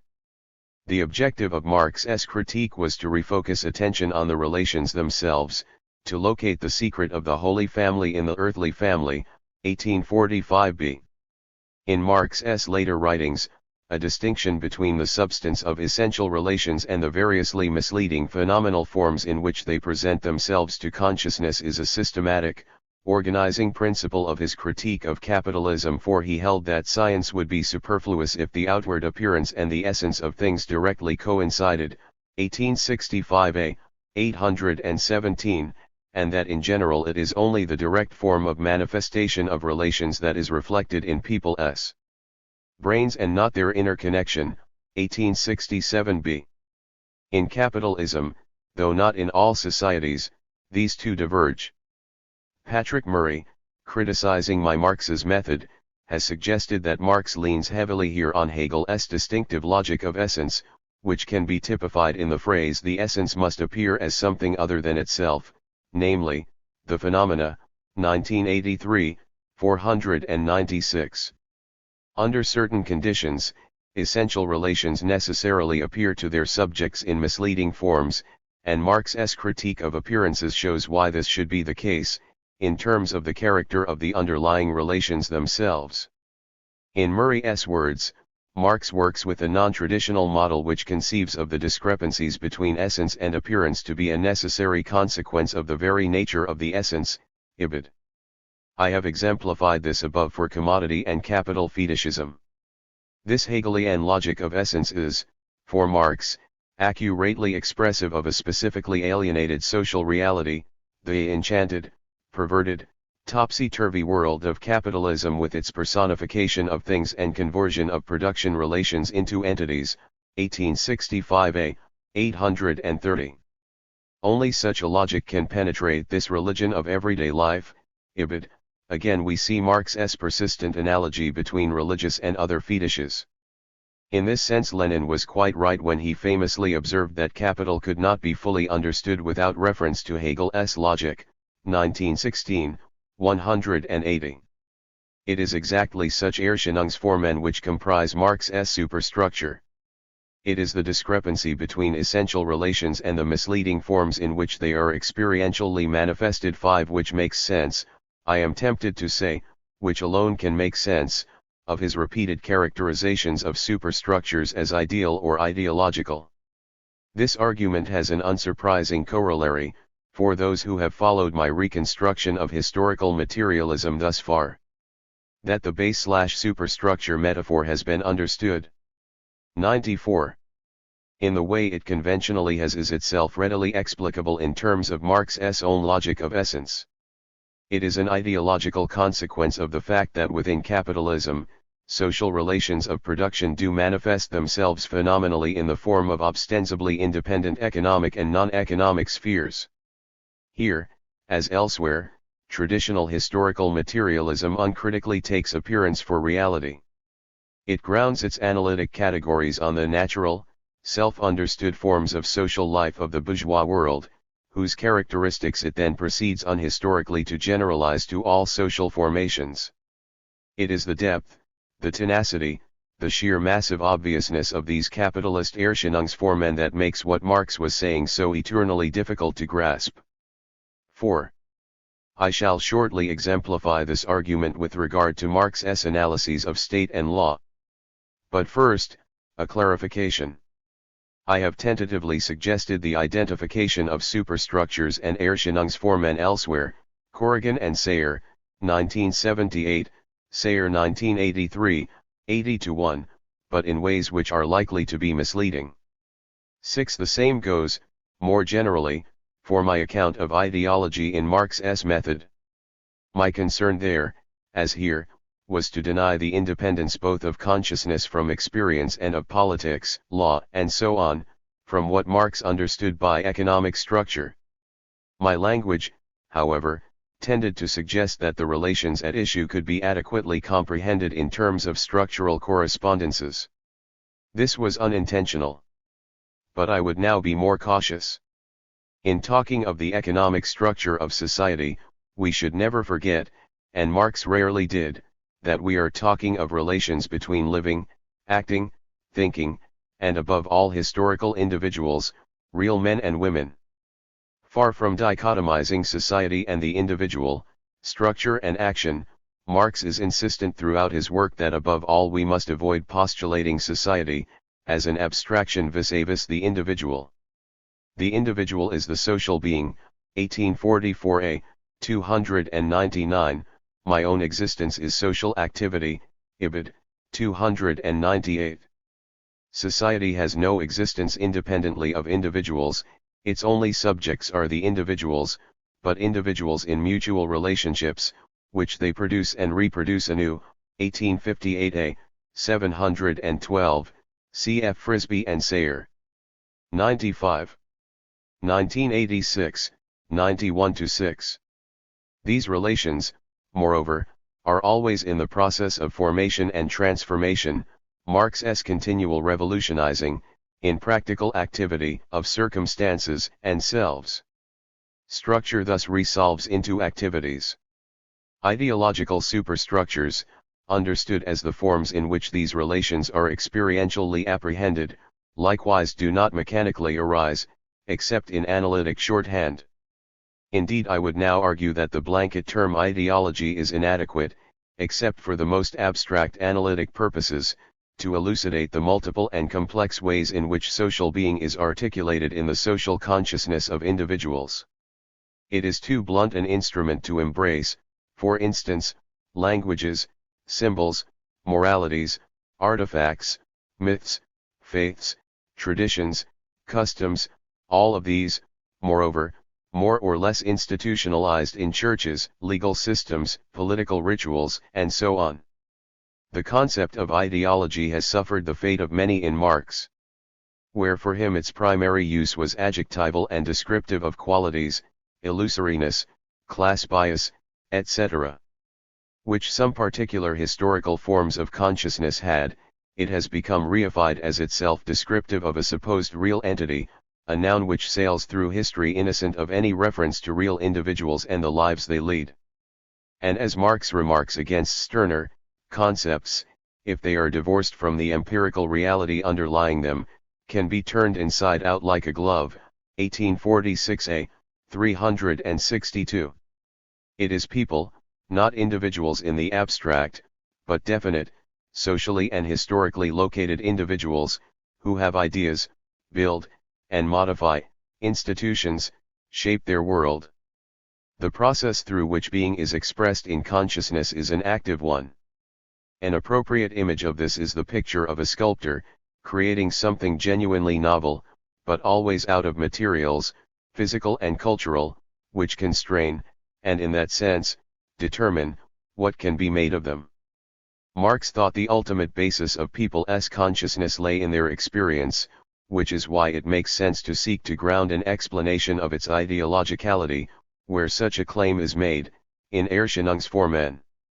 But we have hardly begun to explain, with this presumption, the actual empirical forms, think of millenarianism, rough music, carnival, or Grandspers, which social consciousness assumes in actual history.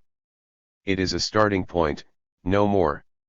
Least of all can we simply read off forms of consciousness from the bare concept of a mode of production or its abstractly specified essential relations.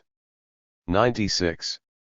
In the final analysis, the relation between social being and social consciousness can only be elucidated historically, over time, through empirical investigation of, in Marx's words, exactly how people make their own history, but not of their own free will, not under circumstances they themselves have chosen but under the given and inherited circumstances with which they are confronted, 1852, 103. Amongst these given and inherited circumstances, I would add, the cultural legacy of the past must be reckoned a powerful material constituent of the present, framing present experience, informing phenomenal forms. Societies exist in time, and cannot be made sense of otherwise. Erscheinungsformen equally have an historical dimension, even if it is never independent of people's materialistic connection. Forms of consciousness cannot adequately be analyzed statically or synchronically. We cannot begin to understand, for instance, the phenomenal forms of the modern English state without invoking the traditions symbolized and materialized in Magna Carta, Parliament, and the common law, without remembering that England is an old Protestant country, or even, some would argue, without comprehending the long reach of the cultural and institutional heritage of Anglo-Saxon England. Corrigan and SAYER, 1985. It is not irrelevant to the etiology of social forms of consciousness in England that, for instance, county boundaries were with few exceptions continuous from before the Norman conquest to 1974. Counties are not just names on maps, they are real repositories of historical experience. Such traditions, themselves contested, think of the centuries-long myth of the Norman yoke, Hill, 1954, or the differential meanings of English liberties, Thompson, 1968, ch1, are formative of individual social identities, of, precisely, their social forms of consciousness and self-consciousness. The arising of superstructures, in short, cannot be directly comprehended through some structural, or functional, logic.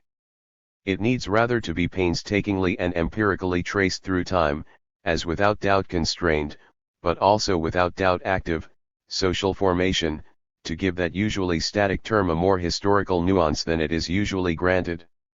Theory alone, no matter how elegantly formulated, provides no shortcuts here to knowledge. This caution should be borne in mind in all that follows. It is essentially that I drew from Engels' Testament in Chapter 1. Base and superstructure are in the end metaphors, and what Marx had to say about them in the 1859 preface was never intended to be any more than a guiding thread star. V. It is time to substantiate these arguments. I shall take Marx's analysis of those two closely linked institutional realms which for Cohen are superstructures par excellence, state and law. We may begin once more in the 1840s. E. P. Thompson, 1978a, 247 ff, has argued that Marx's texts of this period are significantly wider in the scope of their historical sociology than his later, supposedly more mature writings, and that his critical focus on political economy in the 1850s and 1860s brought losses as well as gains.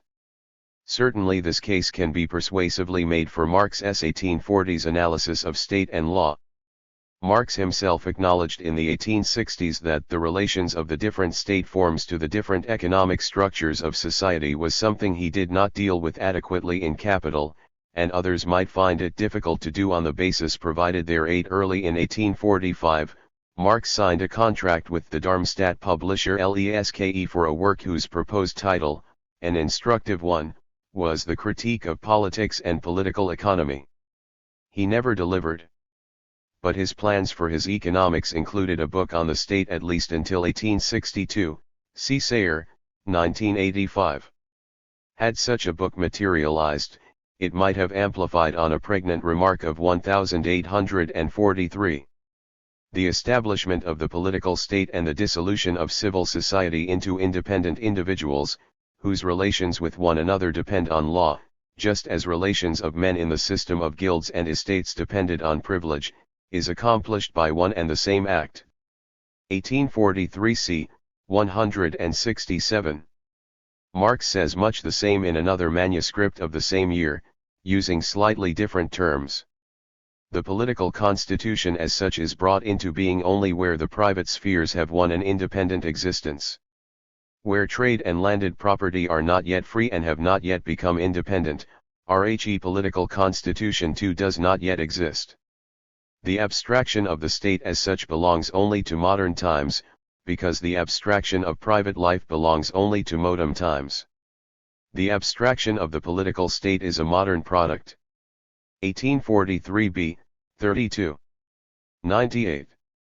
The political state, the state as such, is, then, for Marx an historical phenomenon, coterminous with the establishment of a civil society of independent individuals whose mutual relations depend on law.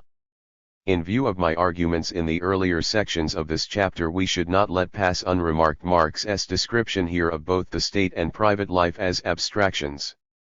In many of his earliest writings, as here, Marx employed the concept of civil society to refer to what he was in the German ideology to call forms of intercourse, Verkehrsform, and later clarify as relations of production, Produktionsverhältnisse. He took the concept from Hegel, who in turn had it from 18th-century French philosophers via Adam Smith, C. Frisby and SAYER, 1986, ch. 1. Thereafter, interestingly, the term civil society does not disappear entirely from Marx's lexicon. He uses it in his autobiographical sketch in the 1859 preface, to refer to the totality of the material conditions of life, whose anatomy, 9 he says there, is to be sought in political economy, 1859a. More significantly, perhaps, the concept of civil society surfaces again in the Civil War in France, in connection once more with the analysis of the modern state, 1871, 149 and passim. I have suggested elsewhere, Corrigan and SAYER, 1985, that this is part of a wider set of neglected continuities between Marx's 1840s and post-1870 writings, which reinforces Thompson's point about the relative narrowing of focus in the texts of the intervening years, and suggests that any simple dismissal of the 1840s analyses of the state as immature is ill-considered. The later Marx continued to see civil society and the political state as coeval phenomena. Although Marx notes in the German ideology that the concept of civil society is conventionally extended to embrace the social organization evolving directly out of production and commerce, which in all ages forms the basis of the state and the rest of the idealistic superstructure, he makes it clear that civil society is in fact an historical category in both its origins and its specific reference. The term civil society, he says, emerged in the 18th century, when property relations had already extricated themselves from the ancient and medieval community. Civil society as such develops only with the bourgeoisie, 1846a, 48-9. The German term Bürgerliche Gesellschaft indeed translates both as civil and as bourgeois society. The 1857 introduction to the Grundrisse extends this argument, and takes further the theme of the dissolution of civil society into independent individuals. 99.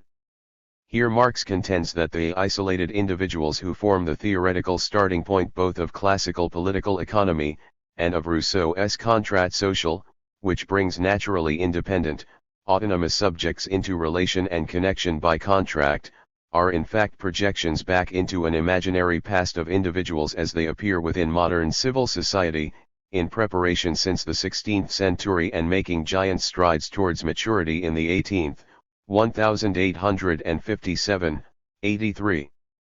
The error here, for Marx, is exactly the same as Hegel's on landed property, discussed in the last chapter, the treatment of concepts not as historical but rather as eternal categories, 1865a, 615. Indeed, it is but the other side of the same coin, for the process whereby property is freed from its former political and social embellishments and associations, to achieve its purely economic form, is the same process wherein individuals appear progressively detached from the communities through whose membership they previously became proprietors or possessors of land, family, clan, Herrschaftsverhältnisse. They appear in Bürgerliche Gesellschaft for the first time as, precisely, mere individuals, in like isolation. But human beings become individuals only through the process of history. He appears originally as a species being, clan being, herd animal, 1858a, 496.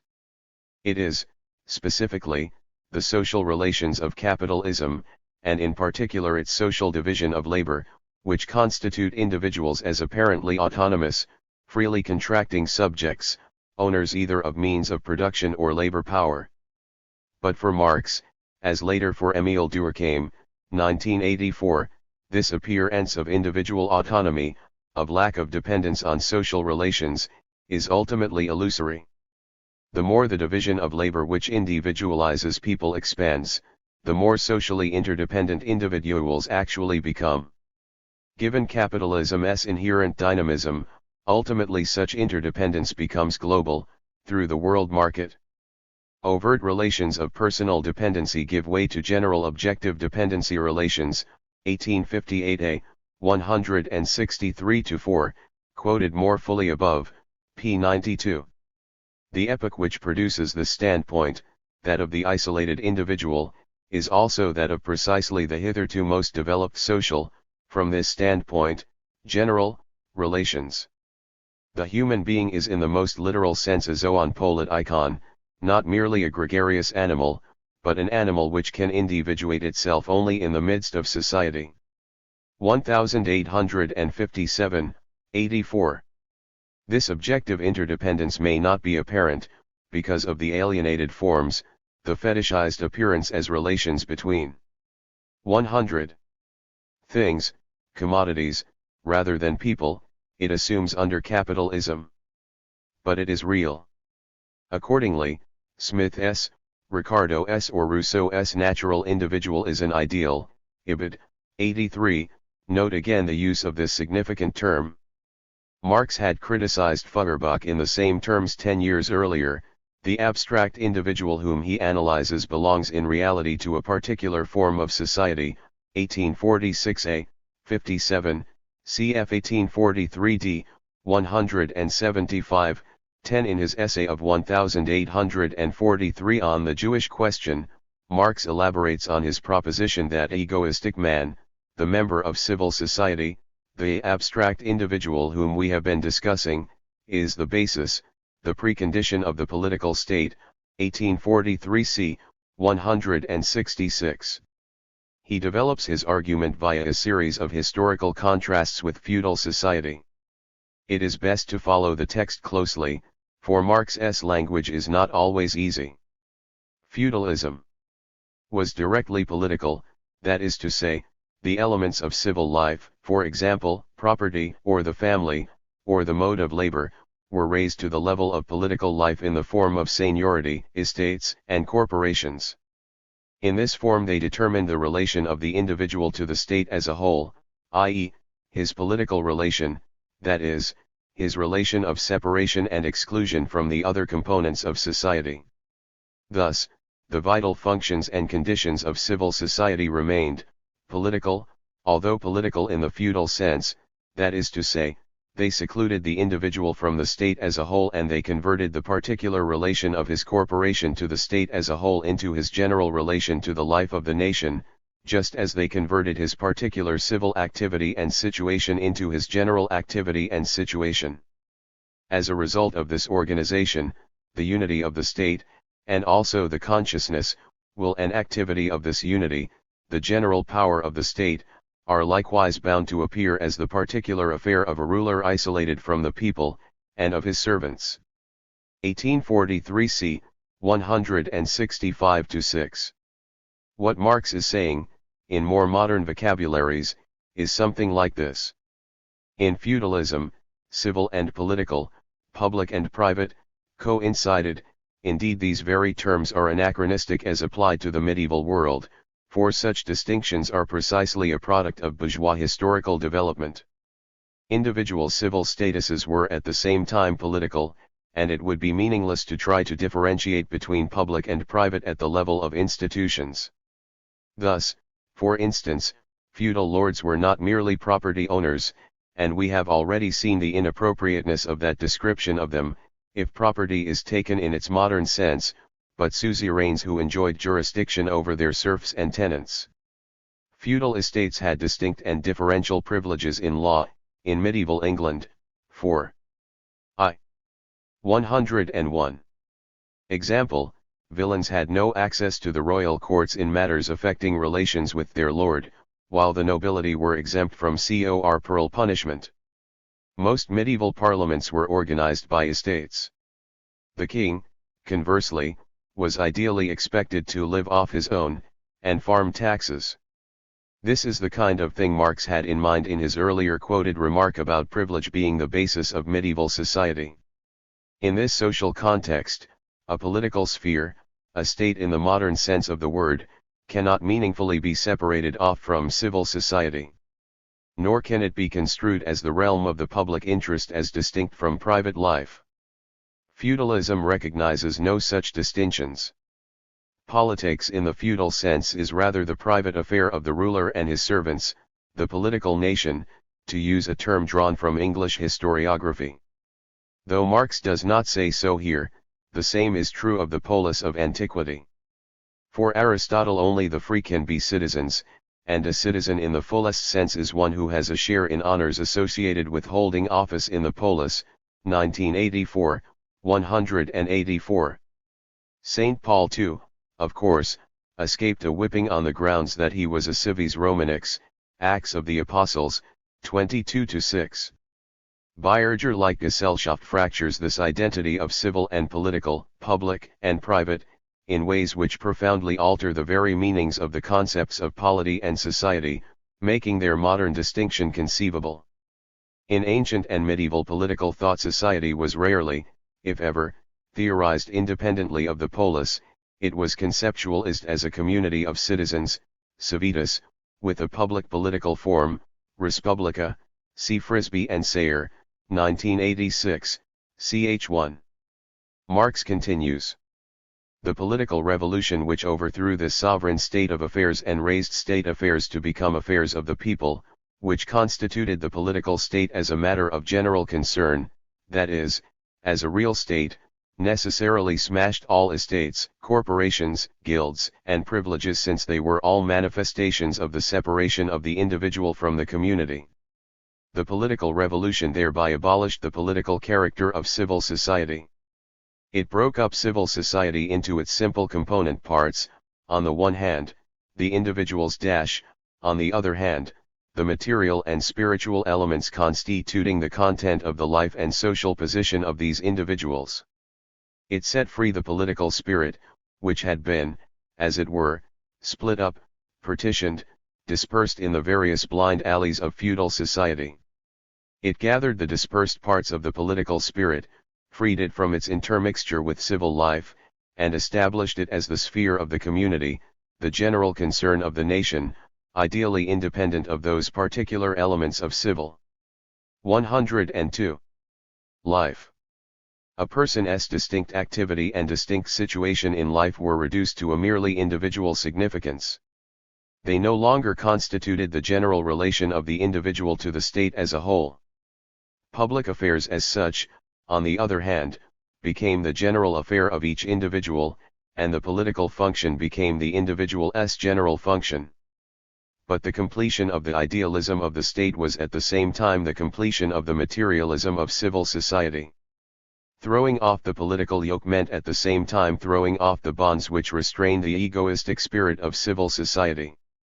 Political emancipation was at the same time the emancipation of civil society from politics, from having even the semblance of a universal content. 1843 c. 165-6, Marx S. Italics, My Capitals. In the bourgeois world, civil society ceases to be directly political.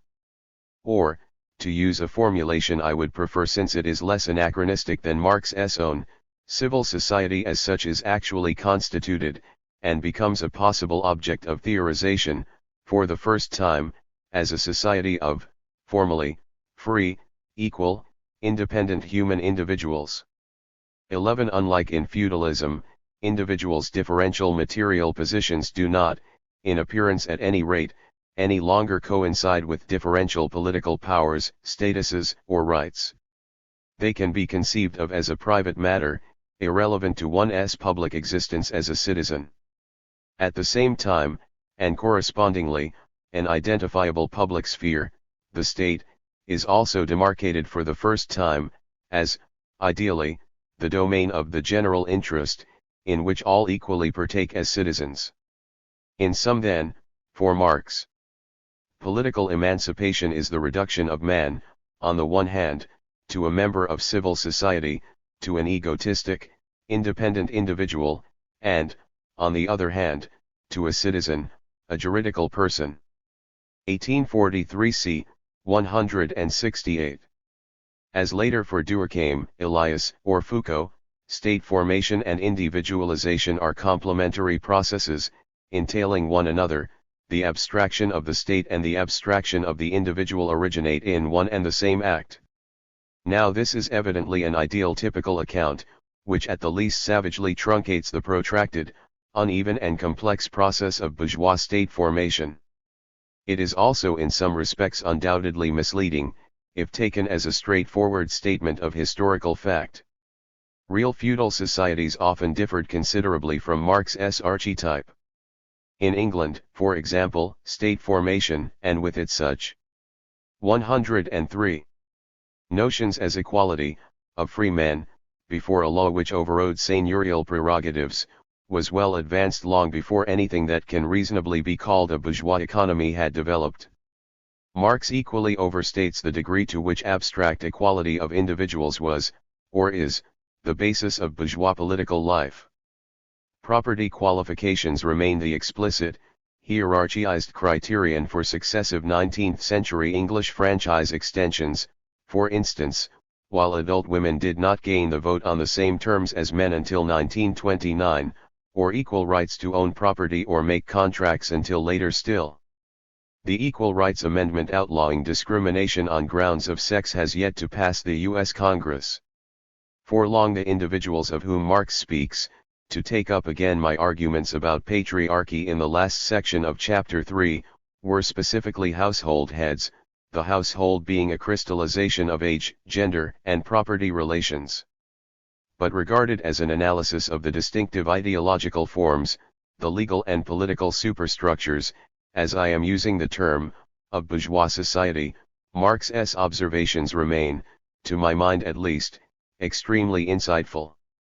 For he goes on to develop a critique of this political emancipation, which denies its substance.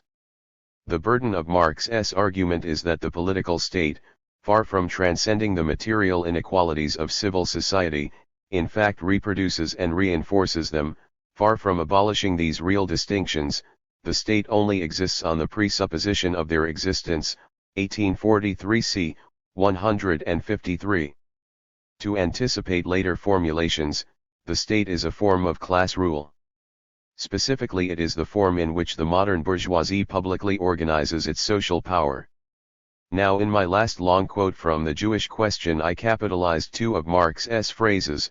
He speaks of the political state as being ideally independent of the particular elements of civil life, and of the completion of the idealism of the state. Another passage in the same text elaborates on this theme of the state's ideality, drawing an instructive analogy with religion, to which, of course, Marx also persistently compared fetishism in the economic sphere. Where the political state has attained its true development, man, not only in thought, in consciousness, but in reality, in life, leads a twofold life, a heavenly and an earthly life, life in the political community, in which he considers himself a communal being, and life in civil society, in which he acts as a private individual, regards other men as a means, degrades himself into a means, and becomes the plaything of alien powers. The relation of the 104 political state to civil society is just as spiritual as the relation of heaven to earth. The political state stands in the same opposition to civil society, and it prevails over the latter in exactly the same way as religion prevails over the narrowness of the secular world, i.e., by likewise having always to acknowledge it, to restore it, and allow itself to be dominated by it. In his most immediate reality, in civil society, man is a secular being. Here, where he regards himself as a real individual, and is so regarded by others, he is a fictitious phenomenon. In the state, on the other hand, where man is regarded as a species being, he is the imaginary member of an illusory sovereignty, is deprived of his real individual life and endowed with an unreal universality. Ibid. 154. We should take the religious analogy seriously, because for Marx religion is the paradigm of alienated consciousness, its fetishes the exemplars for fetishes elsewhere. He once famously remarked, in a text contemporary with the Jewish question, that criticism of religion is the premise of all criticism, 1843 d. 175. What he is saying here, I think, amounts to much more than that the state's pretensions to be above classes are to be disbelieved. Marx's claim is that the institution of the political state as such is an illusory, ideal community, an ideological fiction, built upon the construction of an equally fictitious social identity for the individual, that of the citizen. Individuals are citoyens only as abstract individuals, in other words, divorced from the material circumstances and social relations which concretely make them what they are. The ideal state is predicated on the ideological denial of real individuality. Real differences between people are submerged in the ascription of unreal universality. In capitalism, the individual and the community are therefore simultaneously idealized. The bourgeois citizen is an imaginary member of an illusory sovereignty. We cannot begin to understand Marx's thinking on the state, to my mind, unless we take these words in their literal sense. The state is an ideological representation of bourgeois society, an Erscheinungsform. In Philip Abrams's provocative adaptation of Durkheim, it is capitalism's distinctive collective misrepresentation, 1977, 15. And individuals as identified and represented, in all senses, within the community of state are not individuals as they really are. 109. 6. For the Jewish question, then, the political state as such is without doubt an ideological form, an ideal superstructure on real relations in the sense argued above. But beyond its references to egoistic individuals, this text offers no material analysis of the social relations which underpin this form. Later writings, however, do, but without sacrificing any of the essential insights of the Jewish question. The German ideology roots the illusory community of the state, and law, in the particular class relations of bourgeois society, which it in turn sees as based in the division of labor, 1846a, 65, 83. The division of labor implies the contradiction between the interests of the separate individual, and the communal interests of all individuals. And out of this very contradiction between the interests of the individual and that of the community, the latter takes an independent form as the state, divorced from the real interests of individual and community, and at the same time as an illusory communal life, always based, however, on the real ties. And especially, on the classes, already determined by the division of labor. 1846a, 44-5. Specifically, Marx relates the fact that bourgeois power takes the characteristic forms of domination through a political state and the rule of law to the circumstance that the bourgeoisie is the first social group in history truly to rule as a class. At first sight, this notion is odd, for did not previous forms of society also have ruling classes, feudal lords, ancient slave holders, oriental potentates, and so on? Clearly they did, and Marx obviously does not mean to deny that pre-capitalist ruling strata lived off surplus labor. The contrast he has in mind is a narrower one, between social forms of rule, in particular, between rule as a class and rule as an estate, stand. In this sense, class 2 is a historical category. 12. Rule as an estate, as we saw in chapter 3, is based in impersonal relations of domination and servitude, as also is slavery. Personalized domination is in fact for Marx the norm in all pre-capitalist societies. The bourgeoisie, by contrast, rules impersonally, and is the first class in history to do so, in the context of the formal equality of all individuals. The form in which bourgeois social power is embodied is the purely economic, and specifically alienated, one. 106. of its property, in the modern meaning of the word. Control over people, and their labor, is mediated through control over things. The ultimate expression of this impersonal social power is in money, the consummate fetish. In bourgeois society, according to the Grundrisse, the reciprocal and all-sided dependence of individuals who are indifferent to one another forms their social connection. This social bond is expressed in exchange value. The power which each individual exercises over the activity of others or over social wealth exists in him as the owner of exchange values, of money. The individual carries his social power, as well as his bond with society, in his pocket. 1858a, 156-7. It is the materialization, the alienation, of the social bond in the thing-like forms of commodities, money, and capital, which permits people to exercise power over one another indirectly and impersonally, as abstract individuals, rather than directly and personally as master and slave or lord and serf. In Capital, Marx observes that it was on precisely these grounds, social power becomes the private power of private persons, that the ancients denounced money as subversive of the economic and moral order of things. 1867a, 132, an order seen by, for instance, Aristotle as one of natural and personalized hierarchy. The German ideology relates the existence of both state and law to this impersonal, and alienated, form of class domination through property alone. Pure private property has cast off all semblance of a communal institution and has shut off the state from any influence on the development of property. To this modern private property corresponds the modern state. By the mere fact that it is a class and no longer an estate, the bourgeoisie is forced to organize itself no longer locally, but nationally, and to give a general form to its mean average interest.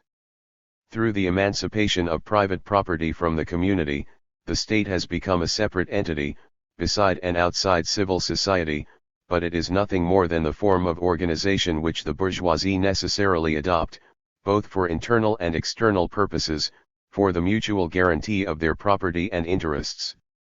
1846a, 79, emphasis added. Marx says exactly the same of law. In the law the bourgeoisie must give themselves a general expression precisely because they rule as a class. Ibid. 671. 107. The clue to the necessity of bourgeois rule taking the form of an ideally independent state enforcing the rule of law lies, for Marx, in the atomized, vociferous character, precisely the individualized nature, of the bourgeois class itself. This in turn follows from the specific form of social division of labor between independent commodity producers in which capitalist production is based. The individuals of the bourgeoisie, Marx considers, form a class only insofar as they have to carry on a common battle against another class, otherwise they are on hostile terms with each other as competitors. Ibid. 69. Their common class interest can be secured only by maintaining conditions, above all the defense of individual property rights, in which they can continue to act freely as individuals, each pursuing his own private interests, in apparent isolation from one another. This entails both the safeguarding of bourgeois right against the political and moral economies of other classes, whether aristocratic or proletarian, and the maintenance of equal right among bourgeois individuals themselves. The rule of law is the paradigm form of such regulation. The fact that they, the bourgeois class, enforce their own will in the form of law, and at the same time make it independent of the personal arbitrariness of each individual among them, does not depend upon their idealistic will. Their personal rule must at the same time assume the form of average rule. Their personal power is based on conditions of life which as they develop are common to many individuals, and the continuance of which they, as ruling individuals, have to maintain against others, and, at the same time, to maintain that they hold good for everybody. The expression of this will, which is determined by their common interests, is law. It is precisely because individuals who are independent of one another assert themselves and their own will, and because on this basis their attitude to one another is bound to be egotistical, that self-denial is made necessary in law and right, self-denial in the exceptional case, and self-assertion of their interests in the average case. Ibid. 329. Marx's discussion of the English Factory Acts in capital I, 1867a, ch. 15, admirably illustrates this thesis. Certainly he stresses the degree to which parliamentary limitation of hours of labor represented a victory for the political economy of the working class, 1864a, 845-6, law is a theater of class struggle as much as a form of class rule. But he is equally sensitive to the cry of the capitalists for equality in the conditions of competition, 1867a, 490. The German ideology. 108. Argues, comparably, that the representative system of modern parliamentary democracy is a very specific product of modern bourgeois society which is as inseparable from the latter as is the isolated individual of modern times, 1846a, 217-18. Marx's later writings extend the argument to the actual forms of law themselves, and anchor these more directly in the phenomenal forms of commodity circulation. Pashukanis, 1978, cf. Corrigan and SAYER, 1981, has developed this theme in Marx with considerable brilliance, if also, at times, undue abstractness.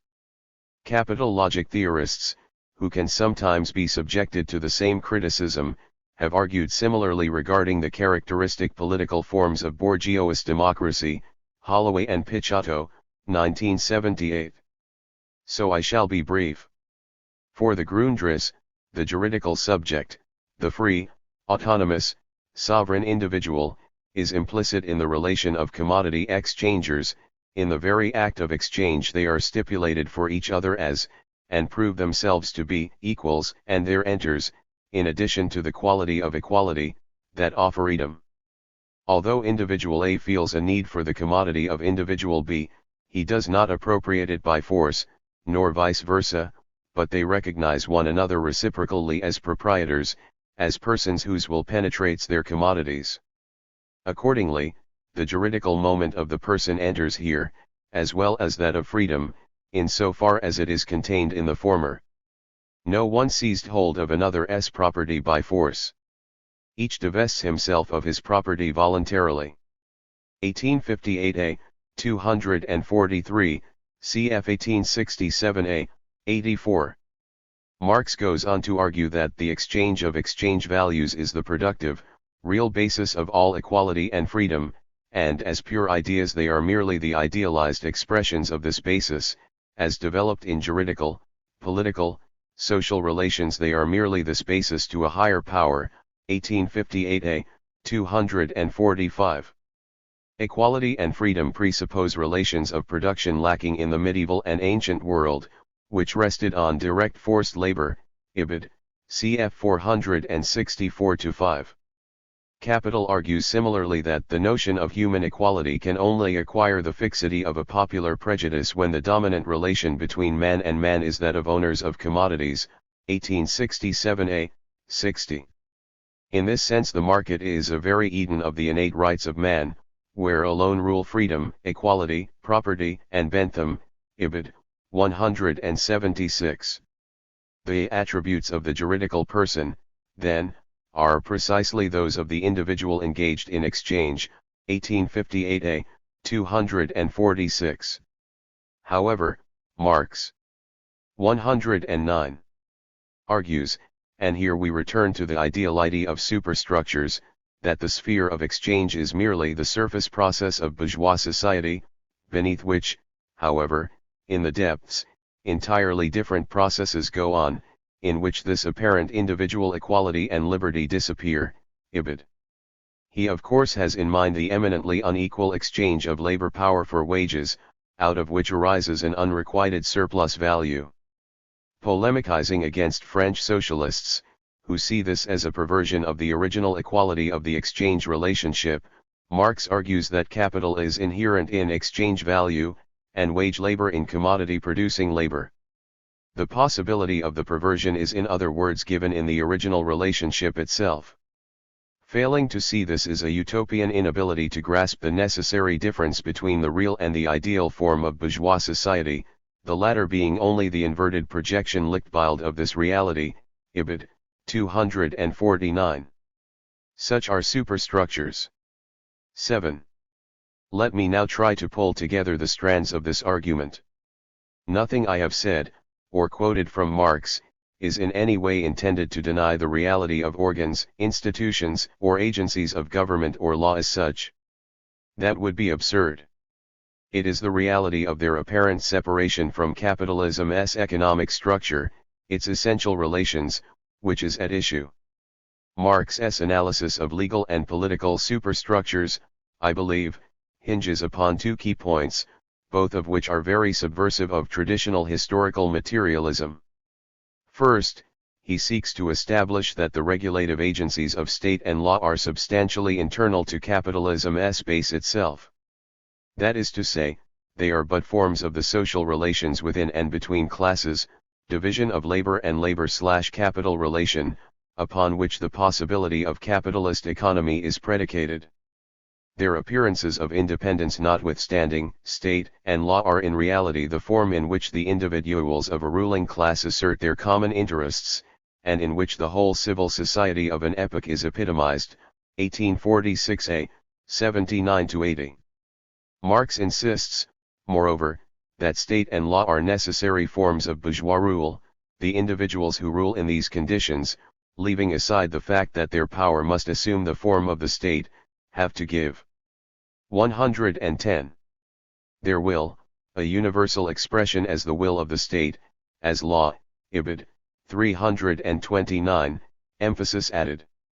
State and law are thus essential relations of capitalist production. In the sense elaborated in my last chapter, it could not proceed in their absence. We should pay close attention to Marx's language when he says that civil society must assert itself in its foreign relations as nationality, and inwardly must organize itself as state, and speaks of civil society in its action as state. Ibid. 50, 48. This does not sound like an external relation. This argument implies, among other things, that the class relations of capitalism cannot adequately be delineated just at the economic level, as Cohen's supposedly Rex-free ownership relations. State and law are intrinsic to the totality of social relations which actually make up the seemingly impersonal power of bourgeois property, which maintain a social order in which domination can appear to take purely economic forms. They are constitutive of bourgeois class rule. It could not exist otherwise. The bourgeoisie, in Max Weber's useful phrase, is the national citizen class. 1966, 249. Marx himself observes of the notion of citizenship it should read, domination of the bourgeoisie. 1846a, 215. Anderson, too, must be qualified here. I quoted him above on the novelty of the economy being a formally self-contained order in capitalism, for which superstructures of state and law are external preconditions. p. 73. This is fine, and grasps an important contrast between capitalism and previous forms of society, providing we remember that although the novelty is real enough, the externality of these spheres is merely apparent. This brings me to Marx's second point. For he is equally clear that in capitalism, these essential relations manifest themselves in Erscheinungsformen which conceal their true substance. The appearance of the economic sphere as an external, objective realm is one side of that world of illusion, whose fetishes we have sufficiently explored in previous chapters. As E. P. Thompson has observed, the very category of economics, the notion that it is possible to isolate economic from non-economic social relations, that all human obligations can be dissolved except the cash nexus, was the product of a particular phase of capitalist evolution. 1965, 82-3. The appearance of the political state, the illusory community, peopled by abstract individuals, equal citizens of the polity and subjects of the law, is the other side of the same phenomenon. The link between the two is the real subject of the commodity exchange. 111. The bourgeois. When Marx speaks of state and law as superstructures, it is to this bewitched world of appearances that I believe he is referring. Far from inscribing in his own theory, via a metaphor of levels, the reifications of capitalist society, the base/superstructure metaphor is intended to show them to be just that. The real state is an essential dimension of capitalism's class relations, the combination of one class over against another, 1846a, 93. Its ideal appearance is of an illusory community which took on an independent existence, ibid. It is the latter Marx calls a superstructure, in order precisely to show up its illusoriness, its ideal character, and deny its substantial independence. Regrettably, Marx never did write that critique of politics and political economy. But his later writings are thoroughly consonant with the critique he developed in the 1840s, arguing both the internality of the real state to capitalism's class relations and the insubstantiality of its ideal independence. Capital, for instance, asserts that the use of state power is an essential element of the so-called primitive accumulation, 1867a, 737, whose methods all employ the power of the state, the concentrated and organized force of society, ibid. 751. For Grundrisse, likewise, speaking of England, governments, e.g. of Henry VII, 8, etc. appear as conditions of the historic dissolution process of feudal relations and as makers for the conditions of existence of capital, 1858a, 507. Part 8 of Capital I details some of what Marx has in mind. 13. Both the Civil War in France, and the critique of the Gotha program, texts of the 1870s, continue to anchor the political state, the state insofar as it forms a special organism separated from society through the division of labor, 1875, 356, a state separate of and independent from society, 1871, 151, in the specifically capitalist division of labor. Marx also continues emphatically to deny the substantial reality of this separability. For the Civil War, the Second Empire, whilst at first view, apparently the usurpatory dictatorship of the governmental body over society itself, rising alike above and humbling all classes, is in fact the only possible state form in which the appropriating class can continue to sway it over the producing class, ibid. 196, the last degraded and the only possible form of that class ruling, ibid. 198, 14. The very separation of civil society and political state is an ideological superstructure on capitalism's component relations, an ideological form in which they are masked. 112. Which simultaneously idealizes individual and community. Two passages, one from 1843, the other from 1871, bring out well the underlying continuities, and the animating emancipatory vision, in Marx's thinking here. Only when man has recognized and organized his forces propres as social forces, and consequently no longer separates social power from himself in the shape of political power, only then will human emancipation have been accomplished. 1843 c. 168, the Paris Commune was, a revolution not against this or that, legitimate, constitutional, republican or imperialist form of state power. It was a revolution against the state itself, of this supernaturalist abortion of society, a resumption by the people for the people of its own social life. 1871, 150. Cohen at one point in his book remarks that even the mature idea of the political superstructure has some analogy with the doctrine of commodity fetishism, 1978, 128. Too true. But why, then, perpetuate the fetish within the analytic categories of historical materialism itself? 5. Interlude, the giraffes among the acacias. What follows is a brief, but I hope a useful, digression from my main argument.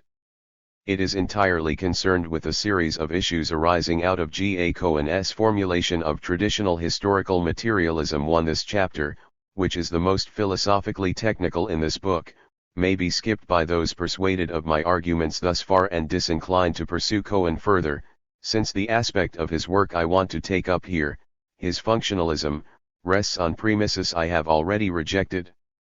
If my view of Marx's basic concepts is accepted, there is evidently no possibility of developing a general functional model, any more than there is of elaborating a general causal model, of the forces/relations or base/superstructure relationship, as Cohen attempts. The issue of functional explanation in Marxism is worth discussing independently nonetheless, for two main reasons. First, Cohen is undoubtedly correct that many forms of Marxism are tacitly functionalist. These include certain internal relations perspectives, and I wish clearly to distinguish my own position from these. Two functionalist formulations are also endemic in some variants of Marxist feminism. Second, and more importantly, Cohen maintains that Marx's claims in the 1859 preface can only be rendered coherent if they are interpreted functionally. Only thus, he contends, can we reconcile Marx's recognition that specific superstructures are conditions of existence for economic structures, and economic structures for development of the productive forces, with his assertion of the respective explanatory primacy of the latter term in each pair. Marxism in Cohen's view entails an inescapable commitment to functionalism. I believe Cohen to be right on this issue if, but only if, his 114I definitions of the entities in question are accepted. Non-functionalist causal interpretations of the forces/relations and base/superstructure correspondences run into unavoidable problems of circularity, of the sort raised by Acton.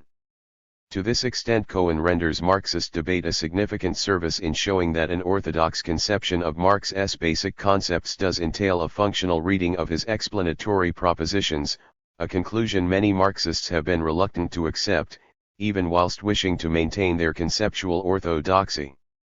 Interestingly, it was a recognition that only a covert teleology could reconcile a conception of superstructures as conditions of existence of economic structures with the assertion of economic determination in the last instance, which led Hindus and Hurst III eventually to argue the necessary non-correspondence of these supposed levels of the social formation.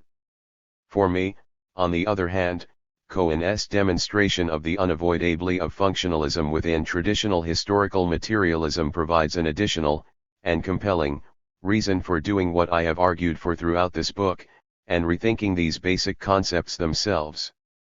For I shall argue that Cohen does not succeed in defending functional explanation.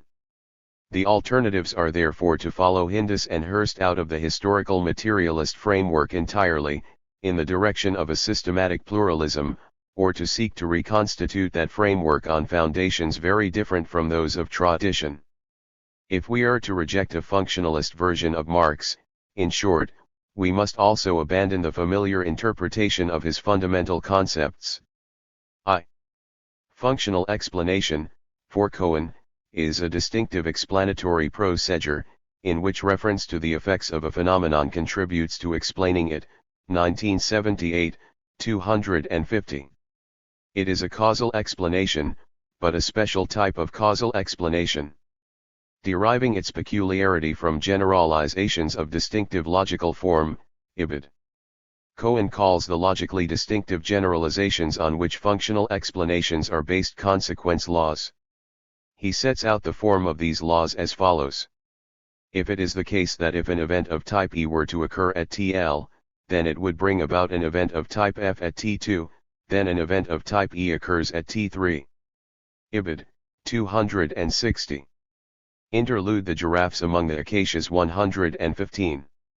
In practice, consequence explanations are invariably also functional explanations, that is, the explanandum event E is functional for something or other. Importantly, however, Cohen insists that this functionality is not a necessary feature of the structure of functional explanations, which is simply that of consequence explanations in general.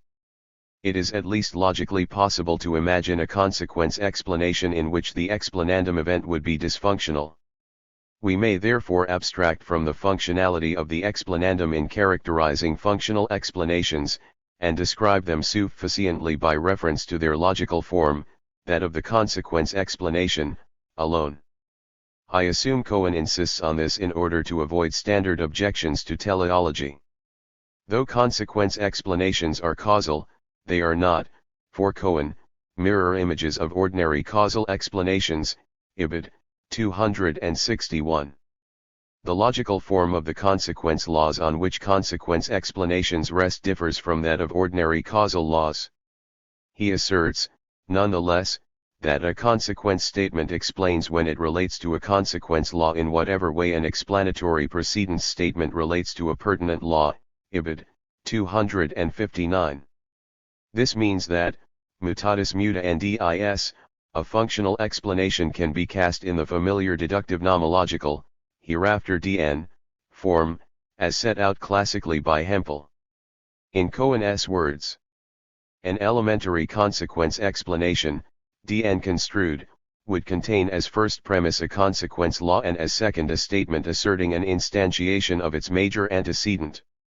The schema, where what is to be explained is the occurrence of an event of a certain type, would be as follows: L. If it is the case that if an event of type E were to occur at TL, then it would bring about an event of type F at T2, then an event of type E occurs at T3.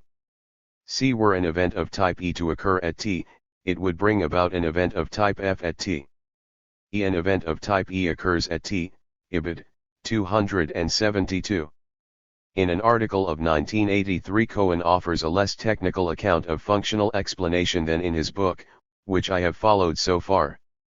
If E is a cause and its effect, the explanation is neither that E occurred because occurred, nor that E occurred because it caused either of these has the unacceptable consequence of requiring an effect temporally to precede its cause. The form of functional explanation. 116i. Cohen favors is, E occurred because it would cause F, or, less tersely but more properly, E occurred because the situation was such that an event like E would cause an event like / 1983b, 115. In functional explanation, it is the fact that were an event of a certain type to occur, it would have a certain effect, which explains the occurrence of an event of the stated type, 1978, 261. Cohen calls this fact, that described by the words he italicizes, a dispositional fact. Thus in Cohen's Marxism, the emergence of production relations of a given type is functionally explained by the dispositional fact that were such relations to emerge, they would promote development of the productive forces. Similarly with superstructures vis-a-vis bases. Cohen emphasizes, additionally, and very importantly for my argument, that such explanations may be confirmed in the absence of a theory as to how the dispositional property figures in the explanation of what it explains. We may have good reason for thinking a functional explanation is true even when we are at a loss to conjecture by what means or mechanism the functional fact achieves its explanatory role, Ibid. 266. As his later article puts it, to say that A explains B is not necessarily to indicate how A explains B. In a widely favored idiom, we may not know the mechanism linking cause and effect, or, as I prefer to say, we may be unable to elaborate the explanation, 1983b, 118-19. Thus specification of causal mechanisms is not for Cohen necessary to explanation. To use his own terms, explanations answer why questions, and we may be able to say why an event occurs without knowing how it occurs. In a functional explanation, the answer FO the question why an event occurs is necessarily and sufficiently furnished by citation of the relevant consequence law and antecedent, dispositional, conditions, exactly as within the conventional DN schema. To say why an event occurs is simply to invoke a covering causal law whose antecedent conditions are satisfied. Identification of causal mechanisms, saying how the explanandum event is actually brought about, pertains to what Cohen calls the elaboration of explanations. Such elaboration, the provision of a theory of causal mechanisms, may be desirable. But it is not in any way mandatory. Functional explanations as such are sufficiently characterized by their formulability in terms of Cohen's modified DN schema alone, and hence remain valid as explanations even in the complete absence of theoretical elaboration. This is, of course, the standard position adopted. Why? By positivists, and denied by realists, with regard to ordinary causal explanations. 2. Discussion may best be advanced from here by considering one of Cohen's examples of functional explanation in more detail. I shall treat it as a paradigm. It is this. A population of giraffes with a mean neck length of 6 feet lives in an environment of acacia trees, on whose leaves they feed. The height of the trees makes it true that, if they now had longer necks, their survival prospects would be better. They subsequently come to have longer necks. So far all we have is evidence of a consequence generalization. But if Darwin's theory of evolution is true, then the fact that were they to have had longer necks, they would have fared better, contributes to explaining the elongation. The environment selects in favor of variants with longer necks precisely because it is an environment in which longer necks improve life chances. On no construal can that dispositional fact be reduced to an unexplanatory precursor of the acquisition of the feature. Its explanatory relevance to the elongation of the neck is entailed by the Darwinian theory, Ibid. 269. Cohen then confronts an imaginary skeptic, who argues that the dispositional property, that the environment is of a kind in which longer necks would improve life chances, merely correlates with what really explains the elongation. This is the presence of the trees, a quite undispositional circumstance, Ibid. 270. Cohen replies as follows. We can agree that it is the trees which, aided by the chance genetic variation, cause the neck of the species to grow. But what is it about the trees which makes them have that effect? Answer, where trees are of the given height, giraffes with longer necks would prosper better. The dispositional fact is an essential element in the explanatory story, Ibid. Consistently with his disjunction between explanation and its elaboration, Cohen claims, additionally, that in this example the dispositional fact is essential to the explanation of the lengthening of giraffes' necks irrespective of whether we favor Darwinian or Lamarckian accounts of how the elongation occurs, the latter. I-118I. Cohen might have added, being a functionalist theory in the conventional teleological sense, and the former not. In Cohen's view, what we have in the Darwin/Lamarck dispute are rival theories of why a consequence explanation holds, not rival alternatives to consequence explanation, Ibid. 271. We see here the import of Cohen's denial that the functionality of explananda is necessary to structural characterization of functional explanation, and the way this connects with his explanation/elaboration distinction. Insofar as the functionality of an explanandum enters into a putative causal account, as it does for Lamarck, it does so at the elaborative level. It is not necessary to the formulation of the consequence laws upon which functional explanation as such rests. Now, I believe that in this example Cohen misstates Darwin, and when Darwin's theory is properly expressed, dispositional properties are not essential to explanation. There is a construal within which such dispositional facts are non-explanatory precursors of the elongation at issue, and that construal is standard Darwinian theory, at least as I understand it. Let me elaborate. In confronting his imaginary opponent, Cohen attributes to him the view that it is the presence of the trees which explains the elongation of the giraffes' necks, and this is not a dispositional circumstance. Cohen easily rebuts this. But a Darwinian would not, in fact, be likely to advance this argument. He would be more likely to argue in two stages, which Cohen conflates. First, he would say that the initial appearance of long-necked giraffes is not explained by anything in the environment, dispositional or otherwise, but by genetic mutation.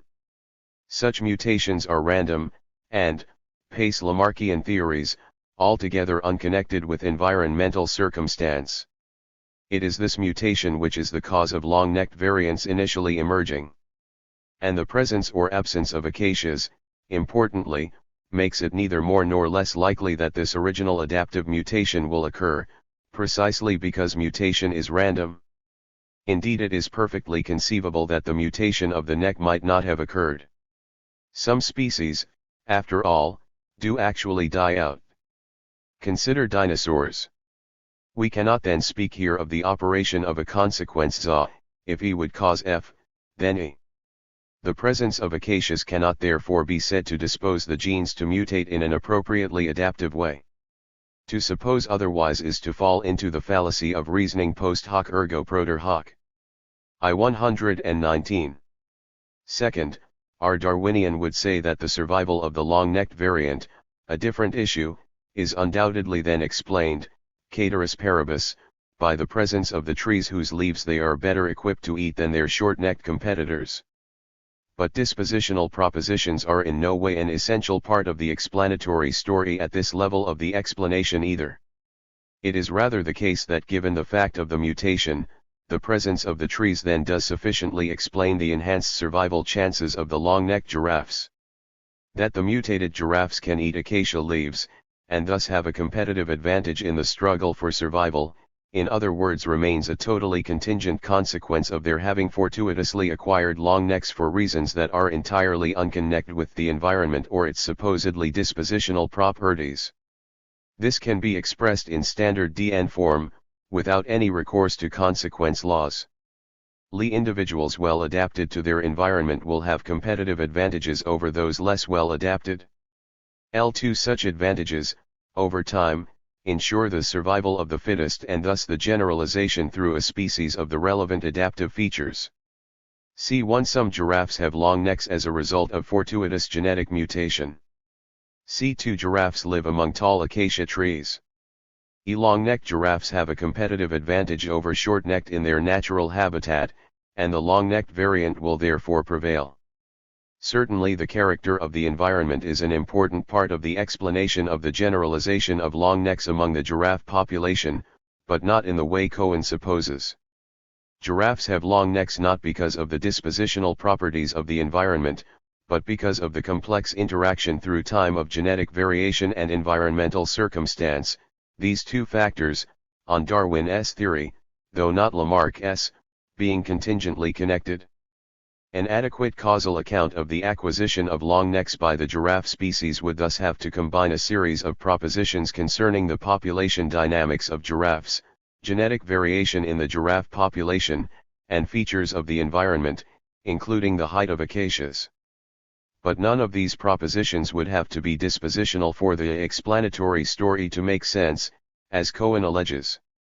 It is not the dispositional fact that were giraffes to have long 120 necks, they would fare better among the acacias, which in any sense explains why the feature was acquired by some giraffes in the first place, and the explanation of why this variant then prevails supposes this initial acquisition of the feature. Given the mutation, moreover, presence of trees then does sufficiently explain the survival of long-necked giraffes ceteris paribus. On the contrary, what is being offered in Darwinian theory is an historical and relational, a material, explanation of what functionalism apparently explains, namely the evident adaptation of giraffes to life among the acacias. It was of course exactly for this reason that Marx hailed the publication of Darwin's Origin of Species for dealing the death blow to teleology in the natural sciences whilst setting forth its rational meaning in an empirical way, 1861. Darwin, Marx is saying, provided a material explanation of, and thereby makes rational, what superficially appears to be a teleological process. Cohen can construe the dispositional fact that environments with tall trees favor long-necked mammals as in itself explanatory only by short-circuiting this complex, material account of how long necks were both initially acquired and subsequently generalized through the species. In this line of criticism of functional explanation is hardly new, but Cohen does not confront it. What I am saying, in effect, is that explanations in terms of Cohen's dispositional properties can be entirely rewritten in straightforward causal terms without any loss in content, but with a considerable gain in accuracy. Cohen's dispositional properties are contingent factors, like presence of acacias, which may feature as relevant antecedents in a perfectly conventional causal explanation, as of the long-necked giraffe's survival, if certain other equally contingent events, like mutation, occur, but they do not thereby explain why those other events occur in the first place. They merely appear to do so, as long as we remain in ignorance of the real causal mechanisms at work. Somewhat paradoxically, the possibility of thus rewriting functional explanations as orthodoxly causal explanations is a consequence of Cohen's own insistence on eliminating the functionality of interlude, the giraffes among the acacias 121. Explananda from his characterization of consequence explanation star. I could not have argued this case for all varieties of functional explanation. For Cohen, dispositional facts explain in exactly the same way that causal antecedents do. But this is not the case, for instance, in avowedly teleological explanations in which ends are explanatory without being temporal antecedents. Such explanations self-evidently cannot be assimilated to orthodox, Humean, causal paradigms in the way Cohen attempts for his consequence explanations. Were the functionality of the explanandum event a necessary feature of functional explanation, the latter indeed would be a distinctive form of explanation, if an obviously dubious one, except when applied to entities capable of acting to achieve goals, like people or gods, and the translation of functional into causal propositions would be impossible without loss of the specifically teleological element in their content. For Cohen, though, causes lie in antecedent dispositional facts, not the functionality of explananda as such, and it is these supposed dispositional facts I argue can be causally rewritten.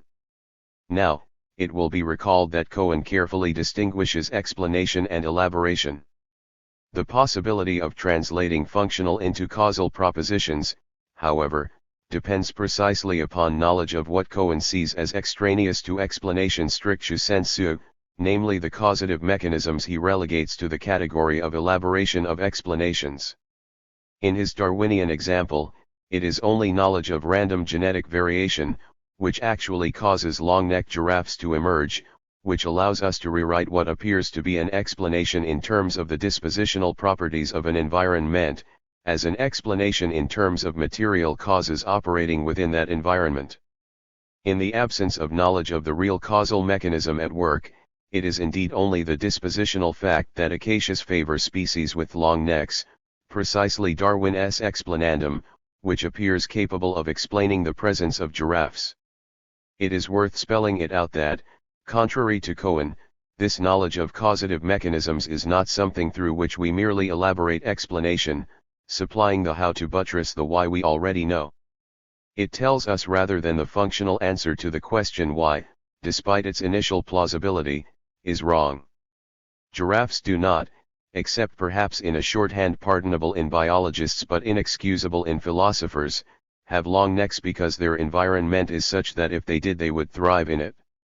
They have long necks by the luck of the genetic draw, operating within given environmental conditions, certainly, but not in any way which is functionally explained by those conditions. Indeed, knowledge of mechanisms shows that there are in fact no consequence laws involved. As argued above, it in no way follows from the presence of acacias that the adaptive mutation actually will occur. If Darwinian theory is correct, we cannot say, for this area, if E would cause E will occur. We can reach this last conclusion however, in defiance of manifest correlations of species and environments, only because we know the adaptive mechanism in fact to be random.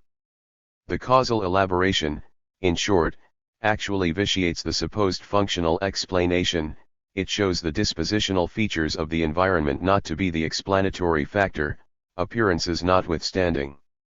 By the same token, we should not suppose production relations and superstructures take the forms they do because they respectively serve productive forces and economic structures, even if they manifestly do, without a far more convincing defense of functional explanation than Cohen supplies. It may on the contrary be the case that, say, a superstructural feature arising out of eminently non-economic causes is quite contingently able to facilitate certain economic developments, as the mutation does the survival of giraffes on the plains of Africa. In such cases the feature should properly belong, in the first instance, in the causal explanans of why a given economic structure is able to emerge, and not, by functional sleight of hand, be numbered among its explananda. Once the mode of production is on its feet, the environment it constitutes for the superstructural feature at issue might in turn help explain the latter's persistence, as the continued presence of acacias does the survival of long-necked giraffes. But if it did, it would do so materially, not functionally. Examples of this might include, in the case of capitalism, Weber's Protestant ethic or the English common law. Few sociologists would deny the pertinence of either for capitalist development, but only a historical ignoramus would ascribe them capitalist origins. Many would accept that whatever their origins, the survival of both was considerably facilitated by the success of the capitalist economic structure they, arguably, helped give rise to. Christopher Hill argues this brilliantly for both Protestantism and the common law as summated in Koch's Institutes.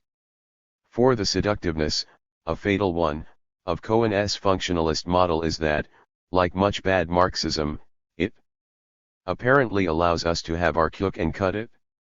Technological and economic determinisms can be maintained in a dispositional asterisk form in which straightforward empirical challenges cannot be used to refute them.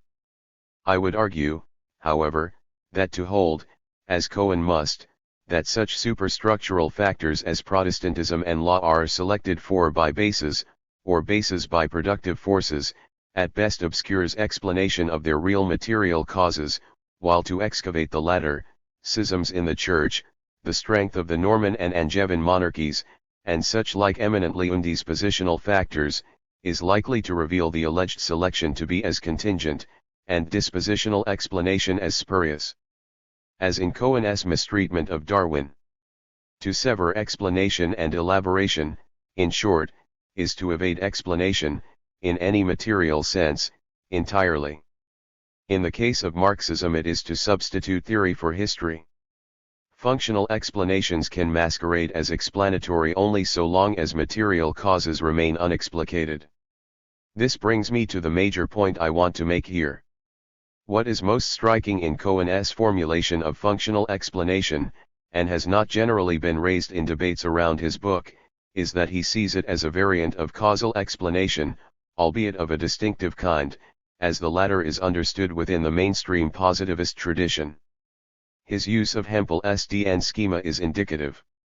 Within this tradition, which derives ultimately from Hume, a cause is understood in terms simply of constant conjunction, if P, then Q, of terms between which no necessary connection obtains. To give a causal explanation of something is accordingly merely to show that it instantiates a covering law, the latter being a universal conditional relating empirical particulars. Cohen formulates the relation between his consequence laws and consequence statements in exactly the same way.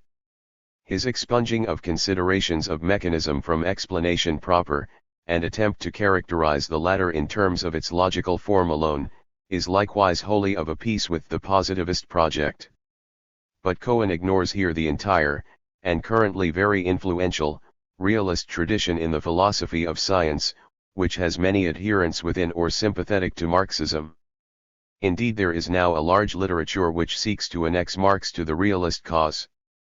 5. Now for realism, expressibility in DN form is certainly not sufficient, and for some realists like Bhaskar is not even always necessary, to qualify a series of propositions as an explanation.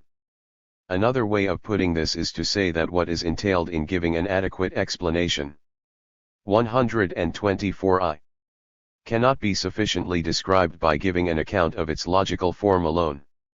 The covering law model, accordingly, does not adequately characterize what scientists, or ordinary language, actually mean when they speak of a cause. Keat and Urey, 1975, 11-12, use a famous illustrative example. The onset of measles is invariably preceded by the presence of small white marks in the lining of the cheeks, known as colic spots. The latter have both of the necessary characteristics of a Humean cause, temporal precedence, and invariant succession, and could therefore serve as a major premise to DN explanation of the form if colic spots, then measles. And if DN formulability suffices to characterize what is required for an explanation, then we have no good reason not to explain measles as the outcome of colic spots. Yet we would not ordinarily want to say that the spots cause the measles. The cause, rather, is invasion of bodily cells by a virus of the family Paramyxoviridae, of which colic spots are an early manifestation. Certainly we may predict the imminent onset of measles from the presence of colic spots, but the spots do not in any meaningful sense explain the disease. Ascription of causes, explanation, for realist critics of positivism, necessarily entails giving an account of the actual mechanisms through which a given effect is seen as being really produced, in this case the activities of the virus. It is only in virtue of such an account that we can differentiate real causes from merely incidental correlations, or stop a potentially infinite causal regress of empirical antecedents. This in turn requires what Bhaskar calls ontological depth, the invocation of real, and sometimes invisible entities distinct from the phenomena observed, whose characteristics, properties and powers are capable of explaining those phenomena in this materially causal sense. Such are viruses with measles, and genes with giraffes' necks. This conception of causal explanation clearly deviates considerably from Hempel's authoritative characterization of the positivist model, which Cohen straightforwardly accepts, for it centrally involves going beyond mere empirical regularities. Indeed, for realism such regularities, like the manifest adaptedness of species to their environments, are characteristically part of science's explananda. An instance in Marx would be the correlation between fertility of land and differential rent, which he does not accept as in itself explanatory, see SAYER 1983, 49-52. This means that giving a causal explanation necessarily involves elaborating a theory of causal mechanisms. It is only such a theory which makes a series of propositions into an explanation. We cannot answer a why question except by saying how. We cannot give a properly causal explanation without elaboration, for it is precisely in the supposed elaboration, the development of a theory of mechanisms, that explanation, as distinct from unexplanatory, or insufficiently explanatory, correlations of the colic spot/measles, or acacia/long necks, variety, finally consists. In my final chapter I shall argue that in Marx, the analogous mechanisms lie ultimately in the actions of real individuals, and that causal explanation of social phenomena must accordingly be historical. We do not explain such things as Protestantism or law by their functionality but their genealogy. To defend realism, whether as a philosophy of science or in relation to Marx's method, is beyond the remit of this book. I have made some gestures in this direction elsewhere, 1983. But it is not irrelevant to my overall argument to suggest that what finally vitiates Cohen's account of functional explanation is exactly what realists argue undermines positivism, the lack of any material conception of cause. For Cohen's characterization of functional explanation is, as he goes to some lengths to show, a variant of Hempel's DN model. Had Cohen operated with a material understanding of cause, he would never have made the mistake he did with the giraffes, excluding what actually makes their necks grow from the category of explanation proper, whilst ascribing a contingent empirical correlate, the dispositional properties of the environment, an illusory causal role. Nor would he have had the gall, or should I say the historical ignorance, comprehensible only in an analytic philosopher, to suggest that, in effect, in the social world we have explained a phenomenon by demonstrating its functionality for another, whilst establishing how it was brought about, or is materially sustained, is a mere optional extra, irrelevant to the truth or falsity of our supposed explanations. To call such a procedure either historical or materialist is a travesty of either adjective, and about as far away from Marx as we could conceivably get. 6. The historicity of concepts. Let me now try to pull together some of the major arguments of this book. Since my main concern has been with the fundamental concepts of historical materialism, forces of production, economic structure/relations of production, and superstructure, it is worth reminding ourselves, to begin with, how Marx himself regarded theoretical categories. They were not free-floating analytic devices, innocent of historical content. Rather, for him ideas, categories are but the abstract ideal expressions of social relations. Indeed, the categories are no more eternal than the relations they express. they are historical and transitory products, 1846b, 189. Hence, in the succession of the economic categories, as in any other historical, social science, it must not be forgotten that their subject, here, modern bourgeois society, is always what is given, in the head as well as in reality, and that these categories therefore express the forms of being, the characteristics of existence. Marx adds, with emphasis, this holds for science as well, 1857, 106. There is no theoretical Archimedean point, from which scientific analysis could commence, which is outside the history and societies of which historical materialism tries to make sense. For Marx, our categories of analysis inescapably partake of the social reality they seek to depict, they bear the stamp of history, 1867a, 169. This remains the case even for, and perhaps especially for, the most apparently pure and simple of abstractions, like the Hegelian concept of property, ostensibly the subject's simplest juridical relation, discussed in Chapter 3. Such abstractions always presuppose some definite concrete substratum, 1857, 102. Similarly with the idea of the abstract individual, discussed in Chapter 4. Indeed, Marx argues that as a rule, the most general abstractions arise only in the midst of the richest possible concrete development, where one thing appears as common to many, to all, Ibid. 104. Simple categories are latecomers on the historical stage. The historicity of such analytic categories is not, however, by any means always apparent. They appear as, precisely, abstractions, concepts whose content and validity are not circumscribed by time or place, which may therefore be applied quite legitimately to the analysis of any mode of production or social formation. Marx questions this appearance of pure abstraction, and denies such universalistic pretensions. In the 1857 general introduction, he considers this question at length with regard to the conceptual fundamentals of political economy.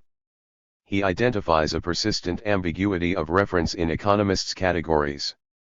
The abstraction of the category labor, labor as such, labor pure and simple, for instance, in one sense expresses an immeasurably ancient relation valid in all forms of society. At the same time, Marx maintains that the concept achieves practical truth as an abstraction only as a category of the most modern society. It becomes thinkable in such abstraction only in a form of society in which individuals can with ease transfer from one labor to another, and where the specific kind of labor is a matter of chance for them, hence of indifference, 1857, 104-5. In Capital, Marx suggests that Aristotle was precluded from developing a concept of value based on labor because of the absence of this material presupposition, 1867a, 59-60, Greek society was founded upon slavery, and had, therefore, for its natural basis, the inequality of men and their labor powers. Elsewhere he develops similar arguments to explain the physiocrat's limitation of the category of value-producing labor to agricultural labor alone, 1863a, ch. 2, 1857, 104, and Petty's restriction of the labor theory of value to labor which produces gold and silver, 1859b, 54. The 1857 introduction draws this general conclusion. This example of labor shows strikingly how even the most abstract categories, despite their validity, precisely because of their abstractness, for all epochs, are nevertheless, in the specific character of this abstraction, themselves likewise a product of historic relations, and possess their full validity only for and within these relations. 1857, 105. 128. Though Marx briefly goes on to entertain the idea that the bourgeois economy thus supplies the key to the ancient, etc., by virtue of its provision of such abstractions, he severely qualifies this. It is not to be taken, he says, in the manner of those economists who smudge over all historical differences and see bourgeois relations in all forms of society. One can understand tribute, tithe, etc. if one is acquainted with ground rent. But one must not identify them. Although it is true, therefore, that the categories of bourgeois economics possess a truth for all other forms of society, this is to be taken only with a grain of salt. There is always an essential difference, Ibid. 105-6. Ignoring such essential differences leads to implicitly teleological approaches to history, in which the latest form regards the previous ones as steps leading up to itself, and always conceives them one-sidedly, Ibid. 106. Elsewhere I have argued that subsequently Marx considerably hardened up these latter reservations, SAYER, 1983, 96-103, 146-8. In the 1859 Critique, Theories of Surplus Value, and Capital, he does not use historically ambiguous categories like labor pure and simple, but develops a new conceptual apparatus founded upon the scrupulous distinction of the historical and transhistorical referents of such notions. This is a systematic feature of the methodology of Capital. Thus those senses in which the abstraction labor does genuinely apprehend an immeasurably ancient relation valid in all forms of society are grasped in the transhistorical concept of useful or concrete labor, labor which yields use values, products which satisfy human needs of one sort or another. This concept, incidentally, is no more void of social content than any other, but its content is what is genuinely a social universal, the material side which all human labor possesses irrespective of its social form. Marx makes clear, however, as we saw in Chapter 2 with respect to his concept of the labor process, that such transhistorical categories are abstractions. They do not in themselves immediately or adequately describe any empirical realities. This is the corollary of their very generality. All human labor is useful, but it is never only this, and no empirical form of human labor can therefore be sufficiently described by its useful features alone. Meanwhile, those senses in which labor is as modern a category as are the relations which create this simple abstraction, 1857, 103, are grasped in the historical category of abstract labor, one labor, which produces exchange values. Abstract labor is labor conceived merely as the quantitative expenditure of human labor power, irrespective of the particular useful or concrete form in which this expenditure takes place. It is such quantitatively equatable labor, as distinct from the different and qualitatively incommensurable labors which produce different use values, which is expressed in the relative exchange values of different commodities. The concept of abstract labor, unlike that of useful labor, which is merely the concept of what all human labor has in common, a class concept in my earlier terminology, designates what for Marx is a definite historical reality, a particular social form in which labor actually exists empirically. Labor which creates exchange value, he says, is social not in the general sense but in the particular sense, denoting a specific type of society, 1859b, 31-2. The abstraction of labor pure and simple from its multiple concrete forms is, for Marx, a process that really takes place when, and only when, commodities are exchanged, and it is this feature of modern bourgeois society which alone makes an abstract concept of labor possible. And more generally, labor is henceforth always specified in Marx's writings in one or another such form, wage labor, slave labor, communal labor, and so forth, save where, rarely, he is genuinely speaking of what pertains to human labor transhistorically. Political economy is correspondingly, and repeatedly, criticized for ignoring these distinctions of form in its conceptualizations. Indeed, Marx says of the concrete/abstract labor distinction that it is the pivot on which a clear comprehension of political economy turns, 1867a, 41, the whole secret of the critical conception, 1868a, cf 1867c.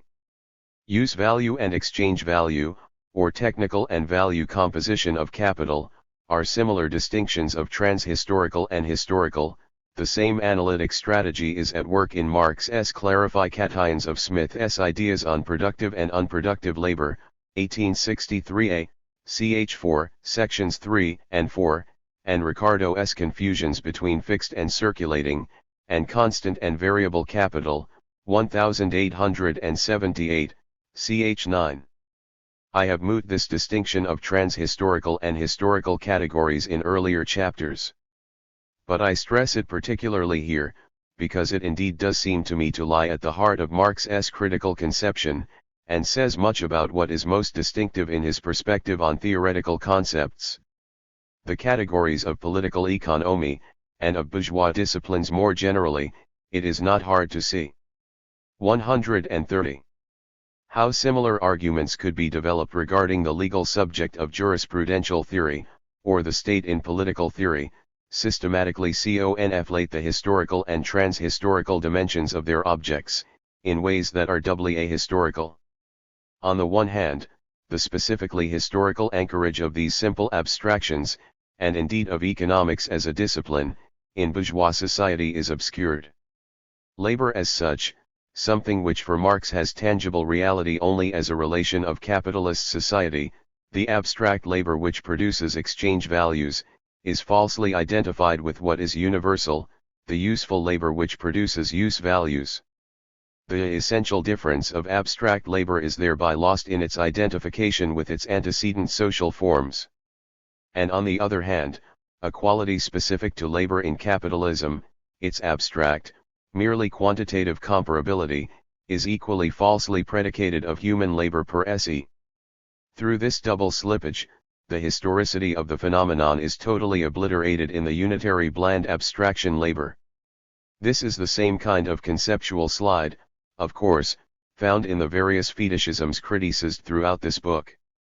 It is hardly surprising that theories built on such abstracted conceptual foundations lack all historical purchase. N. As argued in Chapter 2, such fetishisms are not mere intellectual errors. They are, so far as Marx is concerned, at least, grounded in capitalism's phenomenal forms, the ways in which the social relations of bourgeois society present themselves to the consciousness of its participants. Neither the social presuppositions, nor the historicity, of natural, self-understood forms of life like labor, commodities, money, or capital, are immediately evident in their appearance. Such forms seem, rather, to be natural, obvious, and universal, and are accordingly conceived in ordinary language and political economy in fetishistic ways, precisely as pure ahistoric abstractions.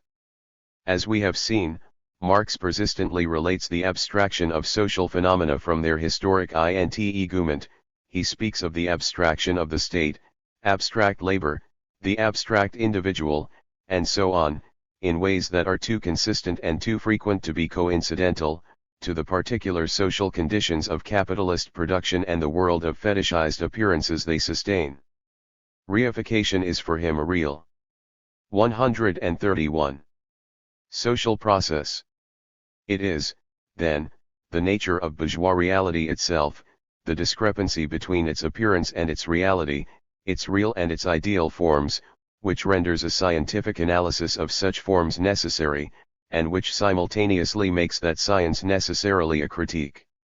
To show capitalism's phenomenal forms to be mystifying is implicitly to criticize the immediate social forms of consciousness, and the theories and ideologies predicated on their plausibility, in which these forms are spontaneously grasped. Marx's own theoretical concepts, in short, are grounded in a critique of appearances, of natural, self-understood forms of social life and their corresponding categories. Having written on this at book length elsewhere, 1983, I do not intend to elaborate too far on, or defend, what I see as involved in this form of analysis. But briefly, I see Marx's critique, analogously to Kant's, as entailing an excavation of the conditions of possibility or impossibility and therewith the origins, extents, and limits, Kant, 1969, 3, of its object. Marx's object, his severally declared starting point too, is not production in general, but the specific social forms in which, in any given instance, productive phenomena manifest themselves to our experience. Given his materialist assumption of correspondence between phenomenal forms and categories of thought, such an analysis of the conditions of possibility or impossibility of the forms themselves is simultaneously an exposure of the origins, extents, and limits of the theoretical categories in which they are conventionally apprehended. Not only propositions, therefore, but the very terms in which they are framed, categories and concepts, for Marx have a truth value. Definition can accordingly never be a merely nominal operation. A difficult notion for analytic philosophy to accept, this idea would not be at all odd to a Hegelian. The conditions of possibility at issue will for Marx be a given set of production relations, between people, and to nature, related to a given level of development of productive forces, in my sense of both terms what he calls the material groundwork, or set of conditions of existence, 1867a, 80, of society, its essential relations. Marx's critique, he says in the general introduction, thus moves from the imagined concrete, the given world of phenomenal forms, to the abstract, the concepts of the essential relations which explain these forms. Equally importantly, however, the critique then moves back again, to a reproduction of the concrete by way of thought, 1857. 132. 100-1. As Marx says of his procedure in Capital, the various forms of capital, as evolved in this book, approach step by step the form which they assume on the surface of society, and in the ordinary consciousness of the agents of production themselves, 1865a, 25. I see this second stage of analysis as being above all a historical enterprise, SAYER, 1983, afterward. Essential relations are concretized through a genuinely historical analysis of the actions of real, living individuals in which, in the end, they entirely consist, and this is this ultimate explanatory, and demystifying, level of Marx's theory. Let me exemplify. On the surface of society, in immediate experience, capital is encountered simply as a sum of money which when productively invested is capable of expanding its value, the mysterious formula M. Marx asks how this expansion is possible.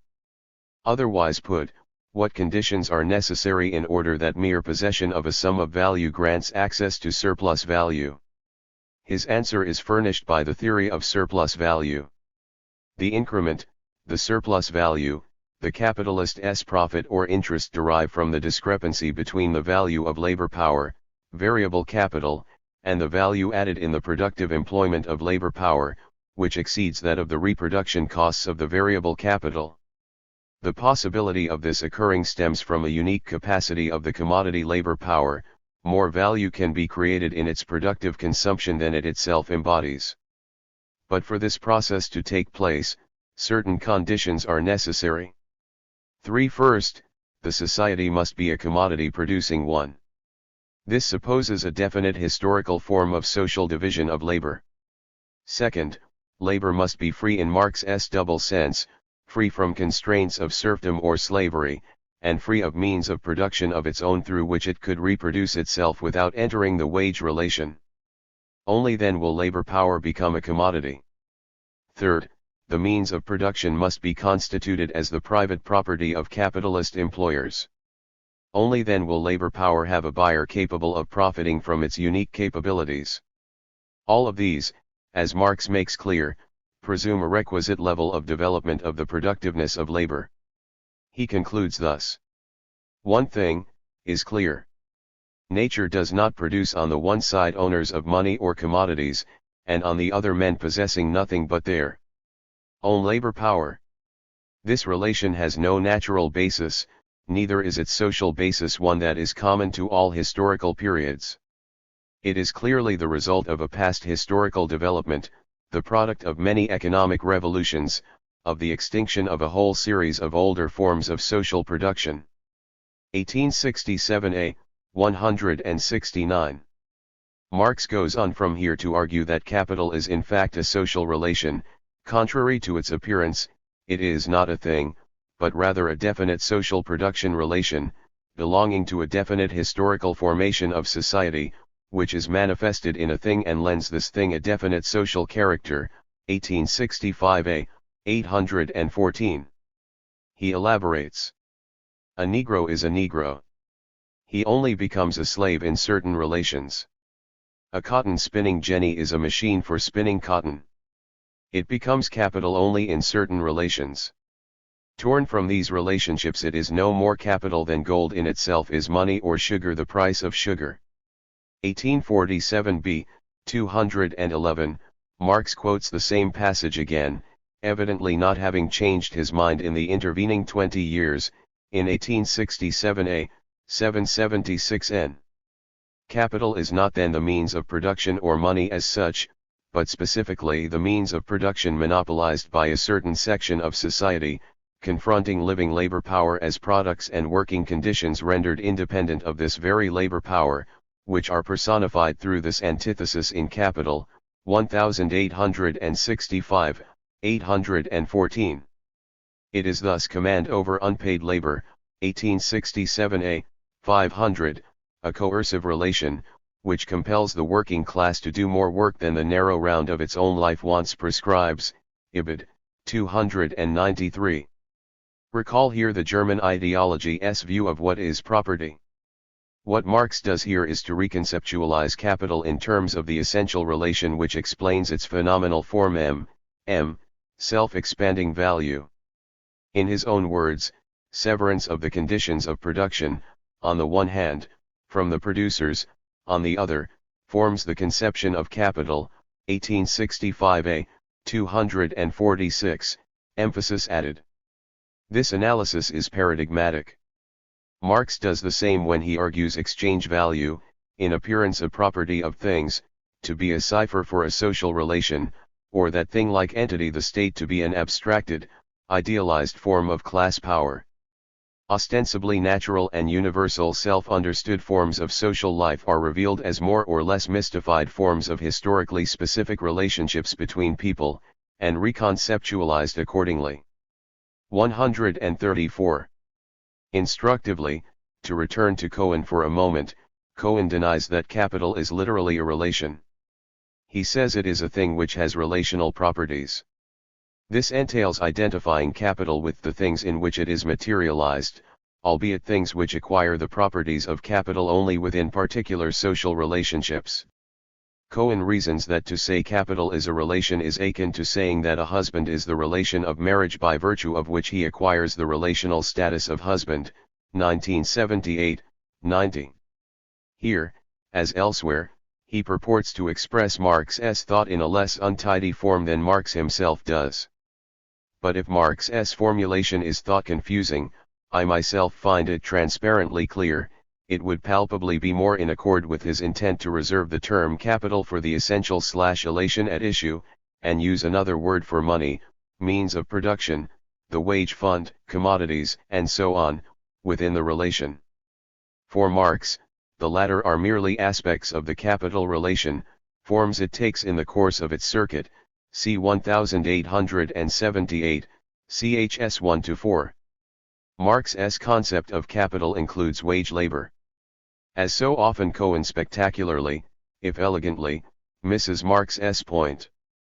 What Cohen sees as a rather irritating category error, the apparent confusion of a relation with one of its terms, is precisely the fetish Marx is analyzing.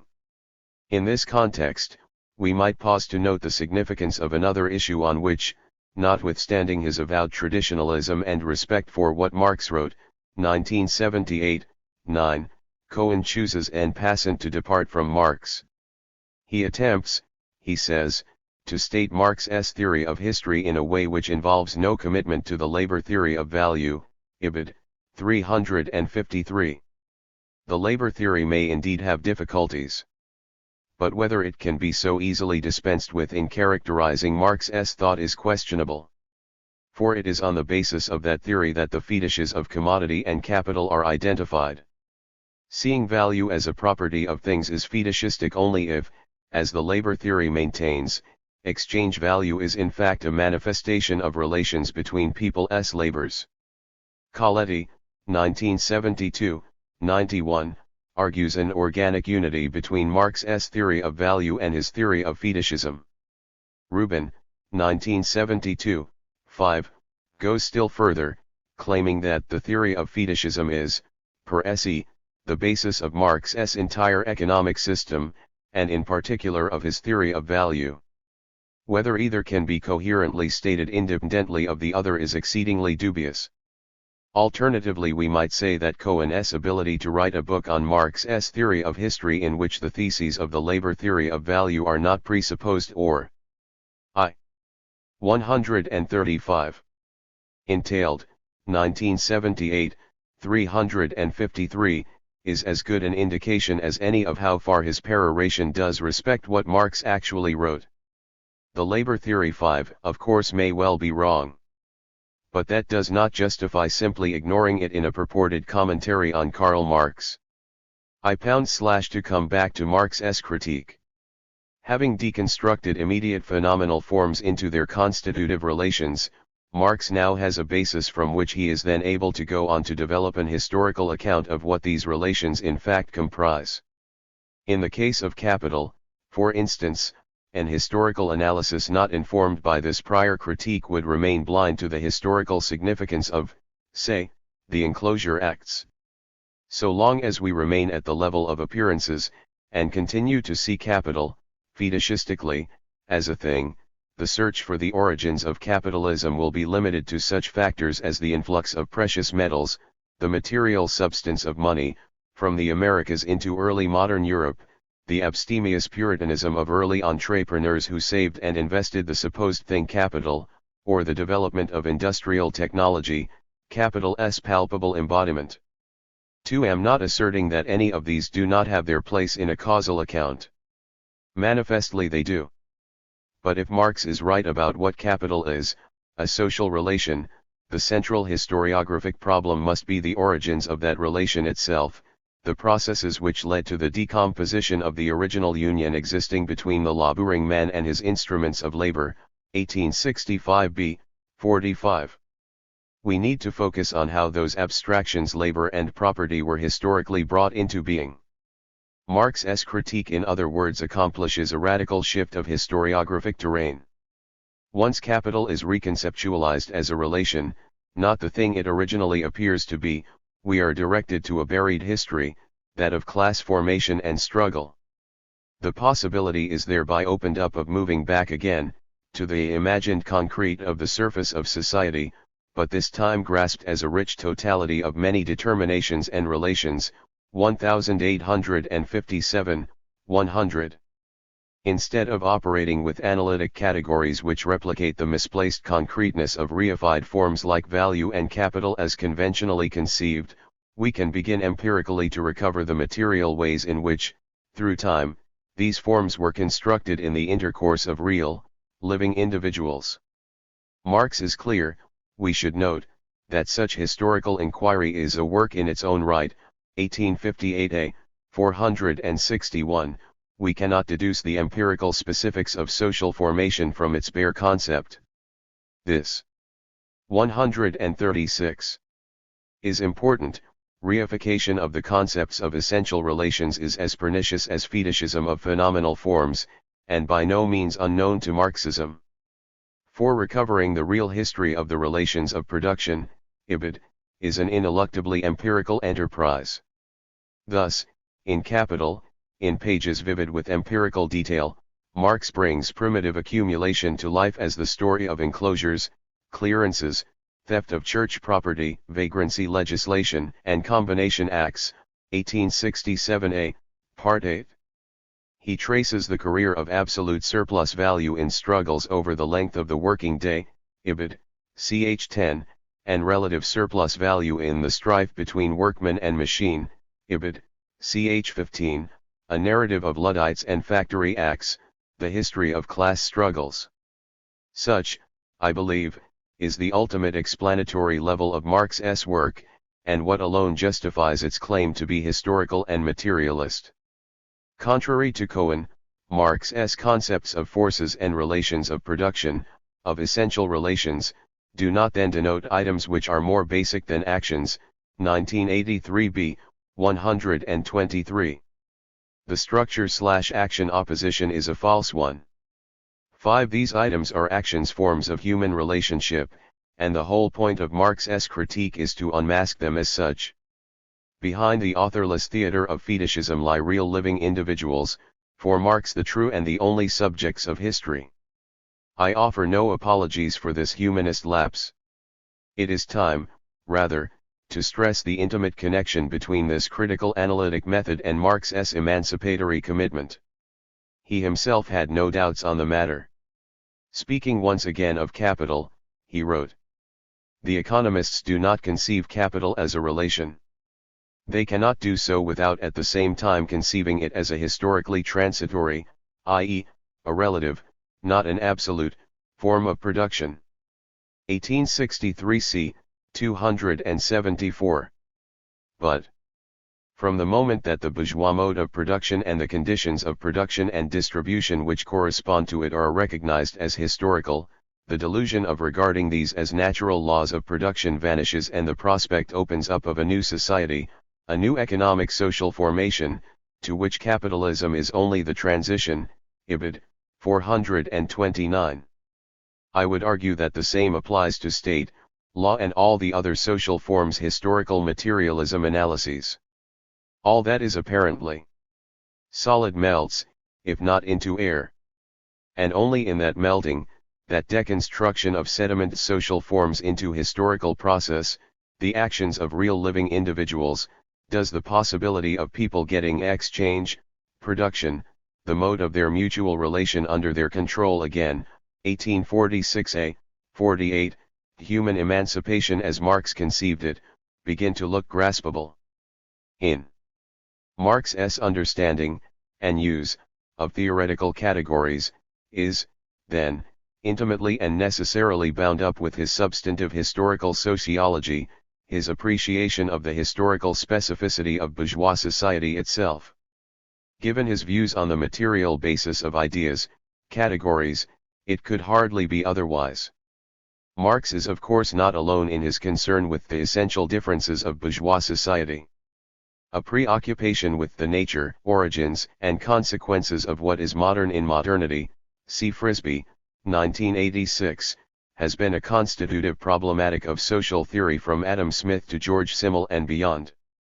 Marx himself, as I have indicated at various points in this book, comprehensively contrasts bourgeois society with all that preceded it. His major contrast, at the level of social relations, is between social orders founded upon personalized dependency, taking a multiplicity of forms in history, and the ostensibly impersonal objective dependency relations of capitalism. The latter are historically unprecedented, at least as the basis for an entire society, and for Marx are what explain most that is characteristically modern in modernity. In bourgeois society, abstract individuals dominate one another, as economic classes, not social political legal estates, through the impersonal medium of property. Dominion over people is established through and expressed in command over things, above all means of production and labor power. Cohen is right, at the phenomenal level, about what property is in capitalism. The essential relation behind this is a particular form of social division of labor, of which Marx analyses class formation as an aspect. This relation constitutes the market as an apparently sui generis realm, governed by quasi-natural laws of its own and standing over and against individuals, the economy as ordinarily conceived. But a range of other social forms are implicit in, or internally related to, this. Though 138.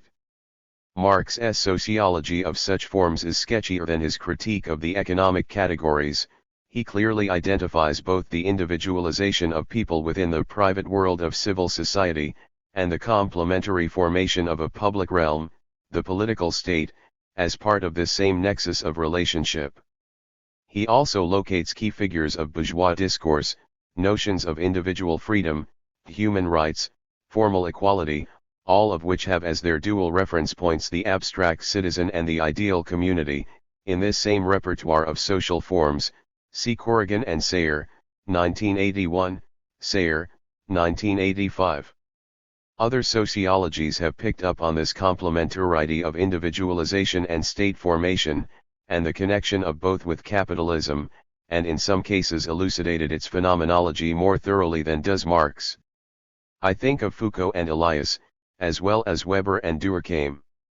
Marx's distinctiveness lies in rooting the totality in people's materialistic connection, though, I have argued, characteristically as forms of this connection itself, rather than as its epiphenomenal or secondary consequence. Weberian themes of the pertinence of individualist Protestantism to the bourgeois ethos, or the development of rational law and bureaucracy, or the more general cultural configuration of Zweckrationalität in the modem West, formal, instrumental rationality, whose paradigm, as Weber is explicit, is the capitalist market, can evidently be addressed within this problematic. So can Durkheim's concerns with the moral foundations of social order in organic societies, the pre-contractual conditions of contract, or the relation between state formation and the sanctification of the human individual as the moral subject of the modern world order. Likewise Simmel's wide-ranging and insightful phenomenology, in the philosophy of money, of the lived world of commodity exchange, and its connections with, to quote Siegfried Kracauer, ownership, greed, extravagance, cynicism, individual freedom, the style of life, culture, the value of the personality, etc. Frisby, 1984, 93-111. But I digress. The main point I wish to stress here is that what was argued above for Marx's economic categories, labor, value, capital, and so on, applies with equal force to his sociological concepts. I have provided ample evidence throughout this book to show that Marx himself was well aware that simple sociological abstractions, individual, class, economy, polity, state, were no more devoid of historical anchorage and reference than a concept like labor. In the specific character of their abstraction, these two are historical categories. In one sense, just as with labor, the very abstractness of these concepts indeed does enable them to illuminate antecedent forms of society. We may, for instance, use the concept of class as developed for capitalism to illuminate what is involved in serfdom. Like the wage relation, the latter is a relation in which direct producers are exploited, contrary to its appearances as a relation of reciprocal patriarchal obligation founded in natural or God-given hierarchy. But this is not to identify the two, or to say that a feudal estate is a class in the same sense as the modern bourgeoisie, Godlier, 1984. Once we make this identification, we lose sight of the specificity of both forms of society, and the essential difference between them. For Marx, the bourgeoisie is the first true ruling class in history, and this is a very important fact about it, telling us much about what its social power comprises and the forms in which that power is constituted.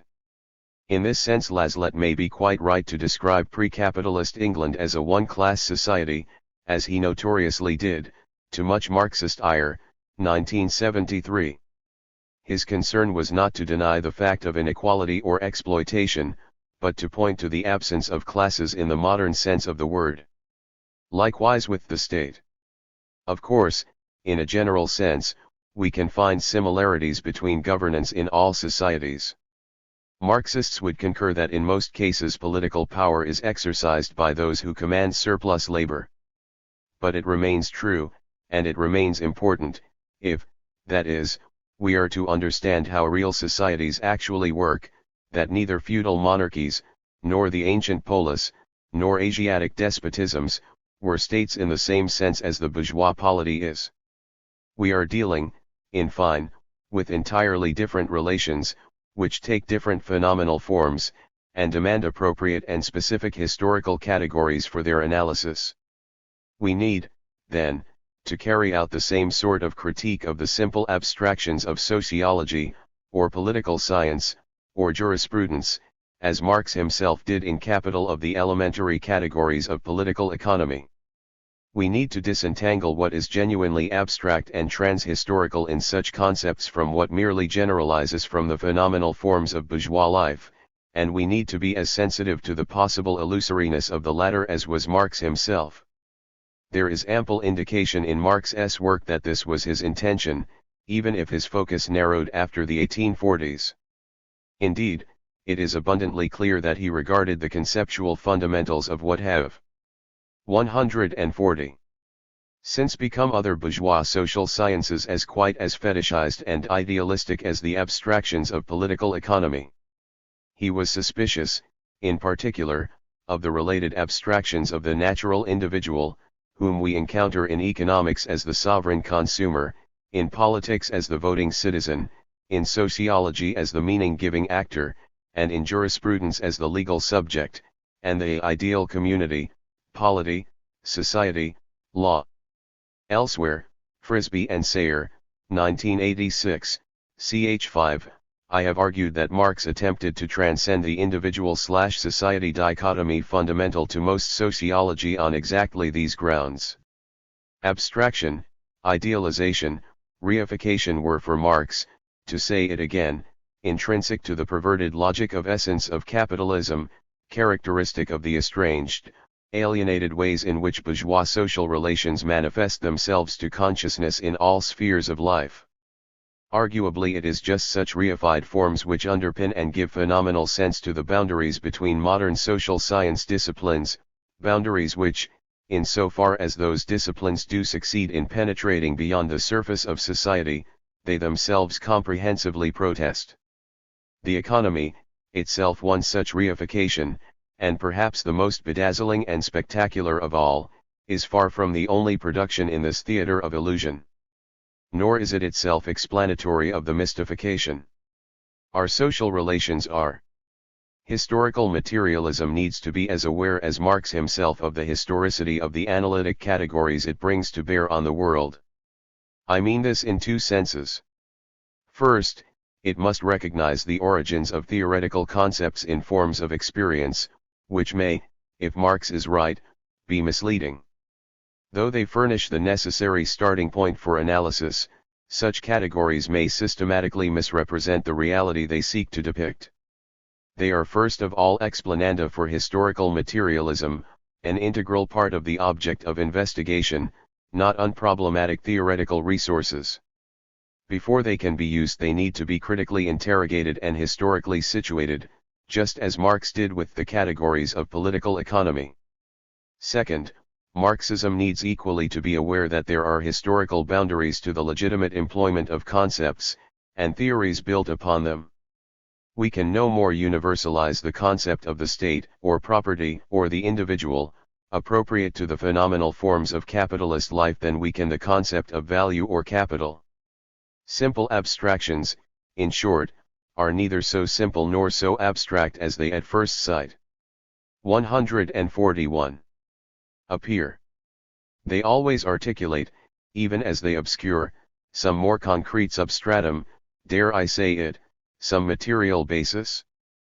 4. To some readers the foregoing may appear banal and elementary sermonizing.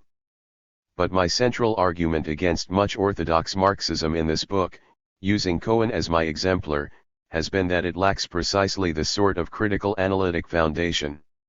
It proceeds immediately from summaries like the 1859 preface, interpreting the concepts employed there in ways that are inconsistent both with Marx's substantive practice and the critical methodology which informs it.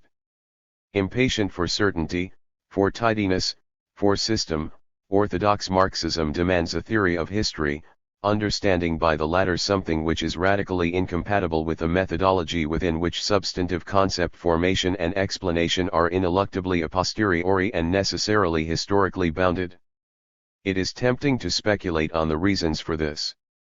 Coletti, 1972, suggests the influence of the late 19th century positivistic and scientistic intellectual milieu, in which Marxists were constrained to combat ideologies like social Darwinism on their own terrain.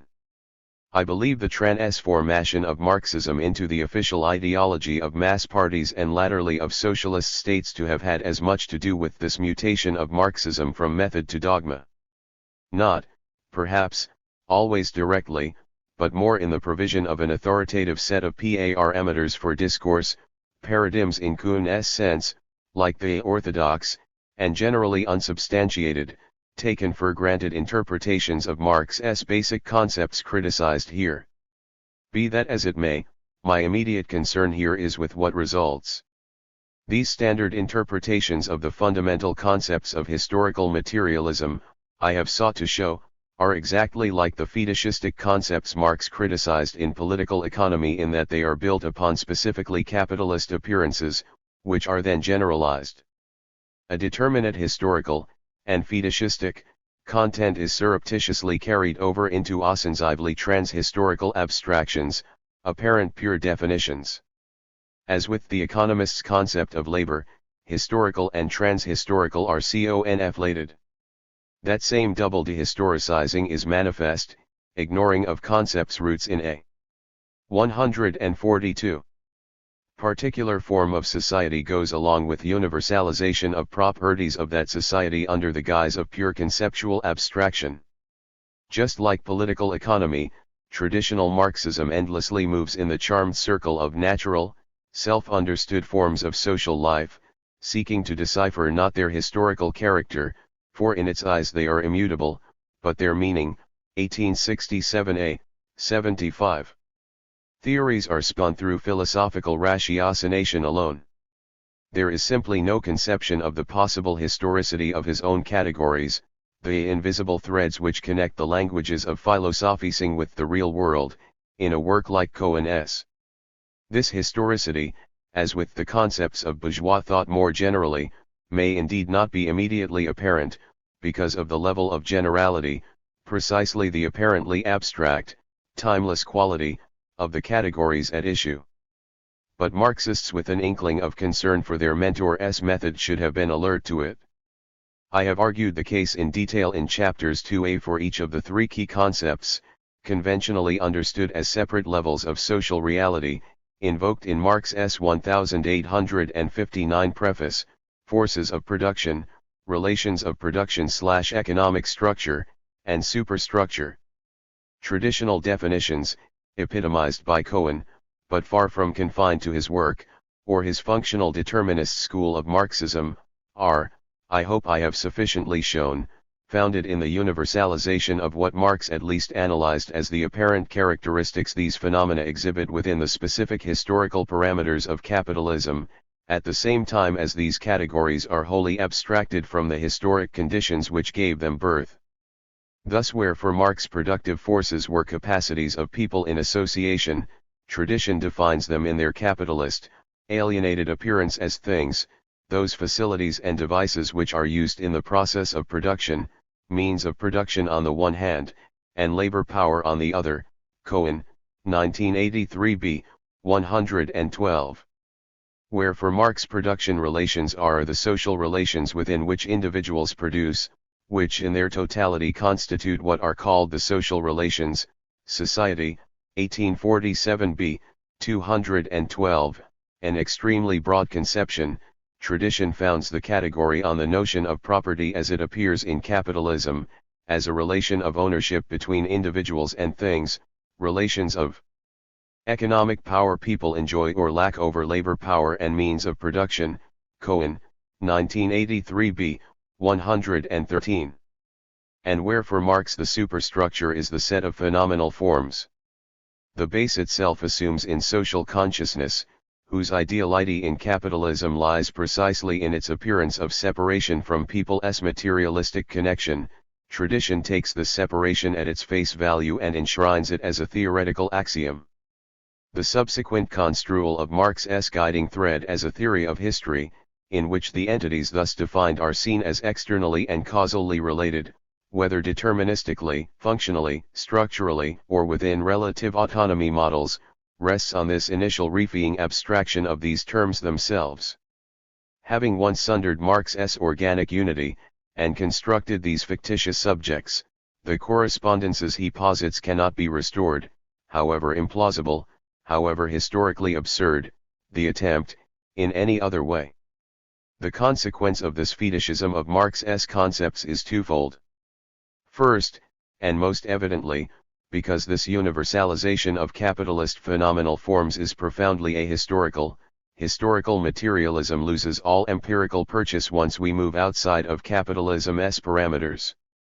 This is well brought out in the anthropological work of Godlier or Malassu, or the historical studies of Thompson, Hill, Hilton, or Bloch. The conventional concept of productive forces sheds little light on how pyramids were built or China irrigated.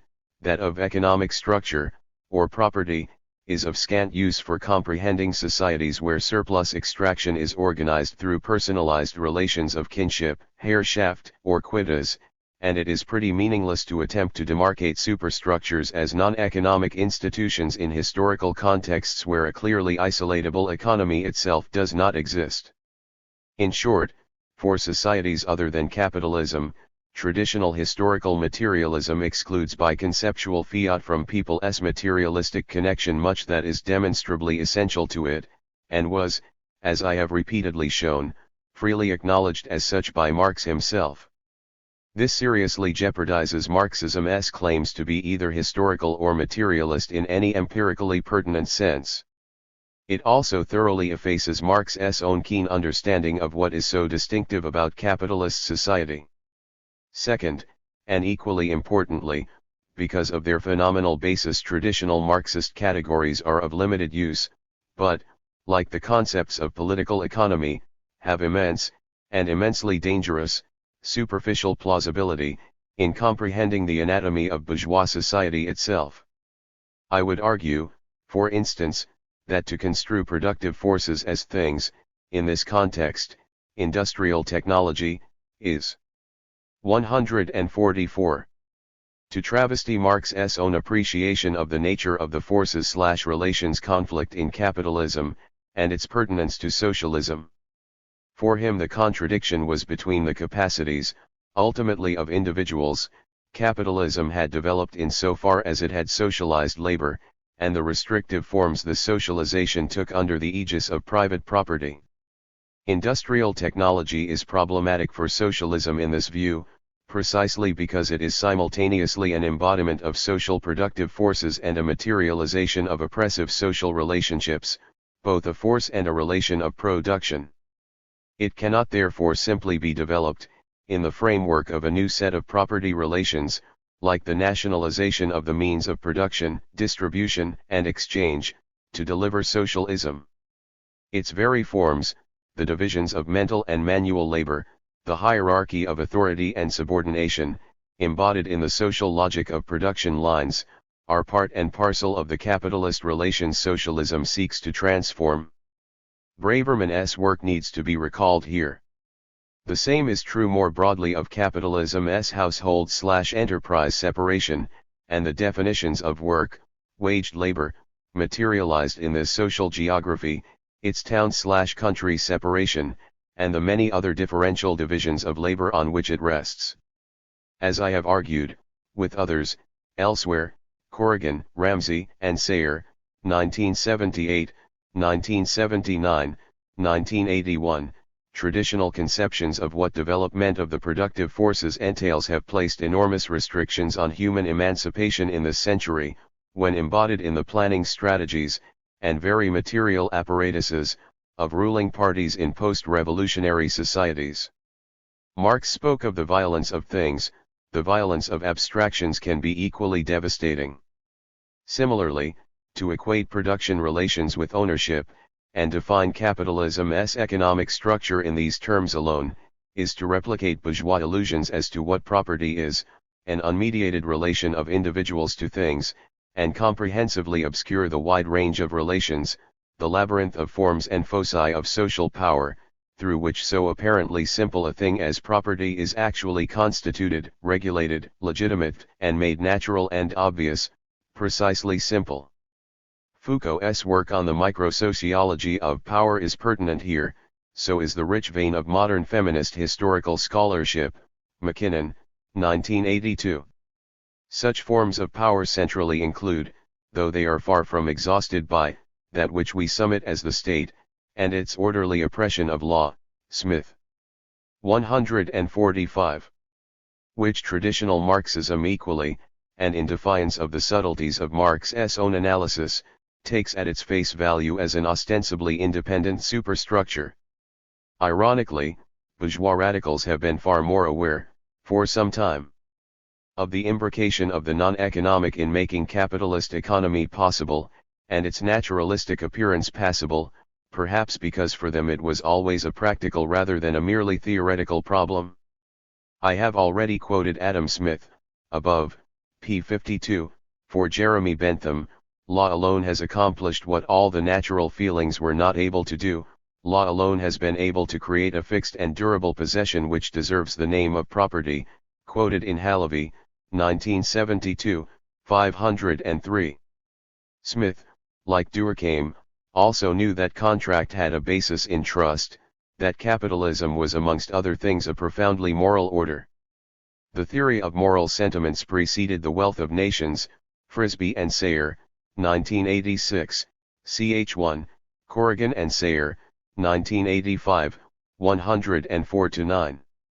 Christopher Hill, 1967, and Edward Thompson, 1971 and Passim, amongst many others, and following Marx, 1864, have recovered for us the struggle of moral economies in capitalism's formation.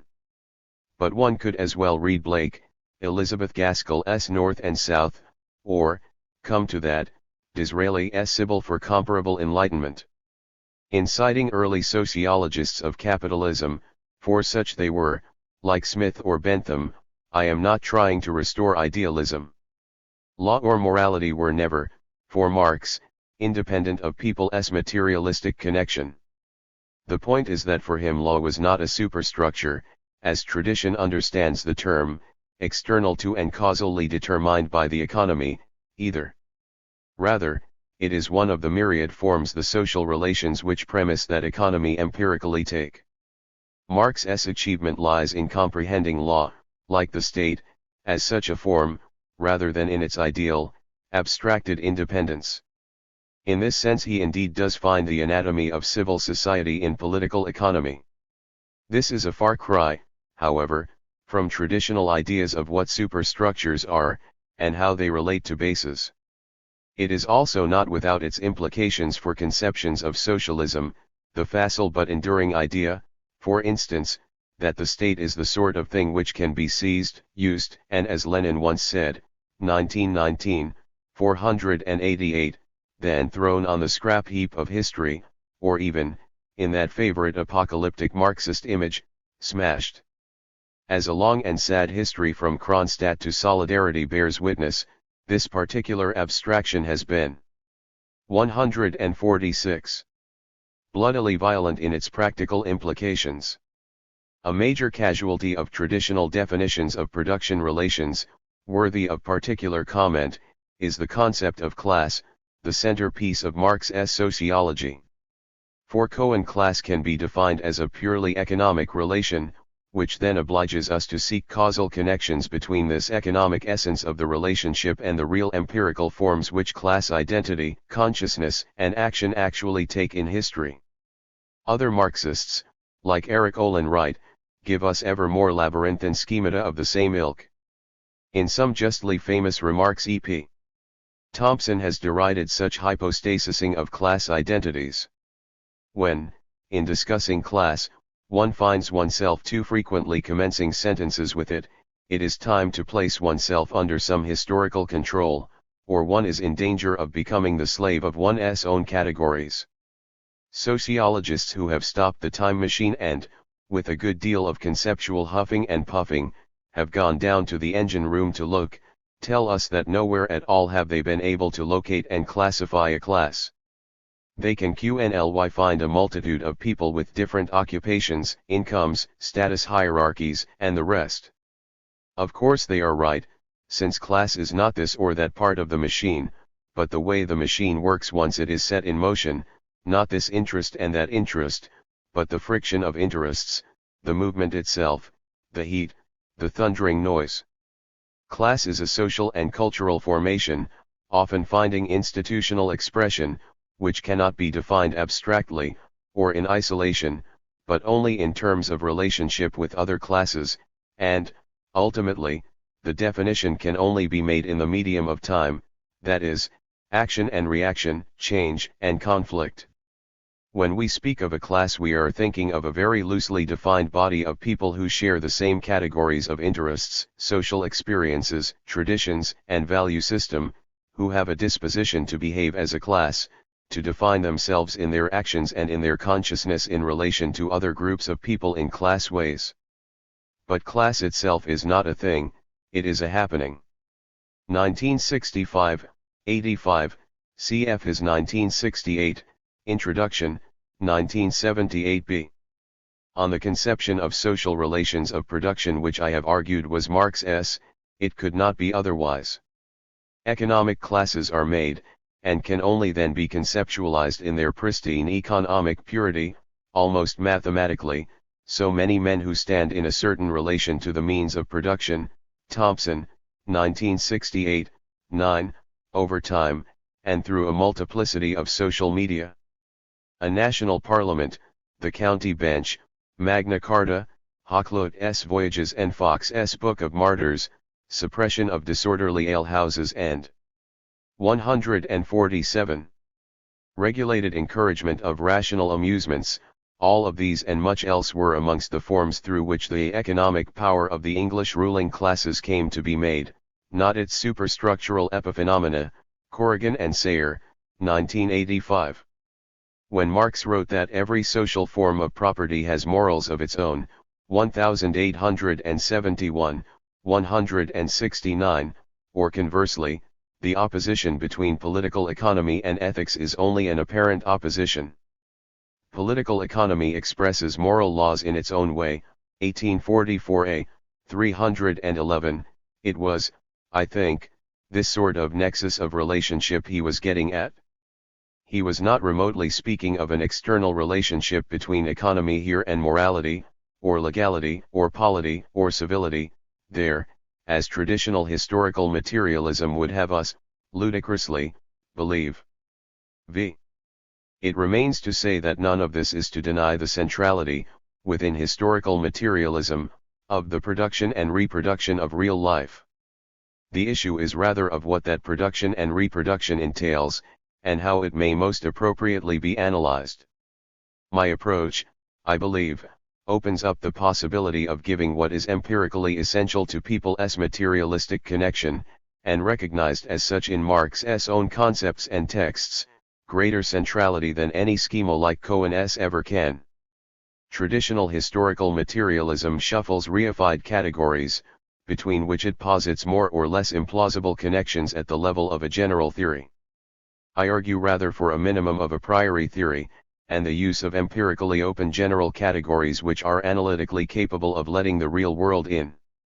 Thus there are no theoretical obstacles, of the sort which have occasioned entertaining contortions in recent years amongst Marxists, to recognizing cooperation as a productive force for nascent capitalism, or jurisdiction as a production relation in feudalism, which on any reasonable view of the evidence they surely were. The corollary is a commitment to an empirical method of inquiry, albeit, importantly, not an empiricist one, in which purportedly explanatory statements have in the end to be concretized, historically, as descriptions of the actions of real, living individuals and validated accordingly. Such a perspective is perfectly capable of producing rigorous and determinate concepts and theories. But it does so not at 148. The level of some general theory of history, nor by virtue of philosophical virtuosity, but for substantive societies, and on the basis of empirical investigation. I would argue that historical materialism can be determinate a posteriori to the precise extent that it eschews the temptation spuriously to foreclose empirical and historical questions by a priori speculative construction. Marxists may feel that this cuts them adrift. A characterization of historical materialism in terms of an object domain, production and reproduction of real life, and a method of analysis, empirical history informed by critique, leaves few of the old comforting landmarks intact. The proof of the pudding is left entirely to its eating, and there is little left for the philosophers to do. But I see nothing as being lost, and much to be gained, by this strategy. We cannot after all establish any logical necessity for the primacy of production in the explanation of social life. It must remain hypothetical. Material production, including, I would suggest, production of human beings, is a reasonable starting point for a sociology, and one which has in the past led to substantive studies which have mightily increased our knowledge of society and history, including those of Marx himself. But we can no more conclude from the undeniable fact that there can be no social life without production, the consequence that the mode of production therefore determines any other area of social life, than we could conclude from the equally true, and equally banal, proposition that there can be no social life without language, the corollary that social structures are determined by the laws of grammar. No worthwhile piece of historical materialist sociology, or anthropology, or history would in my view resist methodological characterization in the terms offered here. Indeed, the best and most innovative Marxist work has as often as not been accomplished only by abandoning, or at best paying only lip service to, the sacred cows of tradition. Consider Thompson's explicit rejection of the base/superstructure distinction, and ask whether the making of the English working class could have been written otherwise, or think about how far Godlier would have got in his anthropological studies had he not been prepared to jettison the standard conception of an economic structure. On my interpretation of the fundamentals of historical materialism, we can without contradiction respect Thompson's observations on the pervasiveness of law in 18th-century English society, indeed, and the point should really not have to be argued among 149 historical materialists. We can see this for what it actually is, an important gain in our knowledge of the material groundwork of that phase of English capitalist development, rather than a theoretical embarrassment, an unwelcome anomaly, or, worse, a deviation from the biblical texts of the master. To adopt the kind of conceptual hygiene advocated by Cohen, on the other hand, would I fear land us up with no worthwhile Marxist work of any substantive kind at all. For to put it bluntly, the world is not as his theory requires it to be.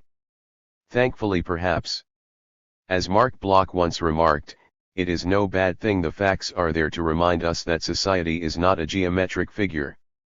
Theory should be abandoned if it gets in the way of knowledge. In the case of historical materialism, I believe, we are better off without the familiar landmarks, for all too often they turn out to be mere Potemkin villages, impressive facades which block the view. Traditional historical materialism all too often theoretically preempts what can only be historical questions and should never have been treated as anything else.